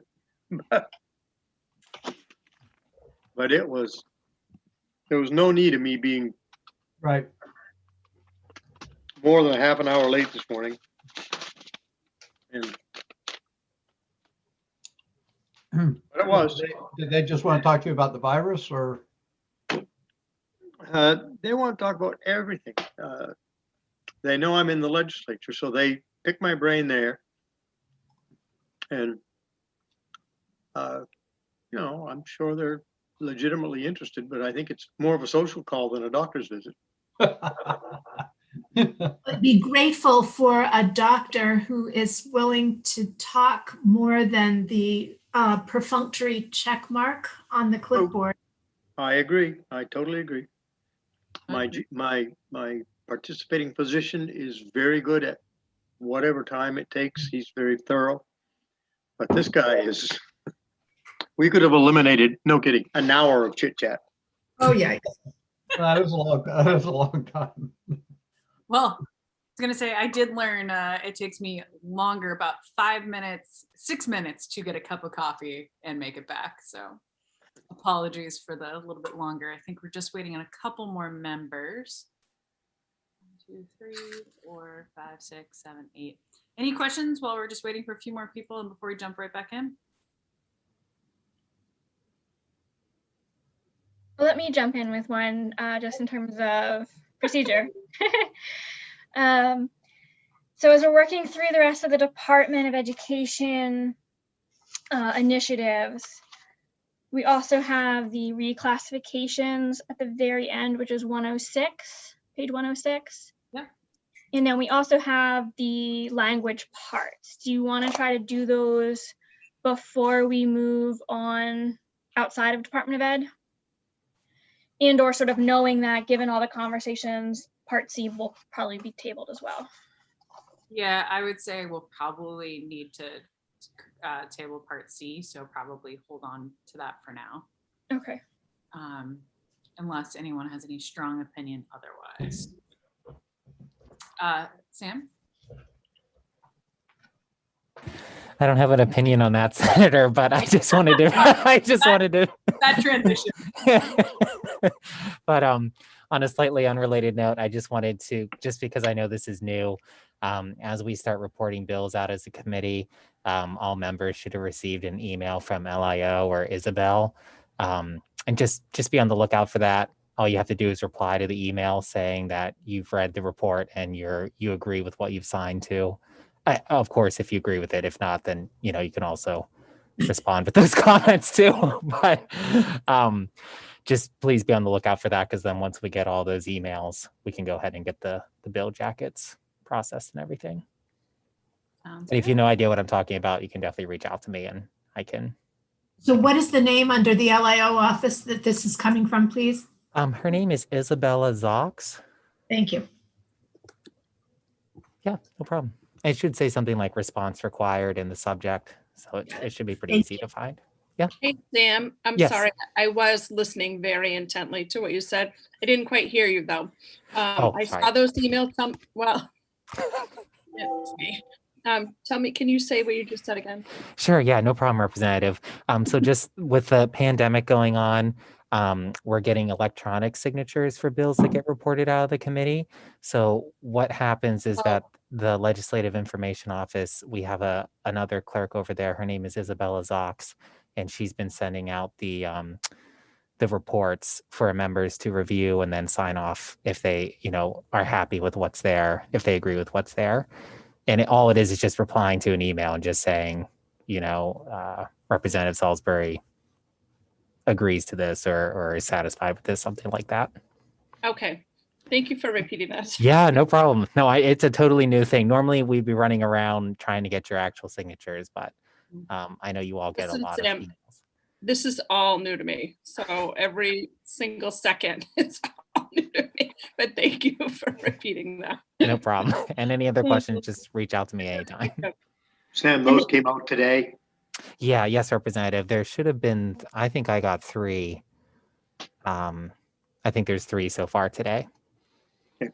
Thank you very much. Yeah, no problem. You can just prioritize trying to respond to those since we are going into session this week. It'll give us a chance to actually try to get some of our bills onto the calendar. So can you remind me, Sam, how do you spell her last name? I know you just went over this. Is it Zio? I'm not talking. So it's just Zox, Z-O-X. Okay, Z-O-X. Okay. Yep, I missed a few here. So yeah, definitely check your email, and if everyone after this, if you can make a chance, please try to. There are at least 4 or 5 of them. Yeah. So. Okay. Well, that being said, it looks like most of us are back. So I think, Hillary, I think we're ready to jump back in and see how close we can make it to the sprint to the finish line. All right. We are going to start on page 55 of your report back template, and this is going to be retired teachers group life insurance. Okay. I'm on the right page. All right. So the first initiative is number 782. And this initiative provides funding for group life insurance for retired teachers. And the justification is other post-employment benefit requirements for retiree health insurance have been actuarially calculated for this group as provided by Maine PERS. Okay. So, Madam Chair, I'd move in reference number 782. Second. Seconded by Representative Dodge. Any discussion?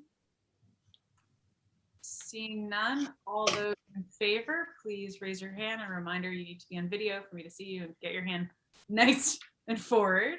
Okay.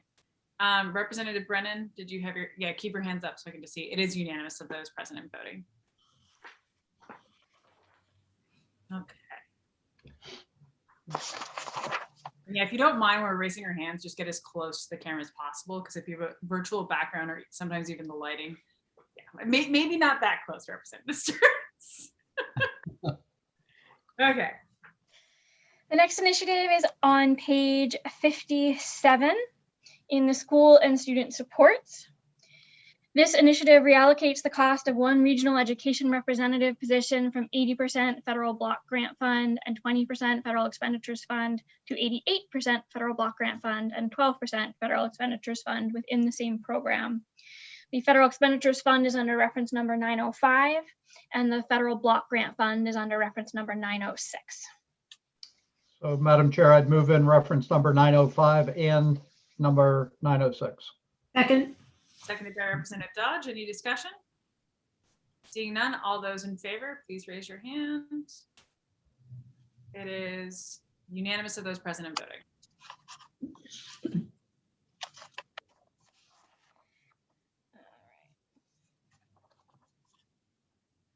Definitely should have made more comments.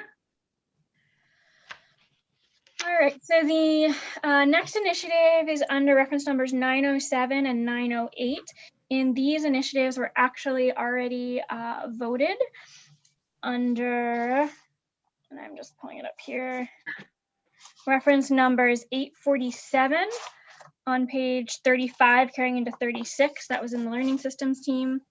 And reference number 809, which is on page 62 and 63 within school finance.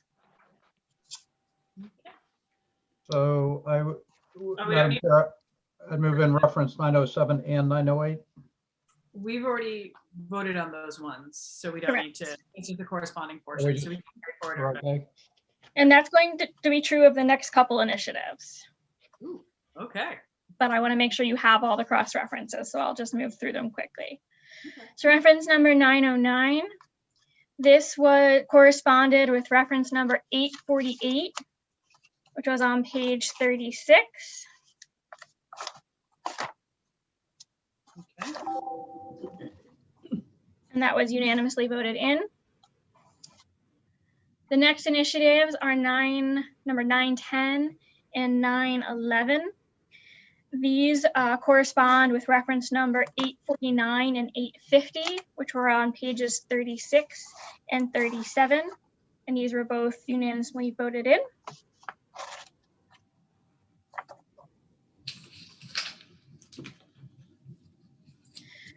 And the next three initiatives, 912, 913, and 914, were also already voted. The corresponding reference numbers are 851, 852, and 853 on pages 37 and 38. And those were also all voted in unanimously of those present.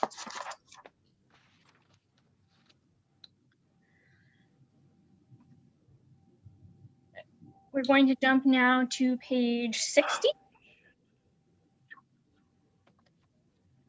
And this is an initiative that reallocates the cost of one management analyst, one position, one education specialist, 3 position, one public service manager, 2 position, and one public service executive, 2 position between accounts within the same program. This initiative also continues one secretary specialist supervisor position previously continued by financial order and provides funding for all their costs associated with the position. The general fund and position count is under reference number 915. The federal expenditures fund is under reference number 916, and the other special revenues fund is under reference number 919. So we'll combine, so we can do I'll move in, Madam Chair, reference 915, 16, and 19. Second. Seconded by Representative Dodge. Do I have any discussion? Seeing none, all those in favor? Let's keep your hand up. Okay, I'm gonna read off names because we are not unanimous. So if you can keep your hands up, please. Oh, no, we are unanimous. Okay, thank you, Representative Sampson. All good, moving on. All right. So we're going to move to page 62.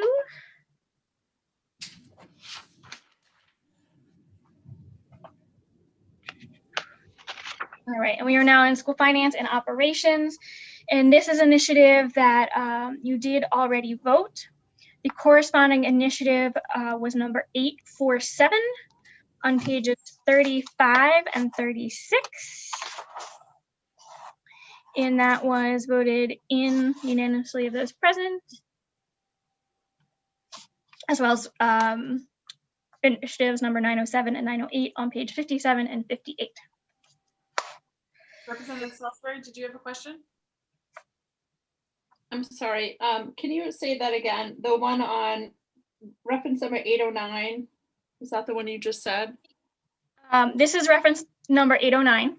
And what are the corresponding ones? It's no 847, which is on pages 35 and 36, and references numbers 907 and 908 on pages 57 to 58. Okay, thanks. I missed the 908 one. I was thinking there was another one. Thank you. Yep. The next initiative is under reference number 810. This is an initiative that provides funding for the child nutrition grant. And this is from the federal expenditures fund. Representative Salisbury, did you have your hand up again? Oh, you're on mute. Since it's up, I didn't mean to leave it up, but I'll make a motion to move this one in. Perfect. Second. Second, I'm not sure who went up first. I think it was Representative Stearns on that one. Any discussion? Actually, Senator, I was adjusting my glasses, but I'll take it. Inside laugh there. accidental seconding of glasses. Any discussion on the motion before us? Seeing none, all those in favor of moving their glasses. Let's see, it is unanimous of those present and voting and adjusting their glasses. Moving on. Next initiative is under reference number 811. This initiative is another one that reduces funding for travel, office supplies, and general operations expenditures within school finance and operations. Madam Chair, I'll move in reference number 811. Second. Representative Dodge, any discussion? All those in favor? It is unanimous of those present and voting. The next initiative is actually, again, one that you already voted. This initiative was about transferring funds to adult education management system from school finance. The corresponding reference is number 761, which was on page 14 and was voted in unanimously of those present.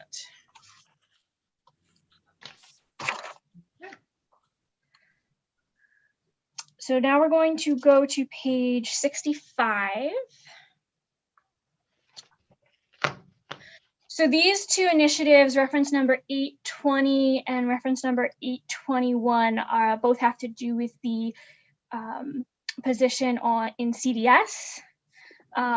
The first one eliminates one vacant public service coordinator 2 position, increases funding for all other for service to be provided by child development services. And then the one directly under it had to do with a transfer of positions. And that was the one, the corresponding initiative, reference number 766 on pages 16 to 17 that you had voted to table. Okay. Representative Millette? I move to table. Second. Seconded by Representative Dodge. And if we can end the screen share so I can see everyone vote. Sorry. Okay, well, it's a tabling motion. All those in favor? Unanimous of those present and voting. So we'll table that for Friday.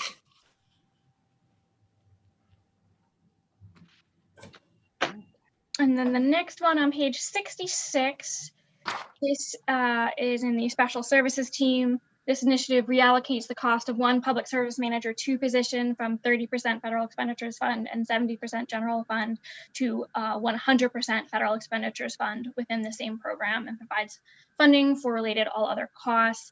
The deallocation from the general fund is reference number 823, and the federal expenditures fund is 824.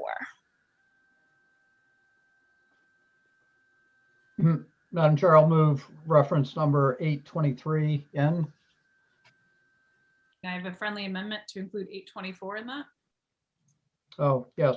Okay. And I would second that for both numbers 823 and 824, please. Wonderful. Any discussion? Seeing none, all those in favor of moving in those 2 initiatives? It is unanimous of those present and voting.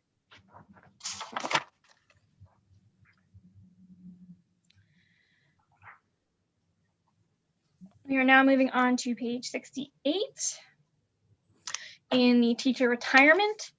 And this initiative provides funding for teacher retirement costs based upon actuarial estimates from the Maine Public Employees Retirement System, or Maine PERS, under reference number 742.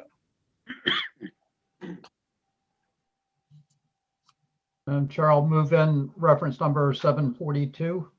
Second. Seconded by Representative Dodge. Any discussion? All those in favor? Representative Sampson. Let's see. So I'm going to call off names because we're not unanimous on this one. So if everyone can just keep your hands up. So, oh wait, no, we are unanimous. Representative Sampson, we're good. All right. So it is unanimous of those present. Sorry, Senator, I was reading. No worries. Just want to make sure no one got left behind. Okay. So that is the end of Department of Education, except for language parts and the reclassifications. Do you want to start with the reclassifications, or do you want to keep moving through the report back template? Does anyone have a preference on this? Representative I Brennan. would prefer that we move through the template, please, if that's possible. Yep. Okay. Okay. Let's look at the template. So next up is the State Board of Education. There are no new initiatives for the state board proposed. Okay. After that is the Historic Preservation Commission. And beginning on page 73, we do have some initiatives. So the first initiative provides funding for an anticipated increase in dedicated revenue and related all other expenditures for historic preservation efforts related to construction and renovation projects. And this is under reference 1051. Madam Chair, I move in reference 1051. Second. Seconded by Representative Dodge. Any discussion? Seeing none, all those in favor, please raise your hand. Oops, so I'm dropping paper. Okay, everyone keep their hands up so I can get an accurate count. I'm gonna read names because it doesn't look like we're unanimous on this. So last call, everyone keep up their hand. 4.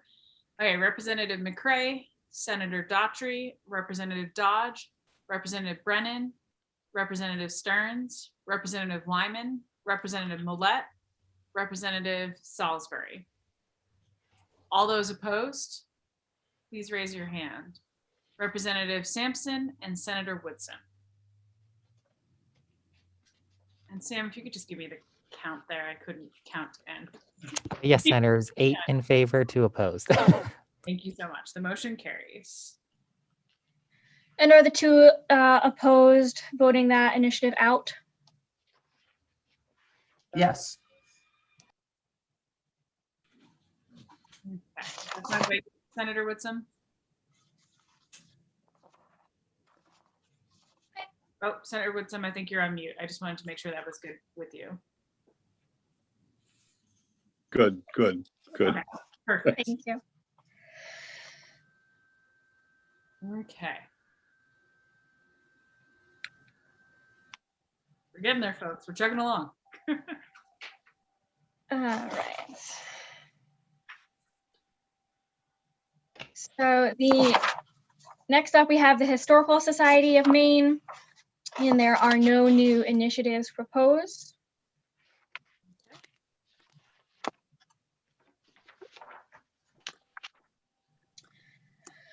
After that is the Maine Humanities Council. And again, there are no new initiatives proposed. Okay.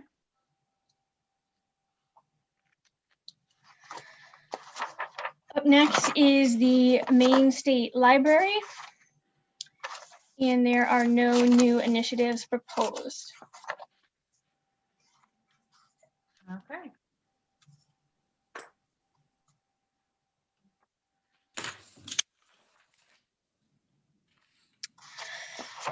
After that is the Maine Maritime Academy. And so this is on page 88. There is a new initiative which reduces funding for scholarships due to a projected decrease in dedicated revenues from slot machine proceeds by the Revenue Forecast Committee. And this is reference number 2159. Thank you. So, Madam Chair, I would move in reference 2159. Second. Seconded by Representative Dodge. And if we can just end the screen share so I can take the vote.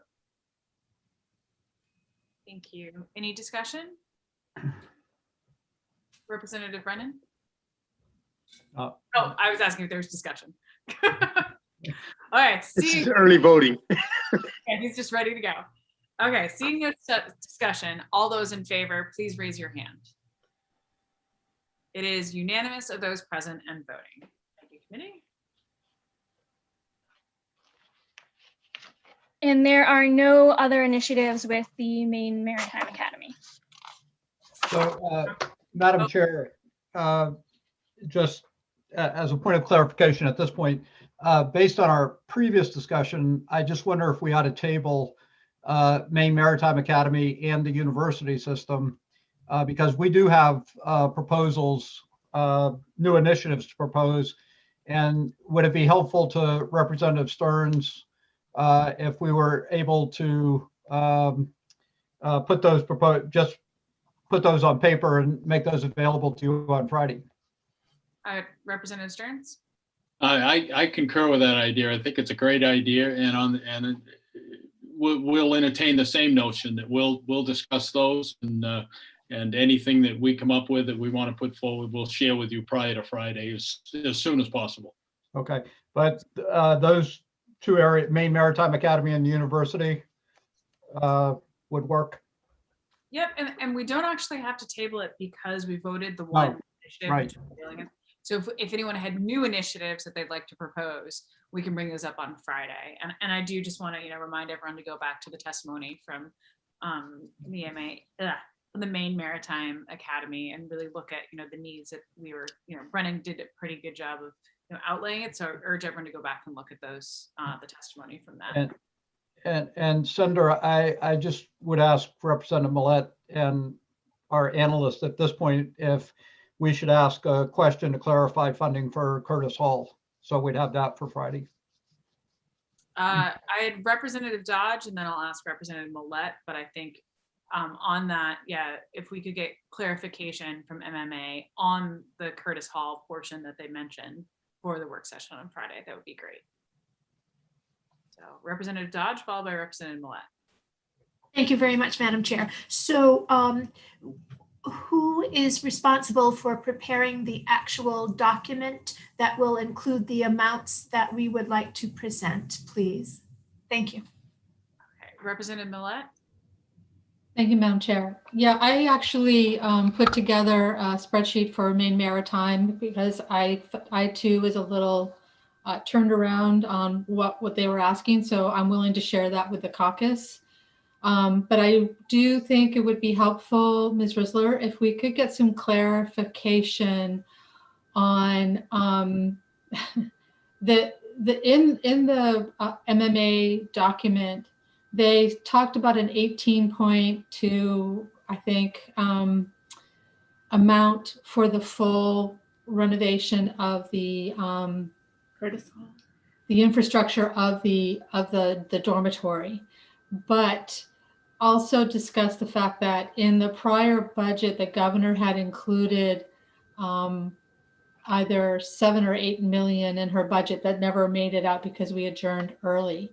And what we're not clear is whether the recommendation will be to are we talking about debt repayment, or are we talking about a bond? So we just could use some clarification on that. Sure, I'll reach out and see what I can get for you for Friday. Okay, so we don't need to table that because, as I said, it would be a new initiative that we've chosen, but we'll get that all ready for Friday. So moving on. So moving on, we're going to go to the Maine State Museum on page 92.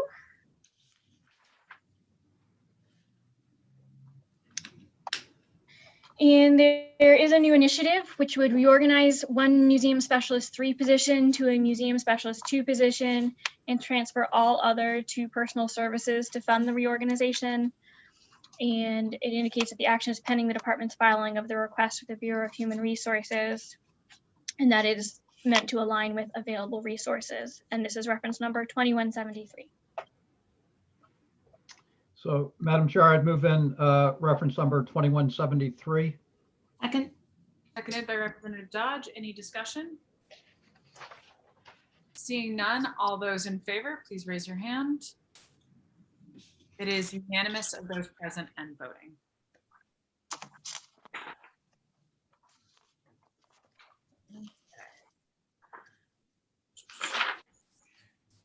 The next up is public broadcasting. Okay.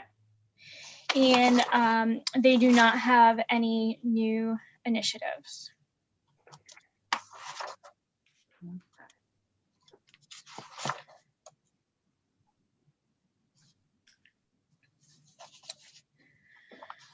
And then then after that is the University of Maine system. And there is one new initiative. I know you tabled perhaps a broader conversation, but there is one actual new initiative on page 104. Yep. And that initiative is for the University of Maine Scholarship Fund. It reduces funding for scholarships due to a projected decrease in dedicated revenues from slot machine proceeds by the Revenue Forecast Committee. And that's reference number 2510. And again, Hillary, that's in keeping with the reductions in the community college and Maine Maritime for lottery. Is that right? I believe, I don't think there was, I just need to double check one thing. Assembly, I don't know if you wanted to add in there. Yes, for Maine Maritime, yes. And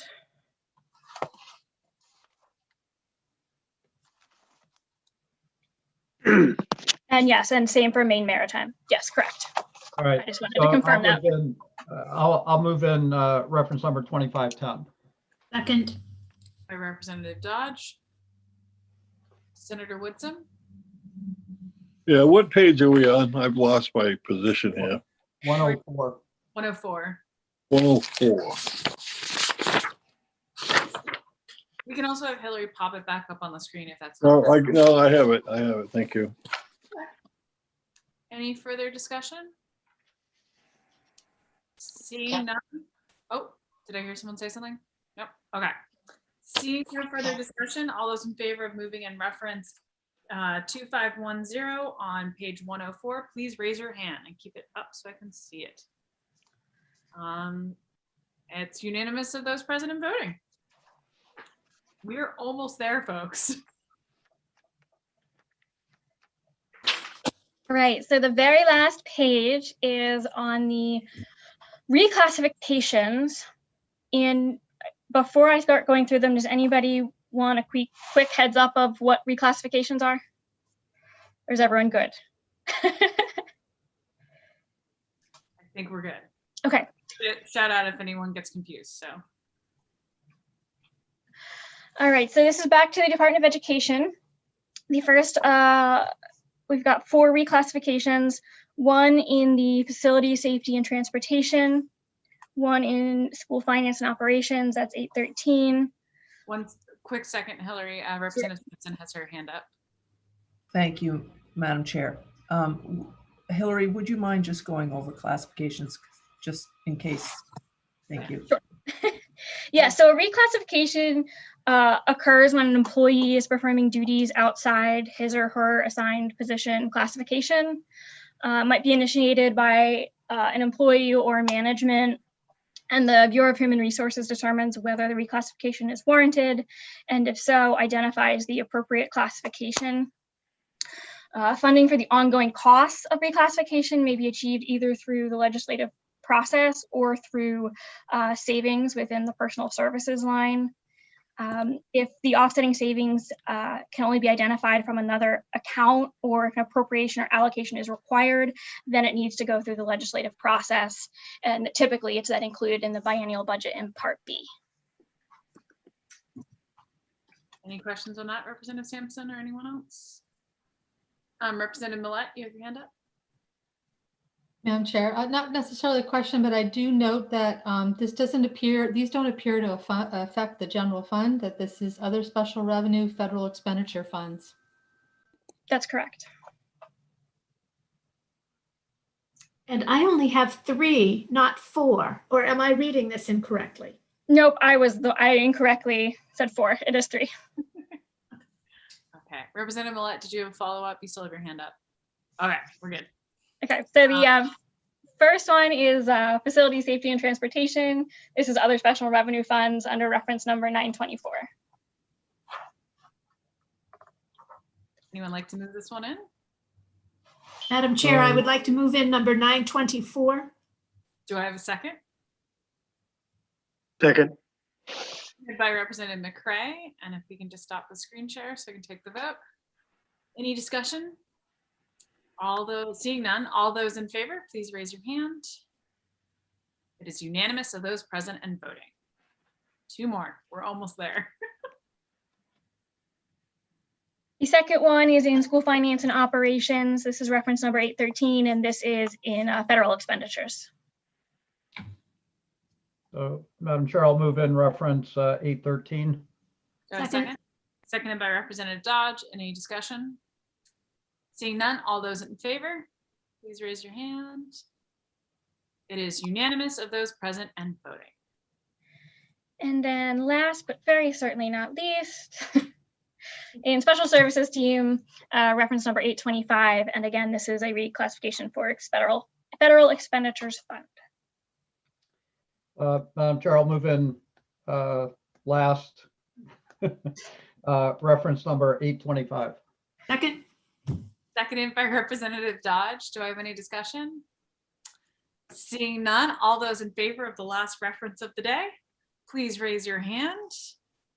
It is unanimous of those present and voting. And Heather, you'll have to let us know, do we have to formally table Part C, or do we not have to formally? We haven't opened it yet, so. Okay,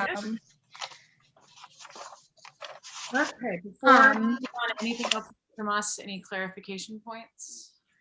I don't think so. I would just note, so you have, in addition to Part C, you also have a few other language parts, a couple position renamings, as well as the part regarding the Director of Early Childhood, Special Education Services, and the National Board Certified Teacher Salary Supplement.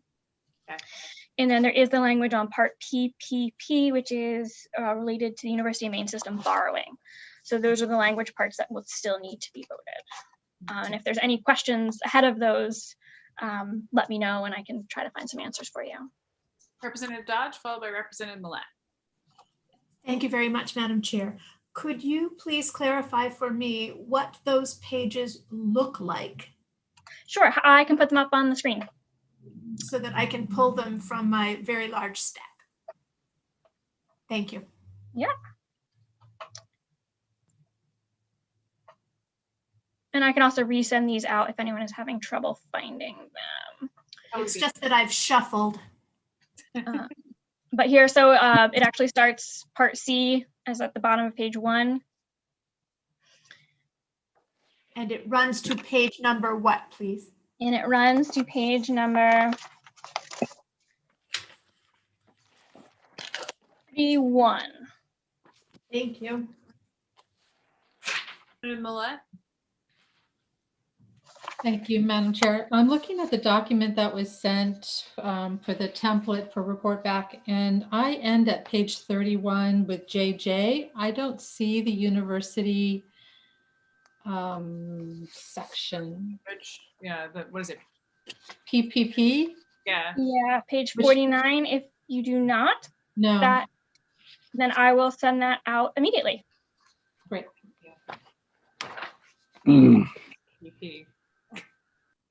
I think you might actually, I know where it is, but I will still send it out because we heard the UMaine system on Tuesday instead of Monday.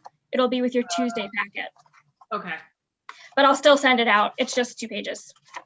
Hillary, if you could send out Part C to me in a way, that would be good too. I'll resend all the language parts to everyone. Okay, thank you. Thank you so much. Representative Salisbury.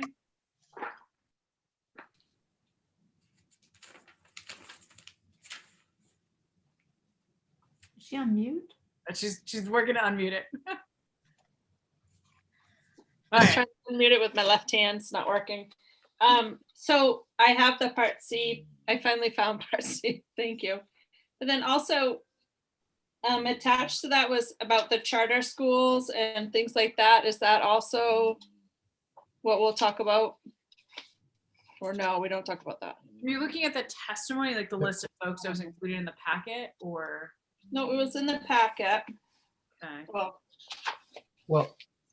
What am I looking at here? Charter school, and then maybe that's just something different. That may have been the testimony from the public hearing, perhaps. And then attached to the second page, the Tuesday Like it talks, there's paperwork about like the Cultural Affairs Council, museum. Yeah, I think that was all mostly the testimony from the public hearings. Oh, so it's just, it looks like this. We already went over a bunch of those that didn't have new initiatives, so. They don't have any new initiatives. So I don't we need went through those very quickly this morning or earlier It did look today. familiar, but I wasn't sure. I just. Oh, yeah, those pages are from the public hearing. And then Ms. Risler sent us a separate document for the report back, which actually has places to record our votes. So there's actually some repetition between the Tuesday packet and whatever other day we had the hearings, and then the report back document. It's important to try to keep them all separate because you can lose your mind. Yeah. Lost it. Typically what happens in budget season. So I will try to do in advance of Friday's work session, because of the quick turnaround, is just do a quick list of all the things that have been tabled. And then we can work through that. And if there's anything addition that you want to add or should be added, just reach out and let me know, and I can always. Well, add it. excuse me, but Hillary, at this point, what do you have on your list of tabled? I don't think I can tell you that off the top of my head. I will be going through my notes. Well, I know it's the higher eds. I know it's the Part C language, CDS, National Board Certification. GPA as well, yeah. Right. And then one topic that was brought up on the side, this is just so Representative Stearns knows that there might be a proposal, and that has to do with the main school for math and science. And their allocation is in Part C. Right, and that's why we didn't get to that today, but we probably will have a proposal when we get to that in Part C. Yes. Real quick, Representative Stearns, did you have a question? And also I see Elaine Babb has her hand up in the attendees list, so I'm going to bring her in to see if she had something to add. But Representative Stearns, while she's jumping over.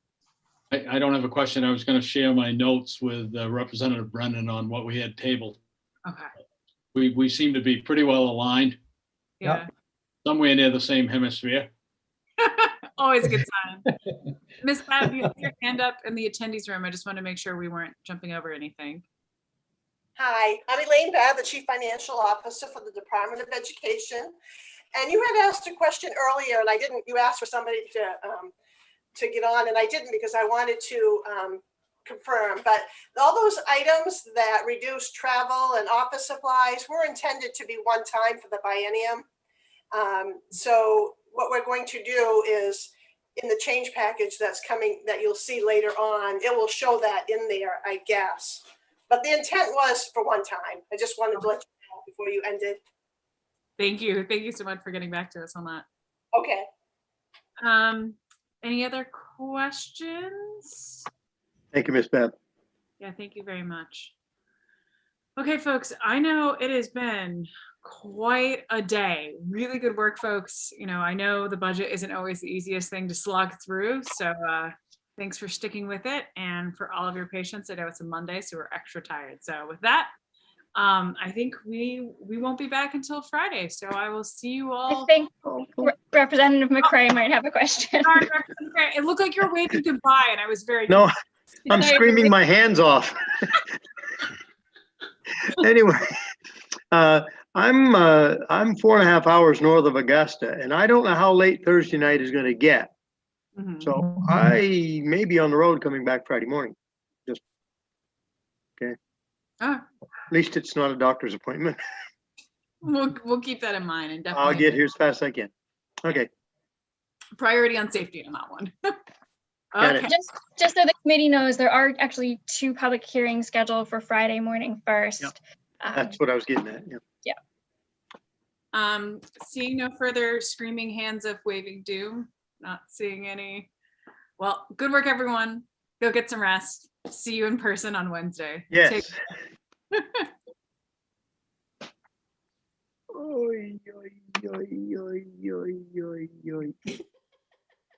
We can hear you.